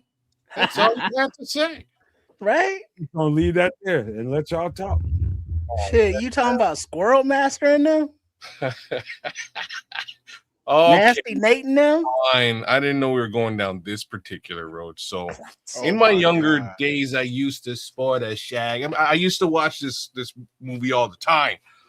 But strangely, I had what was like equivalent to HBO when I would come home and this thing would just be on its own. But every time it was on, it would be quite literally a scene out of the movie. I'd turn like there's been multiple occasions where I walked into my living room in my apartment. This movie just happened to be on, and I'd turn to my right, and there'd be a motherfucker on my couch.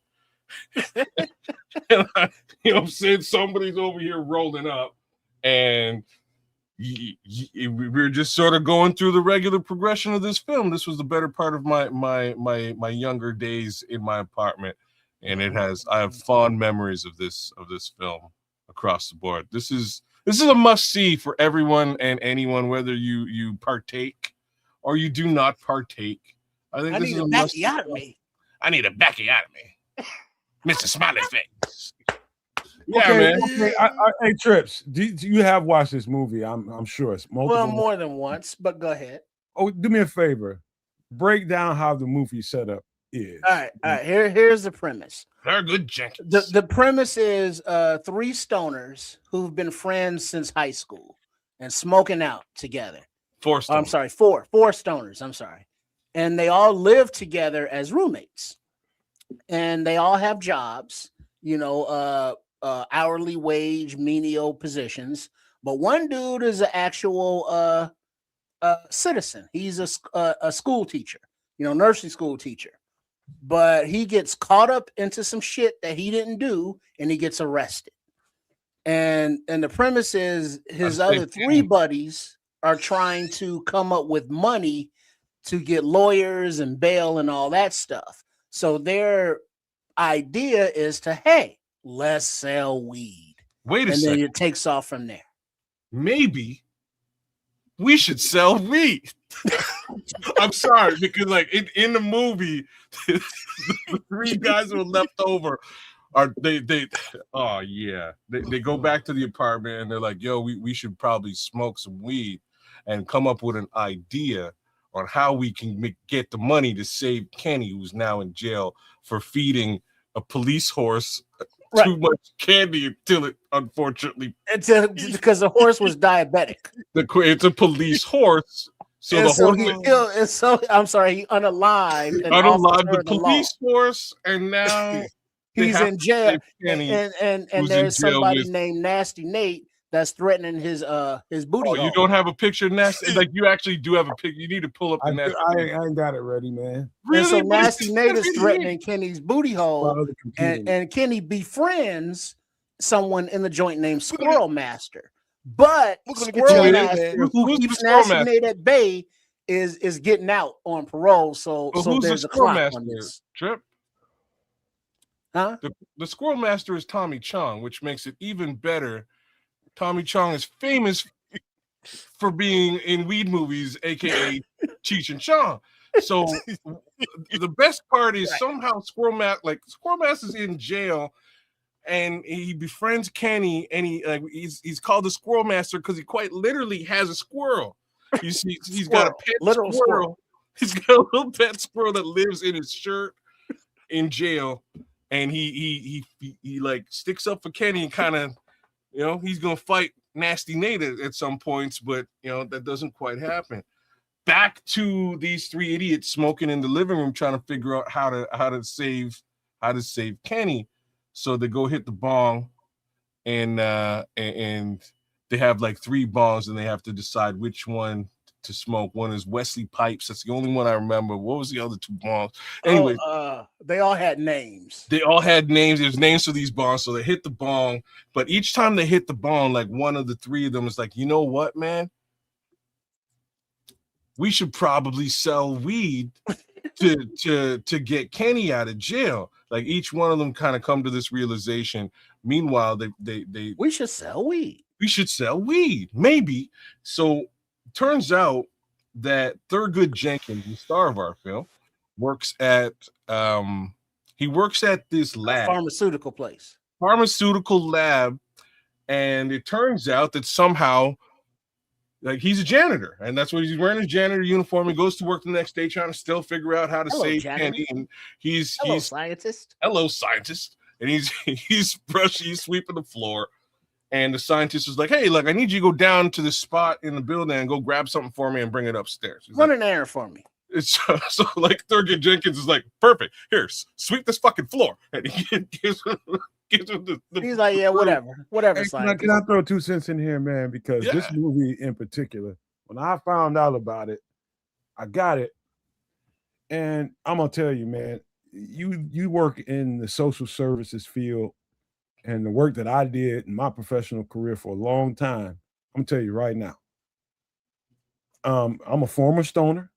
I used to partake in it regularly every day when I got off work. Smoke weed. And it wasn't legal at the time. And guess what? I ain't give no F's about that. I just needed some relief from what I just roll up, fool. And I'm telling you right now, this movie saved me and made me a better person the next day I came to work. Every single time I watched it. I'm telling you. It just made life a whole lot rosier. And I just worked every day so I can get home and get to the bud. Mr. Nice Guy. I work my butt off. Don't worry about me, no, man. We have to figure out a plan to save Kenny. Which is one of my favorite parts of this film, man. There's a dude on the couch, and he's just sleeping on the couch. Nobody knows who the dude is. He was there at a party, and he's been there ever since, just out cold on the couch. And at one point, he finally gets up, and he goes to the washroom, and he takes like the longest piss ever. He's just in there, and there's just water dripping, right? Oh, fucking waterfall. Man, my boy pissing, and like finally, everybody's like, "Oh shit, this dude got up." Like, hey, dude, like, are you leaving? You know what I mean? Like, are you gonna leave? You've been here for 6 months. And he's like, "Hey, Thurgood, don't worry about me, man. Right? Let's focus on Kenny because he knew what was going on. We need to sell the weed and save Kenny." It was great. Hold on, kids. Yeah. He was asleep the entire time on the couch while they were coming through with their plans. He woke up to take a leak and was like, "Here's what y'all need to do." Hey, yo, that part of the movie was totally some white people shit. Like, I don't know. No, man, no. Like, I had him on my couch in real life after that. But hold on, kids. After he told him, what did he do later? What did he do right after that? I don't know what happened to the dude. He turned over and went back to fucking sleep. That's what he did. You know what I mean? That's what the fuck he did. Went right back to the couch, man. It was. So what's his name in real life? We gotta let the dude hit this. The dude. What's his name in real life? Oh, you guys. Because he's a very dry comedian. very very nonchalant. Super dry humor, like the way that he and so he was like, yeah, let me hit that. Then he hit it. Then he was like, yeah, that's nice, whatever. And then he went back to fucking sleep. Rolled right back up to sleep, man. These guys' whole lives were about not Steven. I think you're right. These guys, hey, did y'all realize these guys' whole lives were about getting to the next bag of bud? They're stoners. I was that too, but in reverse. Weed aficionados. I was that in reverse, man. Stephen Wright. He's like bald on the top. Yeah, he's just very how like you doing? Afro almost at the because when he talks like he's really high. He's very melodramatic. Right, huh? There you go, Mr. Man. Thank you. I'm talking about the guy, right? Yeah. That's the dude on the couch. The guy on the couch. Guy on the couch. I never would have knew that. Yeah, he's a comedian. Check him out. He's funny. He's actually got some decent stand up, to be honest with you. Hey, but dude, kids. Yeah. I wonder. Did you ever suck dick for weed? Yay, man. God damn. but yo, so this filter for once in your life. But so as a kid, you grow up and you watch America's Funniest Home Videos. You watch Full House and you get used to the person who is Bob Saget, rest in peace. And in this movie, Bob Saget has one line. And that was the line that Trip just dropped a second ago. And not to be repeated. I'm not repeating. I didn't repeat it. It catches if you're from my generation. I'm sure you are, it catches you out of left field because you're like, yo, at first that's Bob Saget. Oh snap! What did Bob Saget just say? Completely out of left field, only to find out years later, yo, Bob Saget is raw though. That's how Bob Saget gets down with his actual comedy. He's raw with it. I didn't know. I had no clue. Yeah, he wasn't on Family Matters.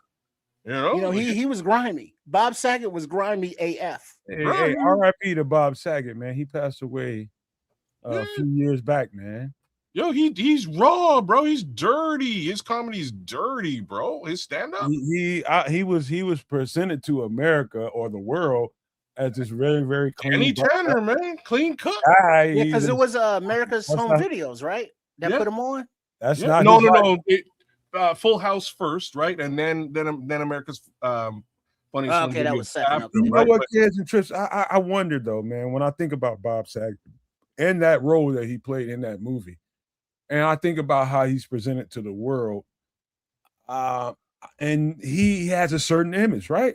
Yeah, I think some of that he and I heard about some of stand up. I haven't seen it, Big Papa. It's crazy, but I've heard some of it, and I wonder some of that rebellion from his screen persona of the stand up, prim, proper white guy that everybody thinks is a really nice guy. No, not really. I'm really raunchy. Brother, maybe that was the rebellion of it. He hated it. And there's a bit of a documentary on him where he sort of comes out and he's like, man, because of how raw a comedian I actually am. First off, he was like, the actual jokes behind the scenes with him and the guy who played Uncle Joey, really, the jokes those two guys would crack behind the scenes were like the dirtiest jokes. Even with the girl, like the young girls and stuff, they're like, "Yo, John Stamos." Not Stamos. The other one, Cut It Out. The other guy. Oh, that's not Uncle Joey though. That's no, that is Uncle Joey. Jesse. No, that was Dumb and Dumber, right? No, he's a different guy, man. I don't even know his name. No, that wasn't Uncle Joey because I thought Uncle Joey was Joey's Dave Coutier. Dave Coutier, that's who he is. But anyways, apparently they were super raw on set because he hated the persona that they gave him. But it's ABC, which is Disney. So ABC then turned around and they're like, yo, we'll give you another show. And he was like, okay, but you got to toe the line and still be basically Danny Tanner on the other show. So off he goes with America's funniest videos, and he's making good paper, but it's just not really actually him. The real him is a dirty, raunchy comedian for real. So like you don't get to see any of that until that guy was a for real Jekyll and Hyde, man. He had troubles. Yeah, man.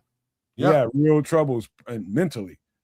Yeah, you know what I mean. And you just all you got to do is go look up some of his interviews, and you can see it.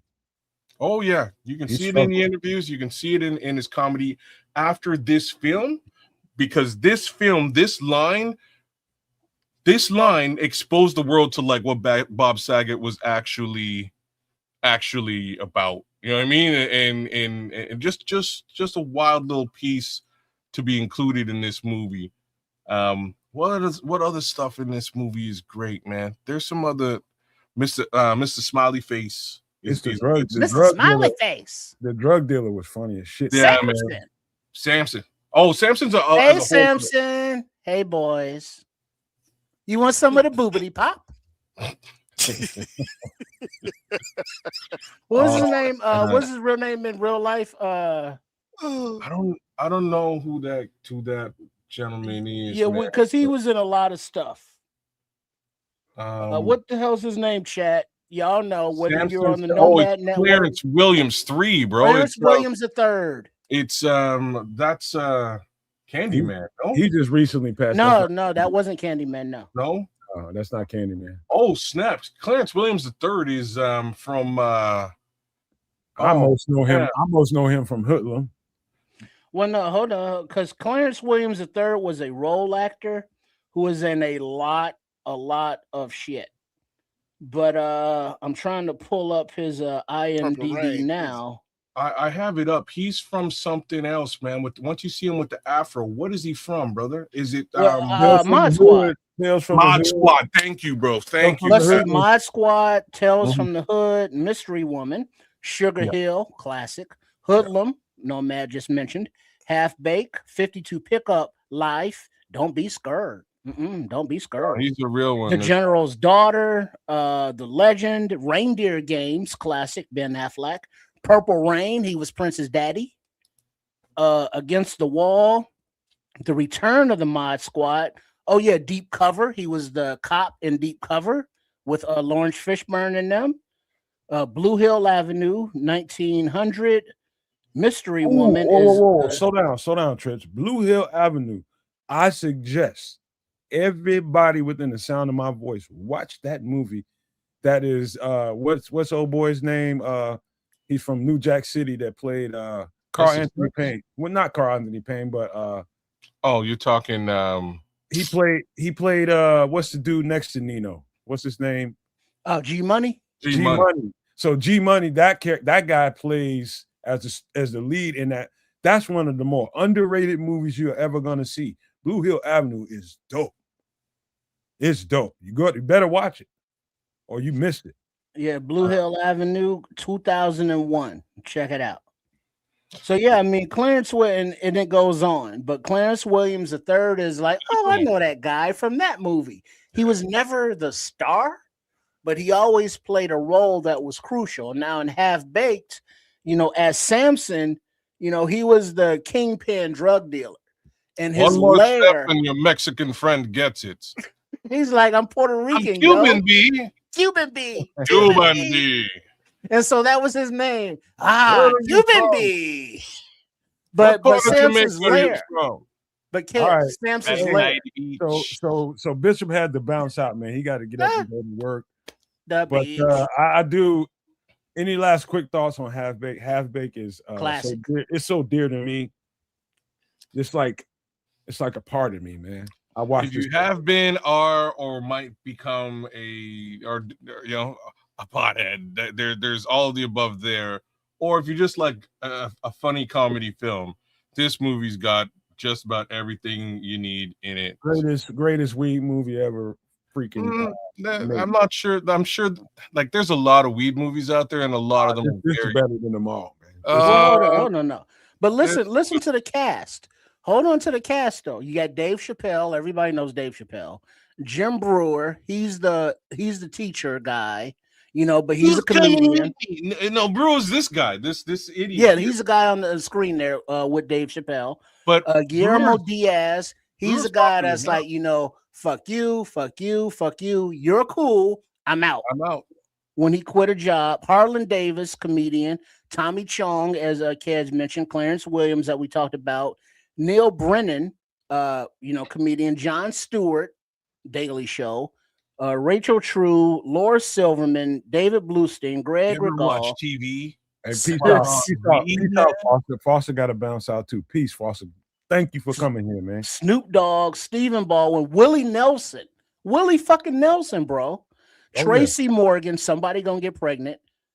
Kevin Duvernay. I mean, the list goes on, but so many comedians and young actors at the time did just quick bits on this.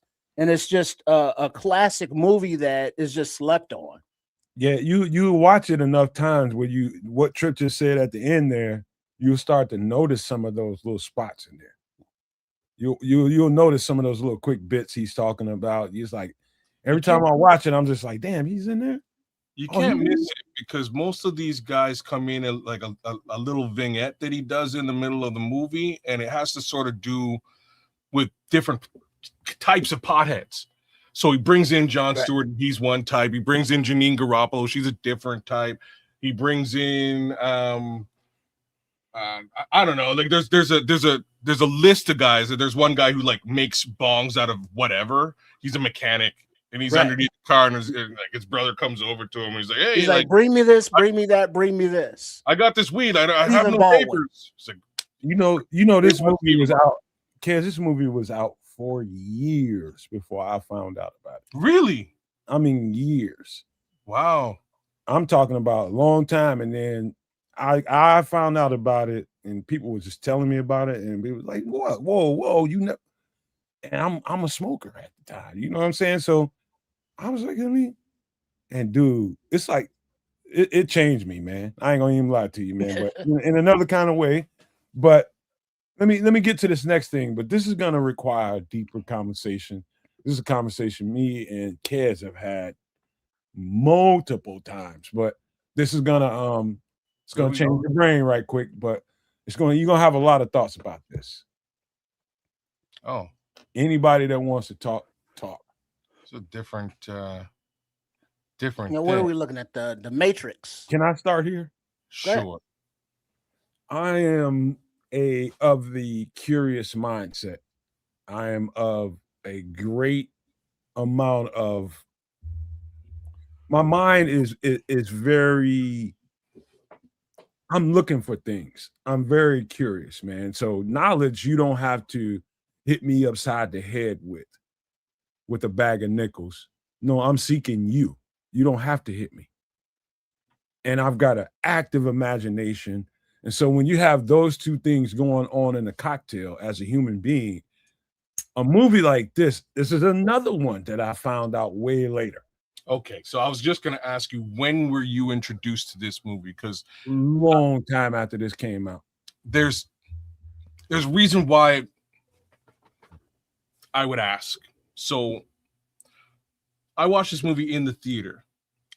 More importantly, the lead up to this film was probably the best marketing spin that I've ever experienced in my life. Talking about normal rules and shit. Yeah. So under normal pretenses, you're gonna go to a movie. You're in a movie. You see the crash bang boom big theatrical trailer, and that's cool. I'm gonna go watch this movie. The theatrical trailer for this movie was literally, what is the Matrix? 4 words and just that background that you might be familiar with now with just stuff dropping. Black background, green characters dropping down the screen. What is the Matrix? So I'm in the theater watching, I think at the time, it was probably the first Star Wars, I believe, was around the time, first episode 1, if you will.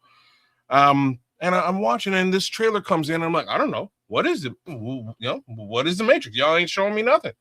Cool. So this builds actual like angst and You know, I kind of want to know what the Matrix is. You didn't show me anything. I'm interested, as opposed to what you normally got with any other trailer. So I go into this movie kind of blind, without any idea as to what this movie's going to be about, as opposed to most folks who watch it later on and have heard some kind of things about this movie. For me in the theater, I'm like, yo, this might be one of the dopest films I've ever watched. And as it ensues, it's a story about a guy who's a hacker. That's how the story sort of starts out. He's a hacker. Wait a minute. Let me be clear. This is the dopest movie I've ever watched. Really? Ever? Ever. Because it ain't just because of the sci-fi that's happening in there. All Mr. Mayhem, I agree. I'm talking about the storyline. You're talking about how just mentioned the guy was a hacker and how he was approached. It's got all kinds of Mr. Anders. So basically, the movie is telling you in a nutshell that everybody is living in a simulation.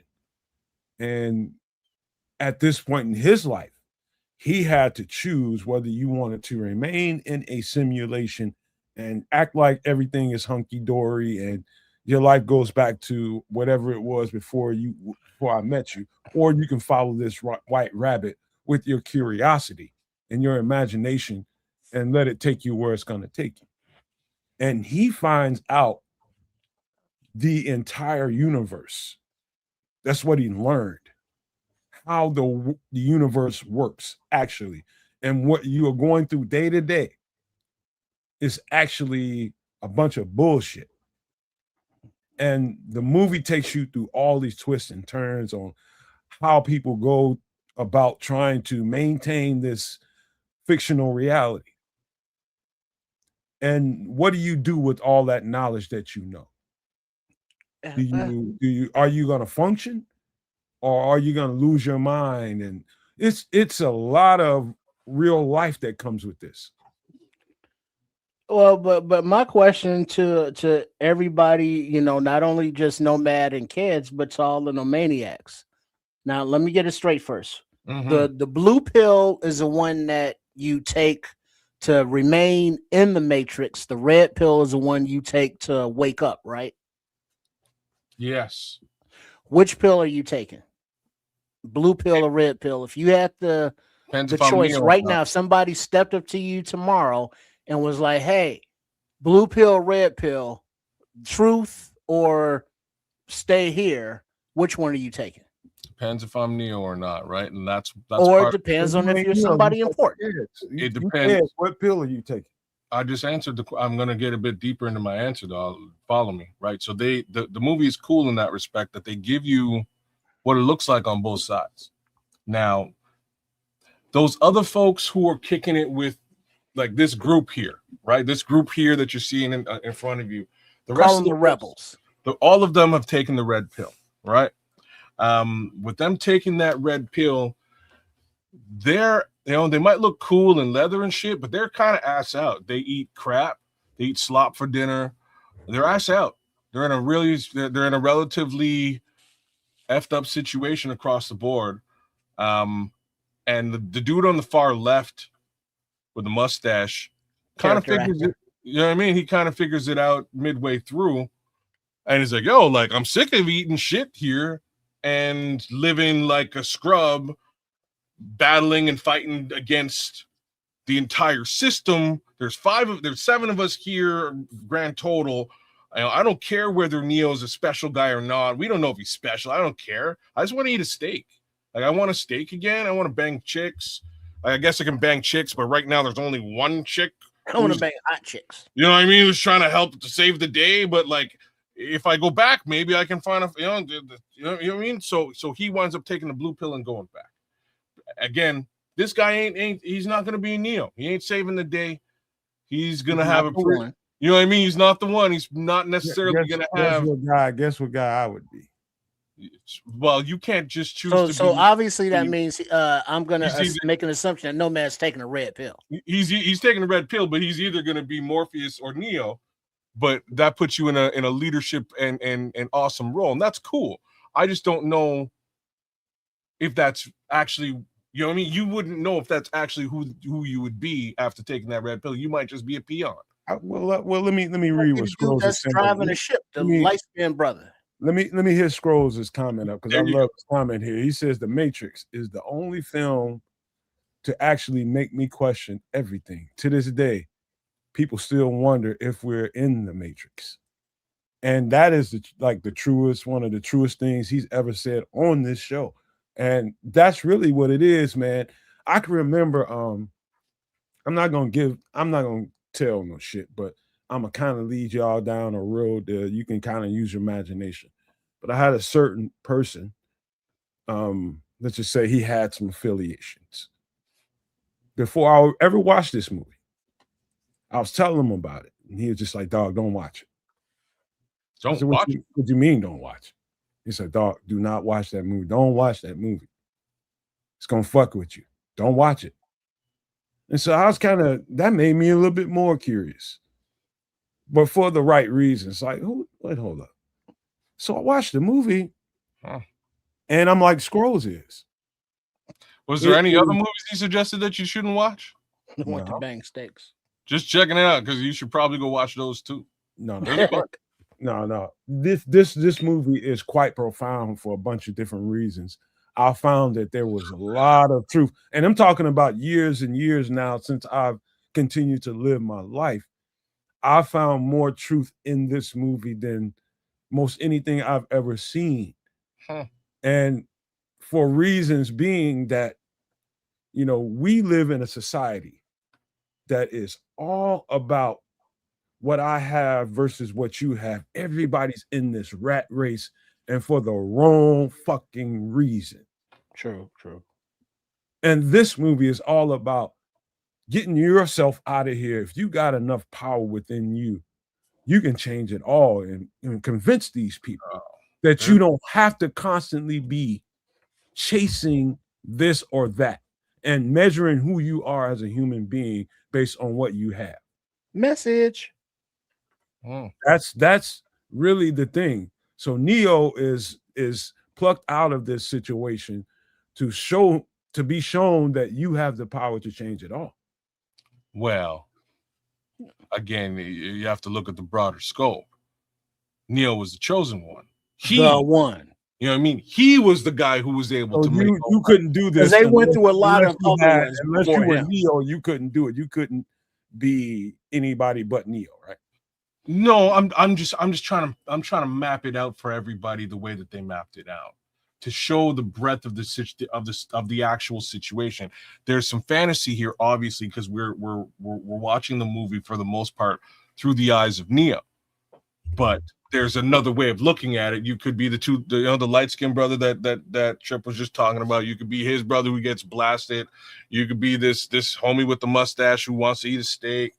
You know what I mean? Like, it's not necessarily all awesomeness. It turned out to be awesomeness with Neo because he could, learn kung fu. He was the one and master it because he was the one. It's not all. It would not be, and like that part of the story is that it would not be friggin' all roses. You know what I mean? Like, kind of looks that it is through Neo's eyes, but for everybody else, it ain't all roses. It's a struggle, man. It's a struggle. So what I found out in the later parts of it, I don't know if it's the second one or the third one, the story continues, right? And it starts to build out a little bit more about some of what kids is talking about. Like, if you're not Neo, who are you in this situation that you're not in the Matrix? Now you're part of a group and part of no, that's squadron. Hold on, let me finish, bro. Okay, go ahead. You're part of a squadron of people that are together to try to disrupt this fucked up reality that all these people are living. And if you're not Neo, then who are you? You're part of a group that's trying to do what they can do for the world so the world can see. The world can see. The entire world can see. I want in on that. I'm not worried about my role in it. I just want in on it. It's about the type of person you are. Everybody can't be a fucking chief. Somebody's got to be a goddamn Indian. And if that's the thing. Neo is the chief, basically. the Indians, like Kwaito was talking about Cypher, he would have taken the blue pill because Cypher wanted to be important. He wanted to be an actor, rich, wealthy. And if you are living that lifestyle in this realm, in this existence, do you want to take a red pill? Like, no. But if you're eating shit sandwiches every day for dinner, if you're that lucky, of course you're gonna probably take the red pill. But Cypher, the guy on the left on the screen here with the mustache and the glasses, his real name is Joe Pantoliano. He has been in more movies than you even understand. He's never been the actor, the main character, but he's always been in the support role. I wonder has he ever won anything for supporting roles? Well, hold on. Let me just run through this list and let me know if you've heard of any of these movies. Oh, Bad Neil Boy. There he is. There you go. Bad Neil. Boys, The Goonies, The Sopranos, Holiday Touchdown, The Matrix, Baby's Day Out, Memento, The Fugitive, Bound, Bad Boys for Life, Midnight Run, Bad Boys 2, U.S. Marshals, Risky Business, Bad Boys Ride or Die, Ba Ba Ba Ba Ba La Bamba, The Santa Stakeout, Eddie and the Cruisers, Percy Jackson and the Olympians, Feast of the Seven Fishers, Wedding Days, From the Vine, The Final Four, All of the Other, Running Scared, classic, Chi-Town, The Bears, Empire of the Sun, Daredevil, Deadly Impact, Racing Stripes, Violent Night 2, The Adventures of Pluto Nash, Hide and Seek, Cats and Dogs, Unknown, Ready to Rumble, Canvas,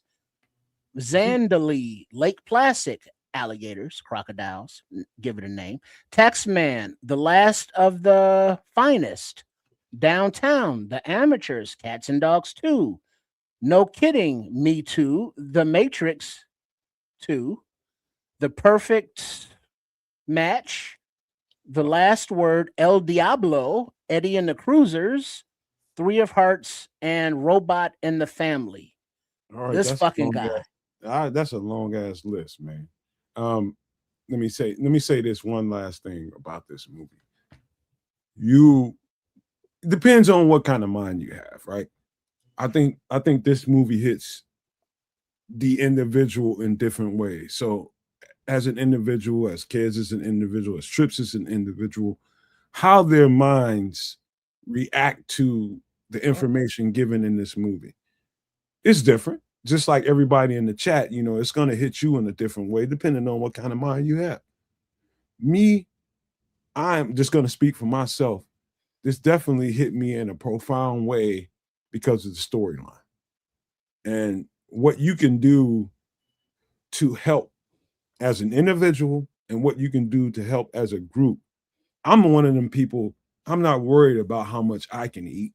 I can eat all the fuck I want because I've got everything I need to eat and eat well.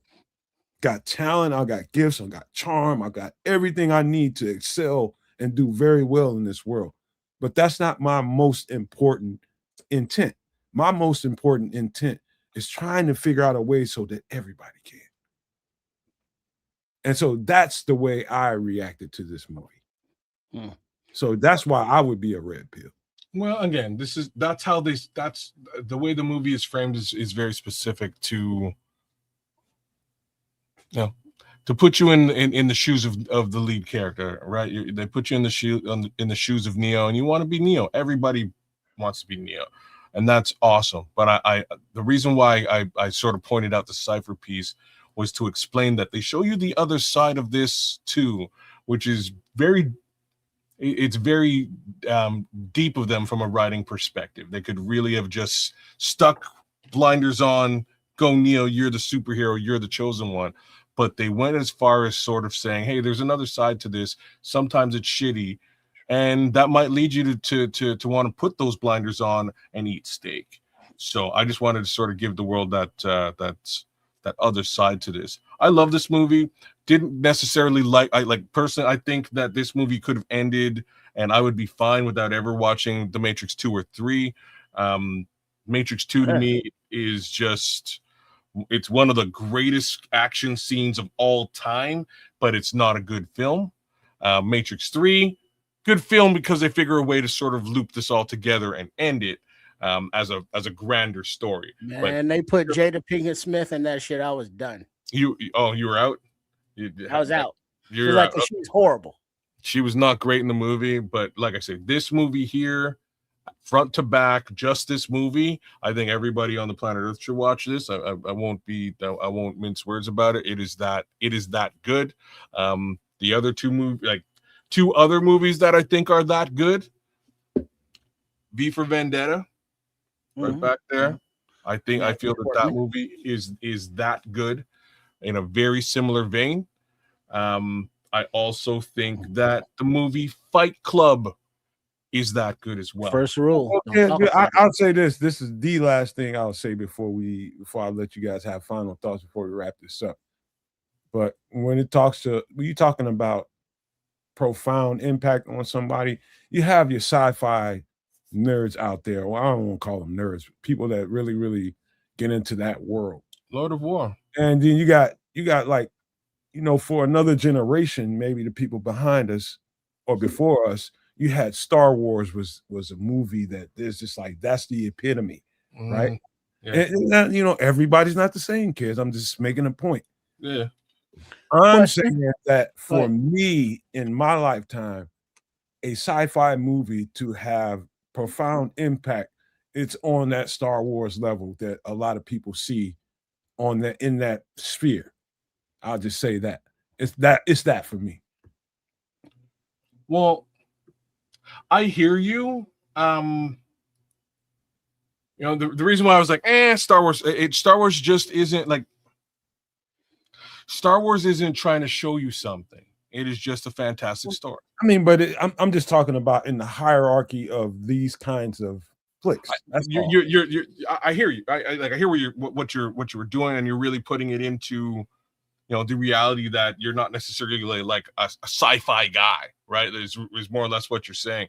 In the realm of sci-fi, for you, this is the tippy top, and I wouldn't argue with that. There's one more movie I would put in that sort of realm, and it's the Terminator series as well. Kids, truth be told, the Matrix, while I believe that the blue pill, red pill, that's a whole discussion. The ones and the zeros, a whole digital thing. Agent Smith, enforcing the law, getting tired of that bullshit after a while.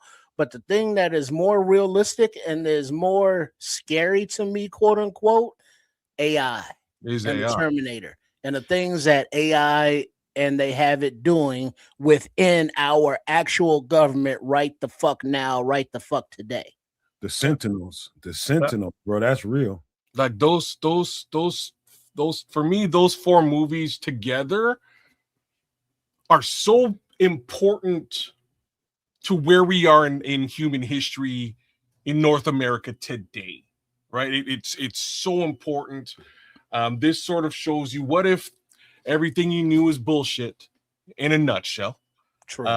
Terminator says, beware of AI, here's what can happen.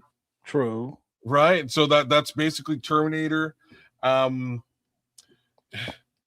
Club doubles down on is everything actually bullshit? And if it is, that was actually crazy. How do you combat against it?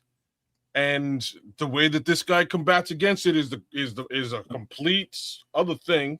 Well, hold on, kids. Time out there, right there, pause. I understand where you're going with the Fight Club.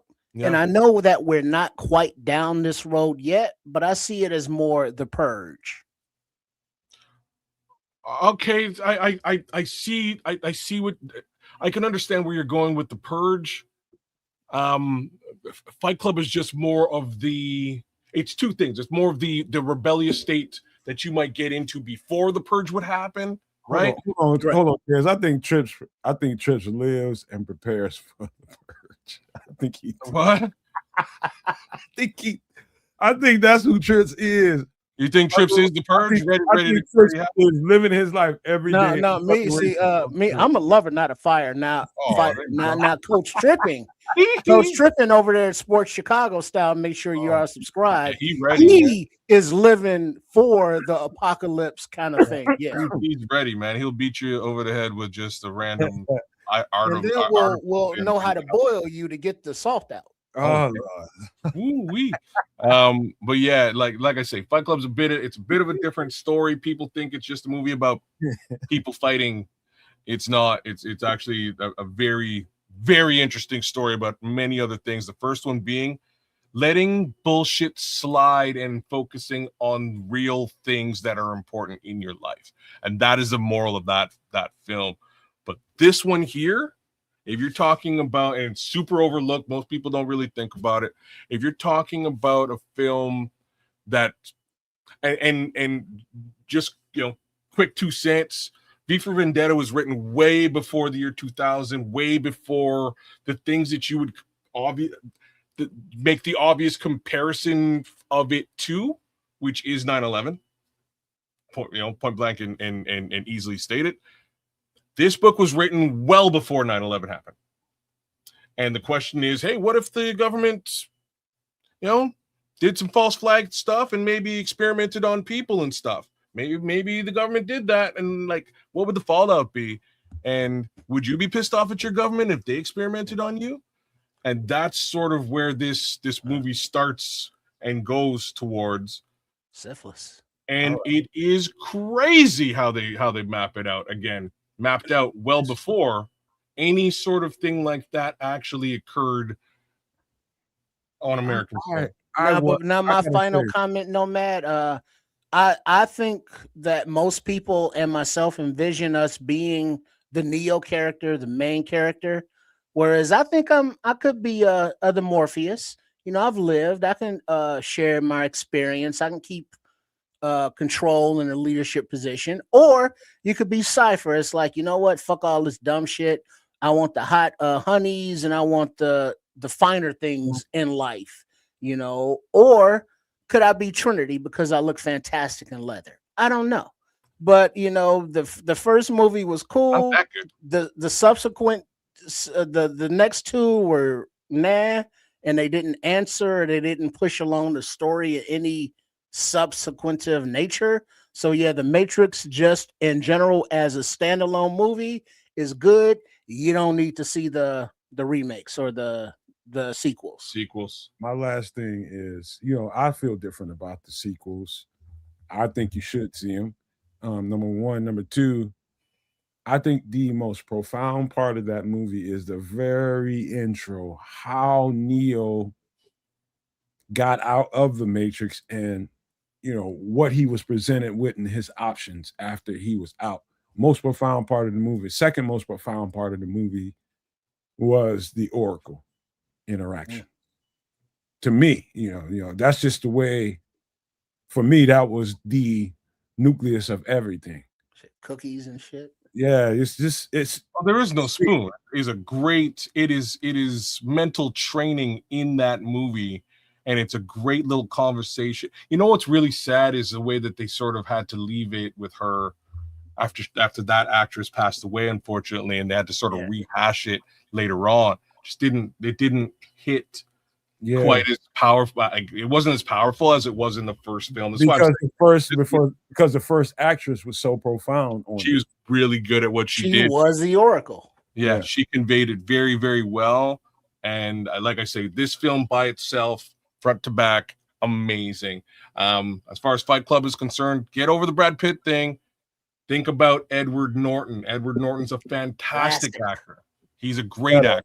I got to tell you real quick before we get out of here, how another movie, years after the shit was out, I go home and I turn on one of the cable channels I had with fucking HBO or whatever it was. And I'm folded. I'm coming from a night out, but I ain't all the way sleepy. So I eat a little something and I jump on the couch and turn on the TV, grab a blanket and just start watching something. And that shit comes on. Fucking Fight Club. And I thought it was the weirdest shit. I turned it off. I was folded. You know, I ain't gonna lie to you. I just came from the club, and I was just trying to, you know, I had the next day off, so I'm just trying to look at something before I get ready to fall asleep and ate. So I'm in that, Did we lose him? and didn't even there you look and didn't even think to watch it again until like 4 or 5 years later. Turn it on again, and it had a different. I was just like, hold up, this shit. Whoa, Brother. whoa. And then it hit me. I'm like, hold up. And still today, I probably need to watch that thing a little bit more. Huh? So I got a weird story I can tell y'all later on after off of camera, man. But some weird shit happened in that movie, man. I had to check somebody about that. But now now Fight Club is classic just because of the subject matter. But don't hate on Brad Pitt, because another, I think, well, in a certain niche, it gets its love. But the movie Seven with Kevin Spacey, with Brad Pitt, with what's black man's name? With I the think it's Morgan Freeman. No, Morgan Freeman. You know, that is a classic movie right there. What's the girl? The wife. oh, She's damn. famous now too. You caught me on the wife. I don't like but that a lot of movie. young up and comers. I tell you a slept on ass movie, and it's a Denzel Washington movie. It's a subject that I've had to tussle with kids a little bit about. It's called Deja Vu. Should watch that. It's just because I don't dream. That's all. But that Gwyneth Paltrow. has a lot more to do with the Thank you, movie Half Baked than anything else. Yeah. In any event, all Gwyneth Paltrow. All of these movies are super solid. I haven't. Yeah, the Running Man remake just came out. Quatu. I don't know if I can do it because I couldn't do it because the first one is too like it's it's ingrained in my heart. I love that movie. I do. I honestly do love it. It's a little bit different premise, and The Running it's Man? not like a one for one remake. Let's say. I had a feeling it couldn't be. And the reason that I'm saying that is because the premise of that film is the same premise as the Hunger Games, if you really think about it. Right. All right. So they had to sort of maybe slide a little bit in a different direction. But love that film, especially the first guy whose head explodes within the first 15 seconds of the film. That's just a great way to enter a movie. Ba-boom. Anyhow, Schwarzenegger Well, film. but what's my man's name in the Running Man remake? The young guy, what's his name? The lead character. He's a up and coming actor. He's a good personality, and he carries a movie well. You know, he's a good actor, and I like his movies. What's his name, kids? Glenn Powell? Glenn Powell or Clayton Powell? Glenn Powell. Glenn Powell. Yeah, he's had some nice roles coming up in his career, and he's now getting that leading man role, and I think he carried it well in Running Man 2. Now, granted, it's a remake, and many aren't fans of those, but for what it was, with the little different premise and what he did in it, I enjoyed his role, his character, his acting. All right. One last thing before we get out of here. I think you're talking about profound impacts on people. I think this is the next most profound movie that's going to really, really impact people, and it's coming out soon. Disclosure. This is the original. Spielberg? Oh, shit. Yeah, this is the original promo for it, and this was just a basic promo for it. And I think they've called it Disclosure Now. I think they've added to the name or the title of the movie. And Spielberg has made these movies, profound movies about aliens throughout his career.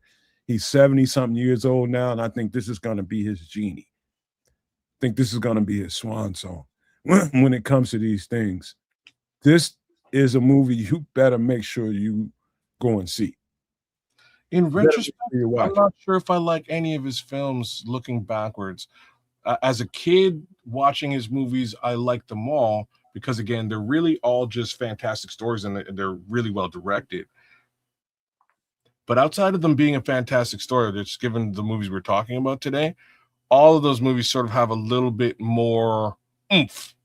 You know, it's not just a fantastic story, but there's a premise behind all this. There's a grander idea and thought train to all of those films that we talked about today, and that's the difference. I wonder if that's where he's going with this as far as Spielberg is concerned, but I haven't really seen him Well, do go do yourself a favor, kids, and go start looking at. They got a couple of trailers out there, bro. Yeah. So one thing you'll learn about me, and I'll just say it now, because of the Matrix, since considering what we're talking about, after that Matrix promo, which showed me nothing, I do not watch trailers. I avoid them like the plague. If I go to the movie and the trailers are on, I go to the washroom.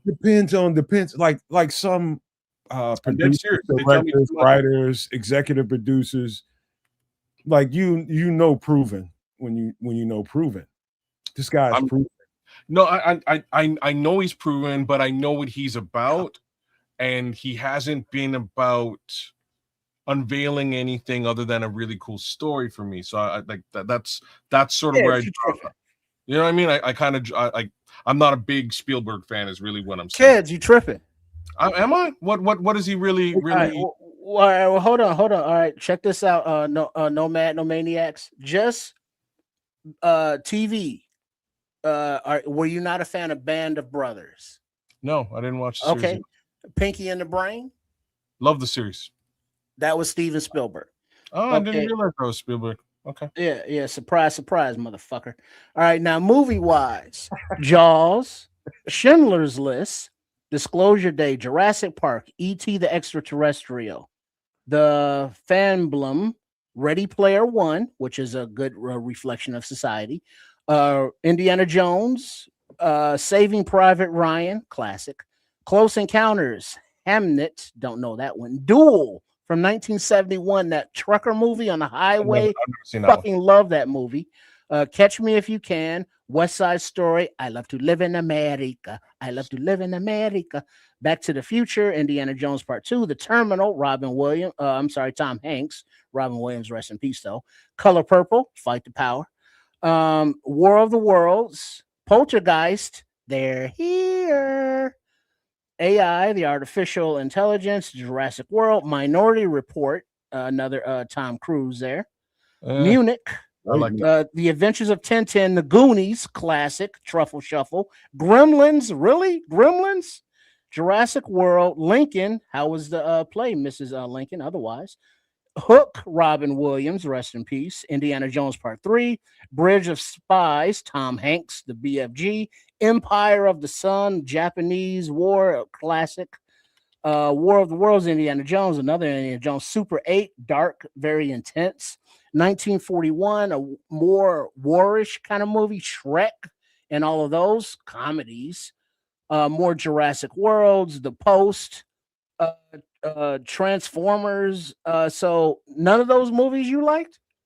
So don't get me wrong. I'm just saying I'm not necessarily a fan of his because of what he does. Like all of the things that you've listed, except for, in my opinion, maybe two. So the first one would be Ready Player One, and the second one would be AI, are just fantastic stories. Don't get me wrong. We're talking about Steven Spielberg here. Mm-hmm. He's a fucking fantastic storyteller. Everything you've listed here, for the most part, is an example of that. Jurassic World. I hate the Jurassic series, but that's neither here nor there. So yeah, but the first one. Explain why you're not a fan. I want to hear that. Because of what I just said a minute ago. I prefer films where you're not just giving me a fantastic story, but you're also giving me more meat on the bone, a little bit more, the Matrix. As let's step Saving away from Private Ryan. Let's step away from all the things that we've said so far, and let's just say Avatar, for instance. Avatar is a fantastic story about some weird alien shit.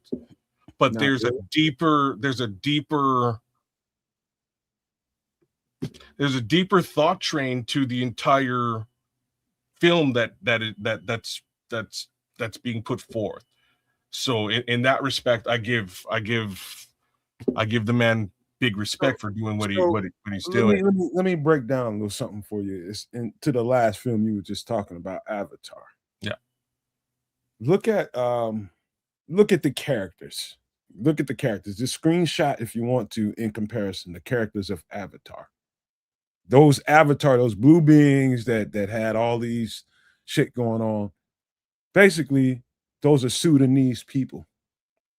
The exact same markings on their faces, exact same markings on their bodies, exact same body shape.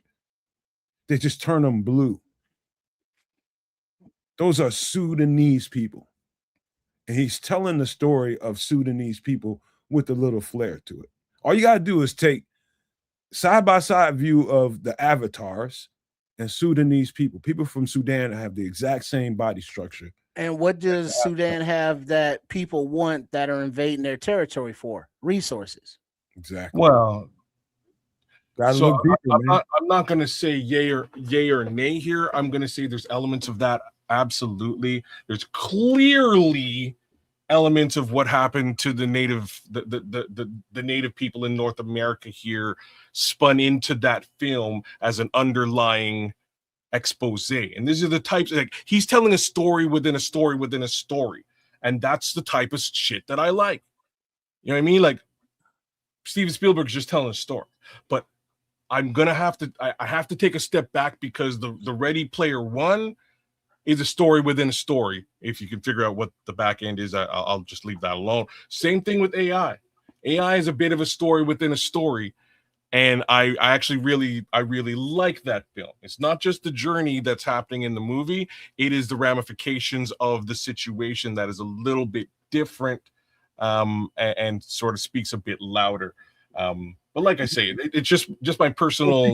But you can understand why we take exception to you saying you're not a Spielberg. Well, but here's the thing, though, Nomad and kids. There's a discrepancy on what we're talking about, because as Patrick put up in the chat, where he said we, and I'm assuming that we as in him and kids, is that they want truth on the subject as opposed to a story. Would that be a fair categorization, kids? That might be a very good way of, like, it's a good way of explaining it. At the same time, it is another way of explaining it would be like, sometimes you just can't sort of come out and say shit to people. Yeah. You know what I mean? You just can't. But isn't that? But in Nomad's point, that's exactly what Avatar is. Mm-hmm. It's the truth about what's happening in the Sudan, but it's a story to sell to the masses that people go to the movies and see. This is why it was my example. That's exactly why I said that. That's why I brought Avatar in the first place, because it's not just a fantastic story about funky sci-fi shit. There's a whole underlying conversation to be had. It drives a conversation that you might not be able to just have, right? So kids is all about the Winston Churchill quote: a riddle wrapped in a mystery inside an enigma. Is what he's looking for to be entertained. Or Hamlet, a story within a story within a story. You gotta I'm gonna tell you something, man. A lot of movies like this, and a lot of movies like a lot of stuff that Trips mentioned, in particular Avatar, it's a story of a story.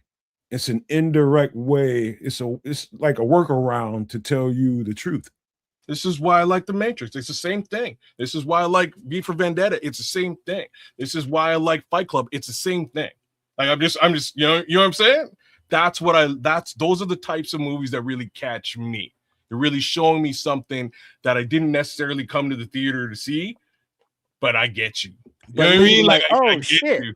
I get you, bro. You're telling me something a little bit more than just, there's an extraterrestrial and he lives with these kids and he rides. I'll tell you what, man. My girlfriend is off tomorrow, and she's being generous to me right now, letting me be. Well, what you need to do is have her sit down and put her feet in your lap, and you rub them while we give our pleasantries. Nobody listen to you and your nasty ass. Ain't nobody doing none of that, man. But listen, man, I just want to say, man, this also was fun tonight, man. Every level of the show. And I just knew for the people that came here for the Bob Lazar story, we will cover it next week. I will make sure I get these guys in a better mood, but I think it went off rails when me and Trip start talking about doomsday prepping. I think they got him off, man. I think we could have done it if we hadn't started. Yeah, like you gonna walk down the street with a goddamn chainsaw on your back and not draw attention. You honestly, brother, if you while you were defending off, that shit, dumb if you were reading the chat was on another level. I know. I seen some of that shit. It's fun. I'm sorry, man. I was having a good time with it, but this was fun, man. And I don't want to cut y'all short, man. But we do need to let's talk before we get ready to get out of here, man. Let's shut her down. Big shout outs to everyone in the chat, real quick to Total Recall. Shout out to the Bishop that was here with us all night. Big ups to Bishop for hanging out and holding down the fort. Shout out to my guy Triple R with respect to all of the heads at Sports Chicago Style, including himself. Big ups to me. And give me a like, share, subscribe over at Kids of Canuck, and do the same thing for Nomad. Quatu, I love Total Recall too, but for different reasons. It's a hilarious movie for me, and Benny is one of my favorite characters of all time. I love Benny. Benny cracks me up. He's just lying about his kids, and I'm not sure. You know what I mean? And I'm not sure if anybody really clues into it until at the end. 8 kids. Like, how many kids you got, Benny? Oh shit, I ain't got no kids. I ain't got not one.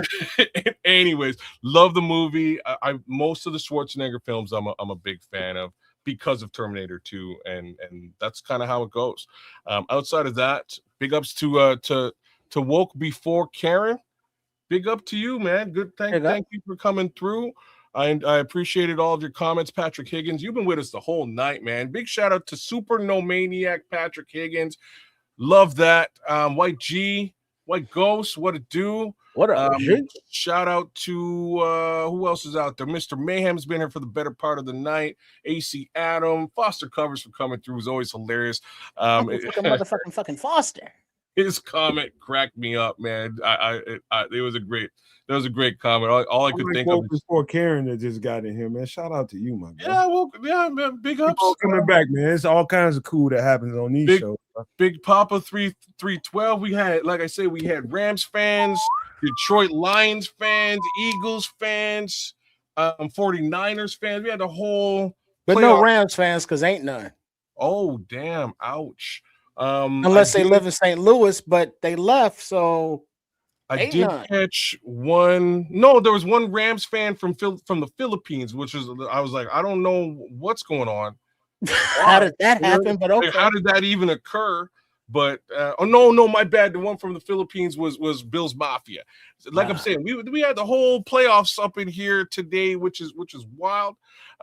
Big shout outs to all you guys. As far as Foster Covers is concerned, all I could think of was Grand Theft Auto 5, Trevor. How you get introduced to Trevor. If you played this game and you know the Trevor introduction, that was exactly what popped into my mind with Foster Cover's comment.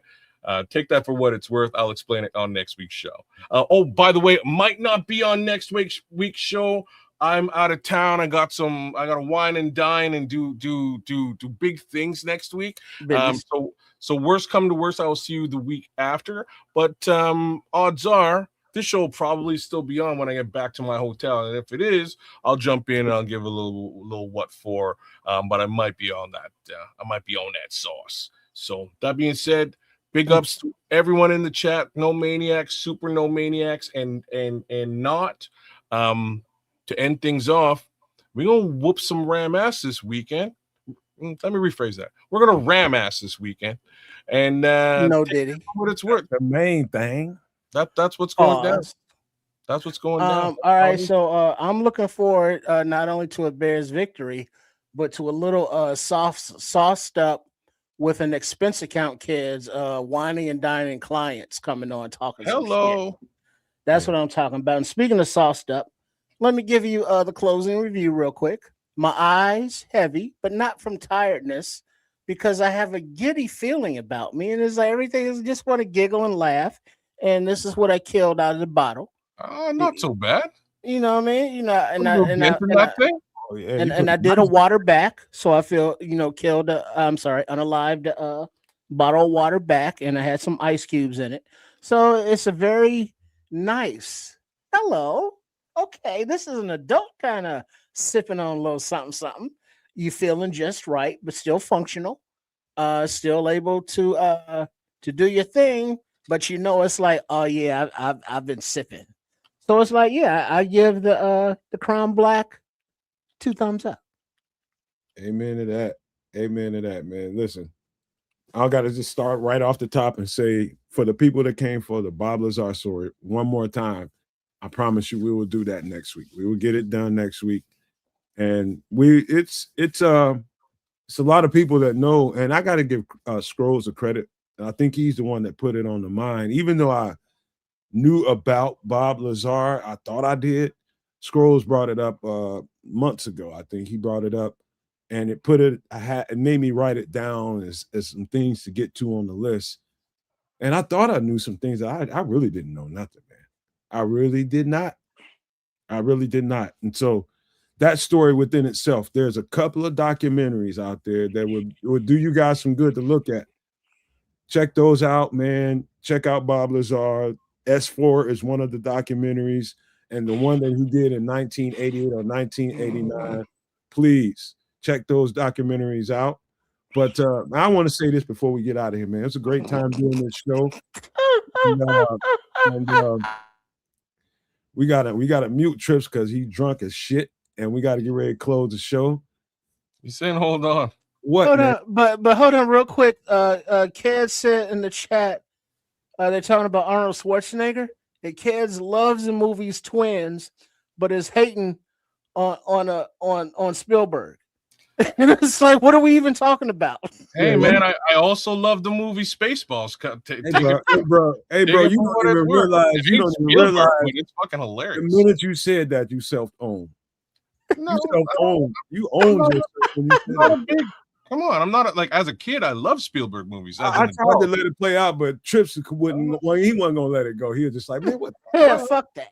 I'm not a big Spielberg guy. I'm not running to the movie theater to go watch a Spielberg movie at this age. Like, what's he doing for me? See, woke before Karen is with me, man.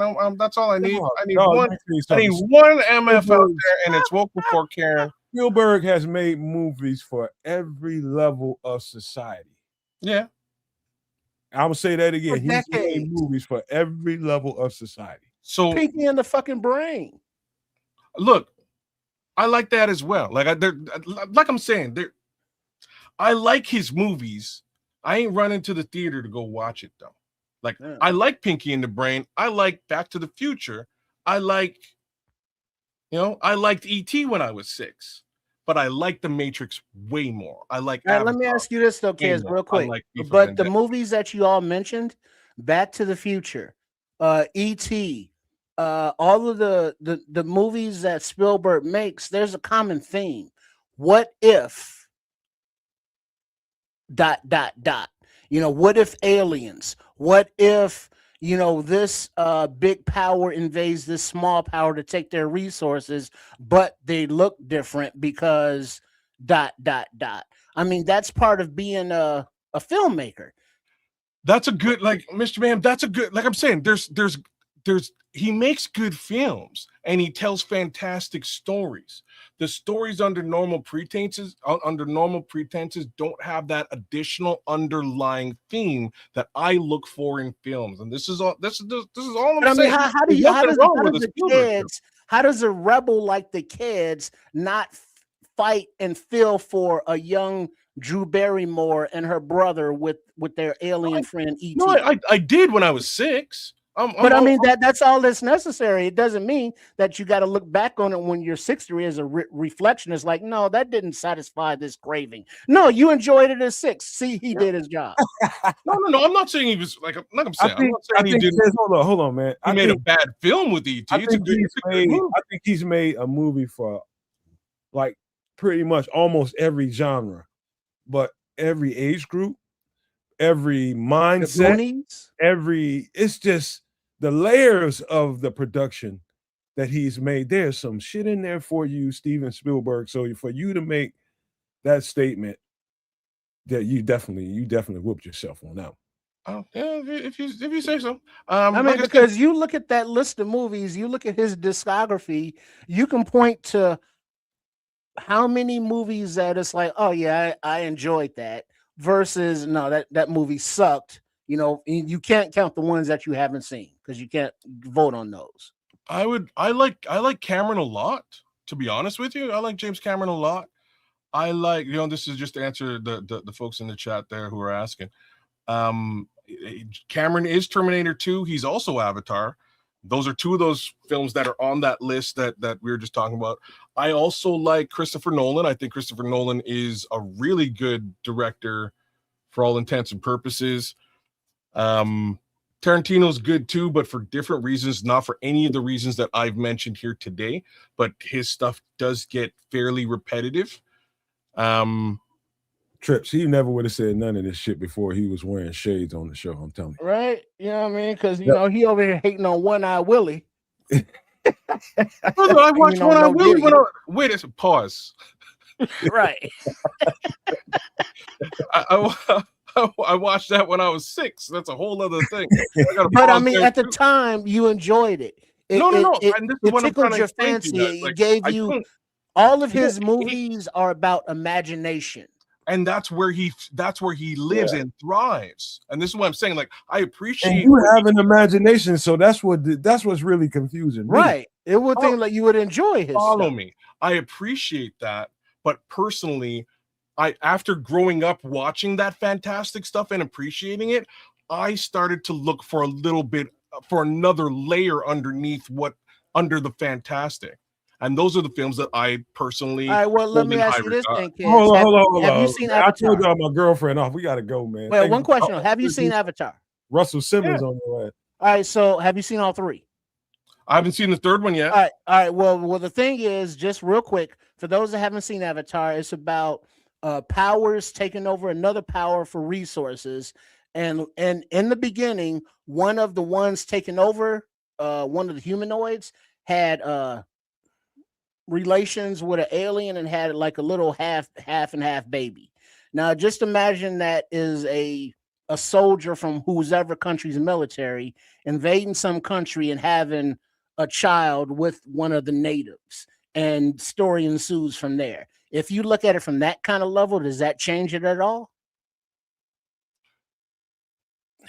He gonna give you a long ass answer because it's still the same thing. There's an underlying story baked within the sci-fi that they're putting forth, right? That's what I look for more so than just the fantastic story, the fantastic sci-fi story. And that's truly the answer. Spielberg, again, does have a few films that are more than just fantastic stories. And in my opinion, those are Ready Player One and AI. There's probably 2 more. Terminal's very good, but again, fantastic story, very well directed. There's so many of them at different levels. I love the Back to the Future series. I do. I grew up on it. There's certain films in his list of stuff that I absolutely love. I'm a big Transformers fan growing up. Not a big fan of those films. Didn't I tell you he can't give a short answer, man? Hey, man, but that's the thing, though. It's kind of contradictory because, so it's like, are you a fan of Spielberg or are you not? I'm not like I said, I'm not a huge Spielberg fan at this age. As a younger kid, I was. Okay, I've just moved on to something else. All right, Trips, don't do that shit no more, man. Every time I get ready to close and y'all having a good time, man, y'all do this shit. Come on now. I gotta go. We ain't got no feet to rub. I got to go. I love y'all, man. Make sure you stay tuned for the live broadcast, man. The live reaction show we do on. I think the game is at about 5:30 on Sunday. I think it's about 5:30 on Sunday, something like that. It might be. Check your local listings for the game in your area, but I think it's somewhere around that. That's the last time I checked. But whatever it is, we'll be on 30 minutes before the broadcast because that's what we do, man. You'll never get a live broadcast, live reaction to a game like that. We're actually breaking the game down while we're watching and giving you colorful commentary. So stay tuned for that. And again, I apologize for all that came for the Bob Lazar story. We will make up for it next week, but make sure you come next week because this show is so much fun to do. And I love you guys. And I got to leave you with these famous words: love, peace, and hair grease, y'all.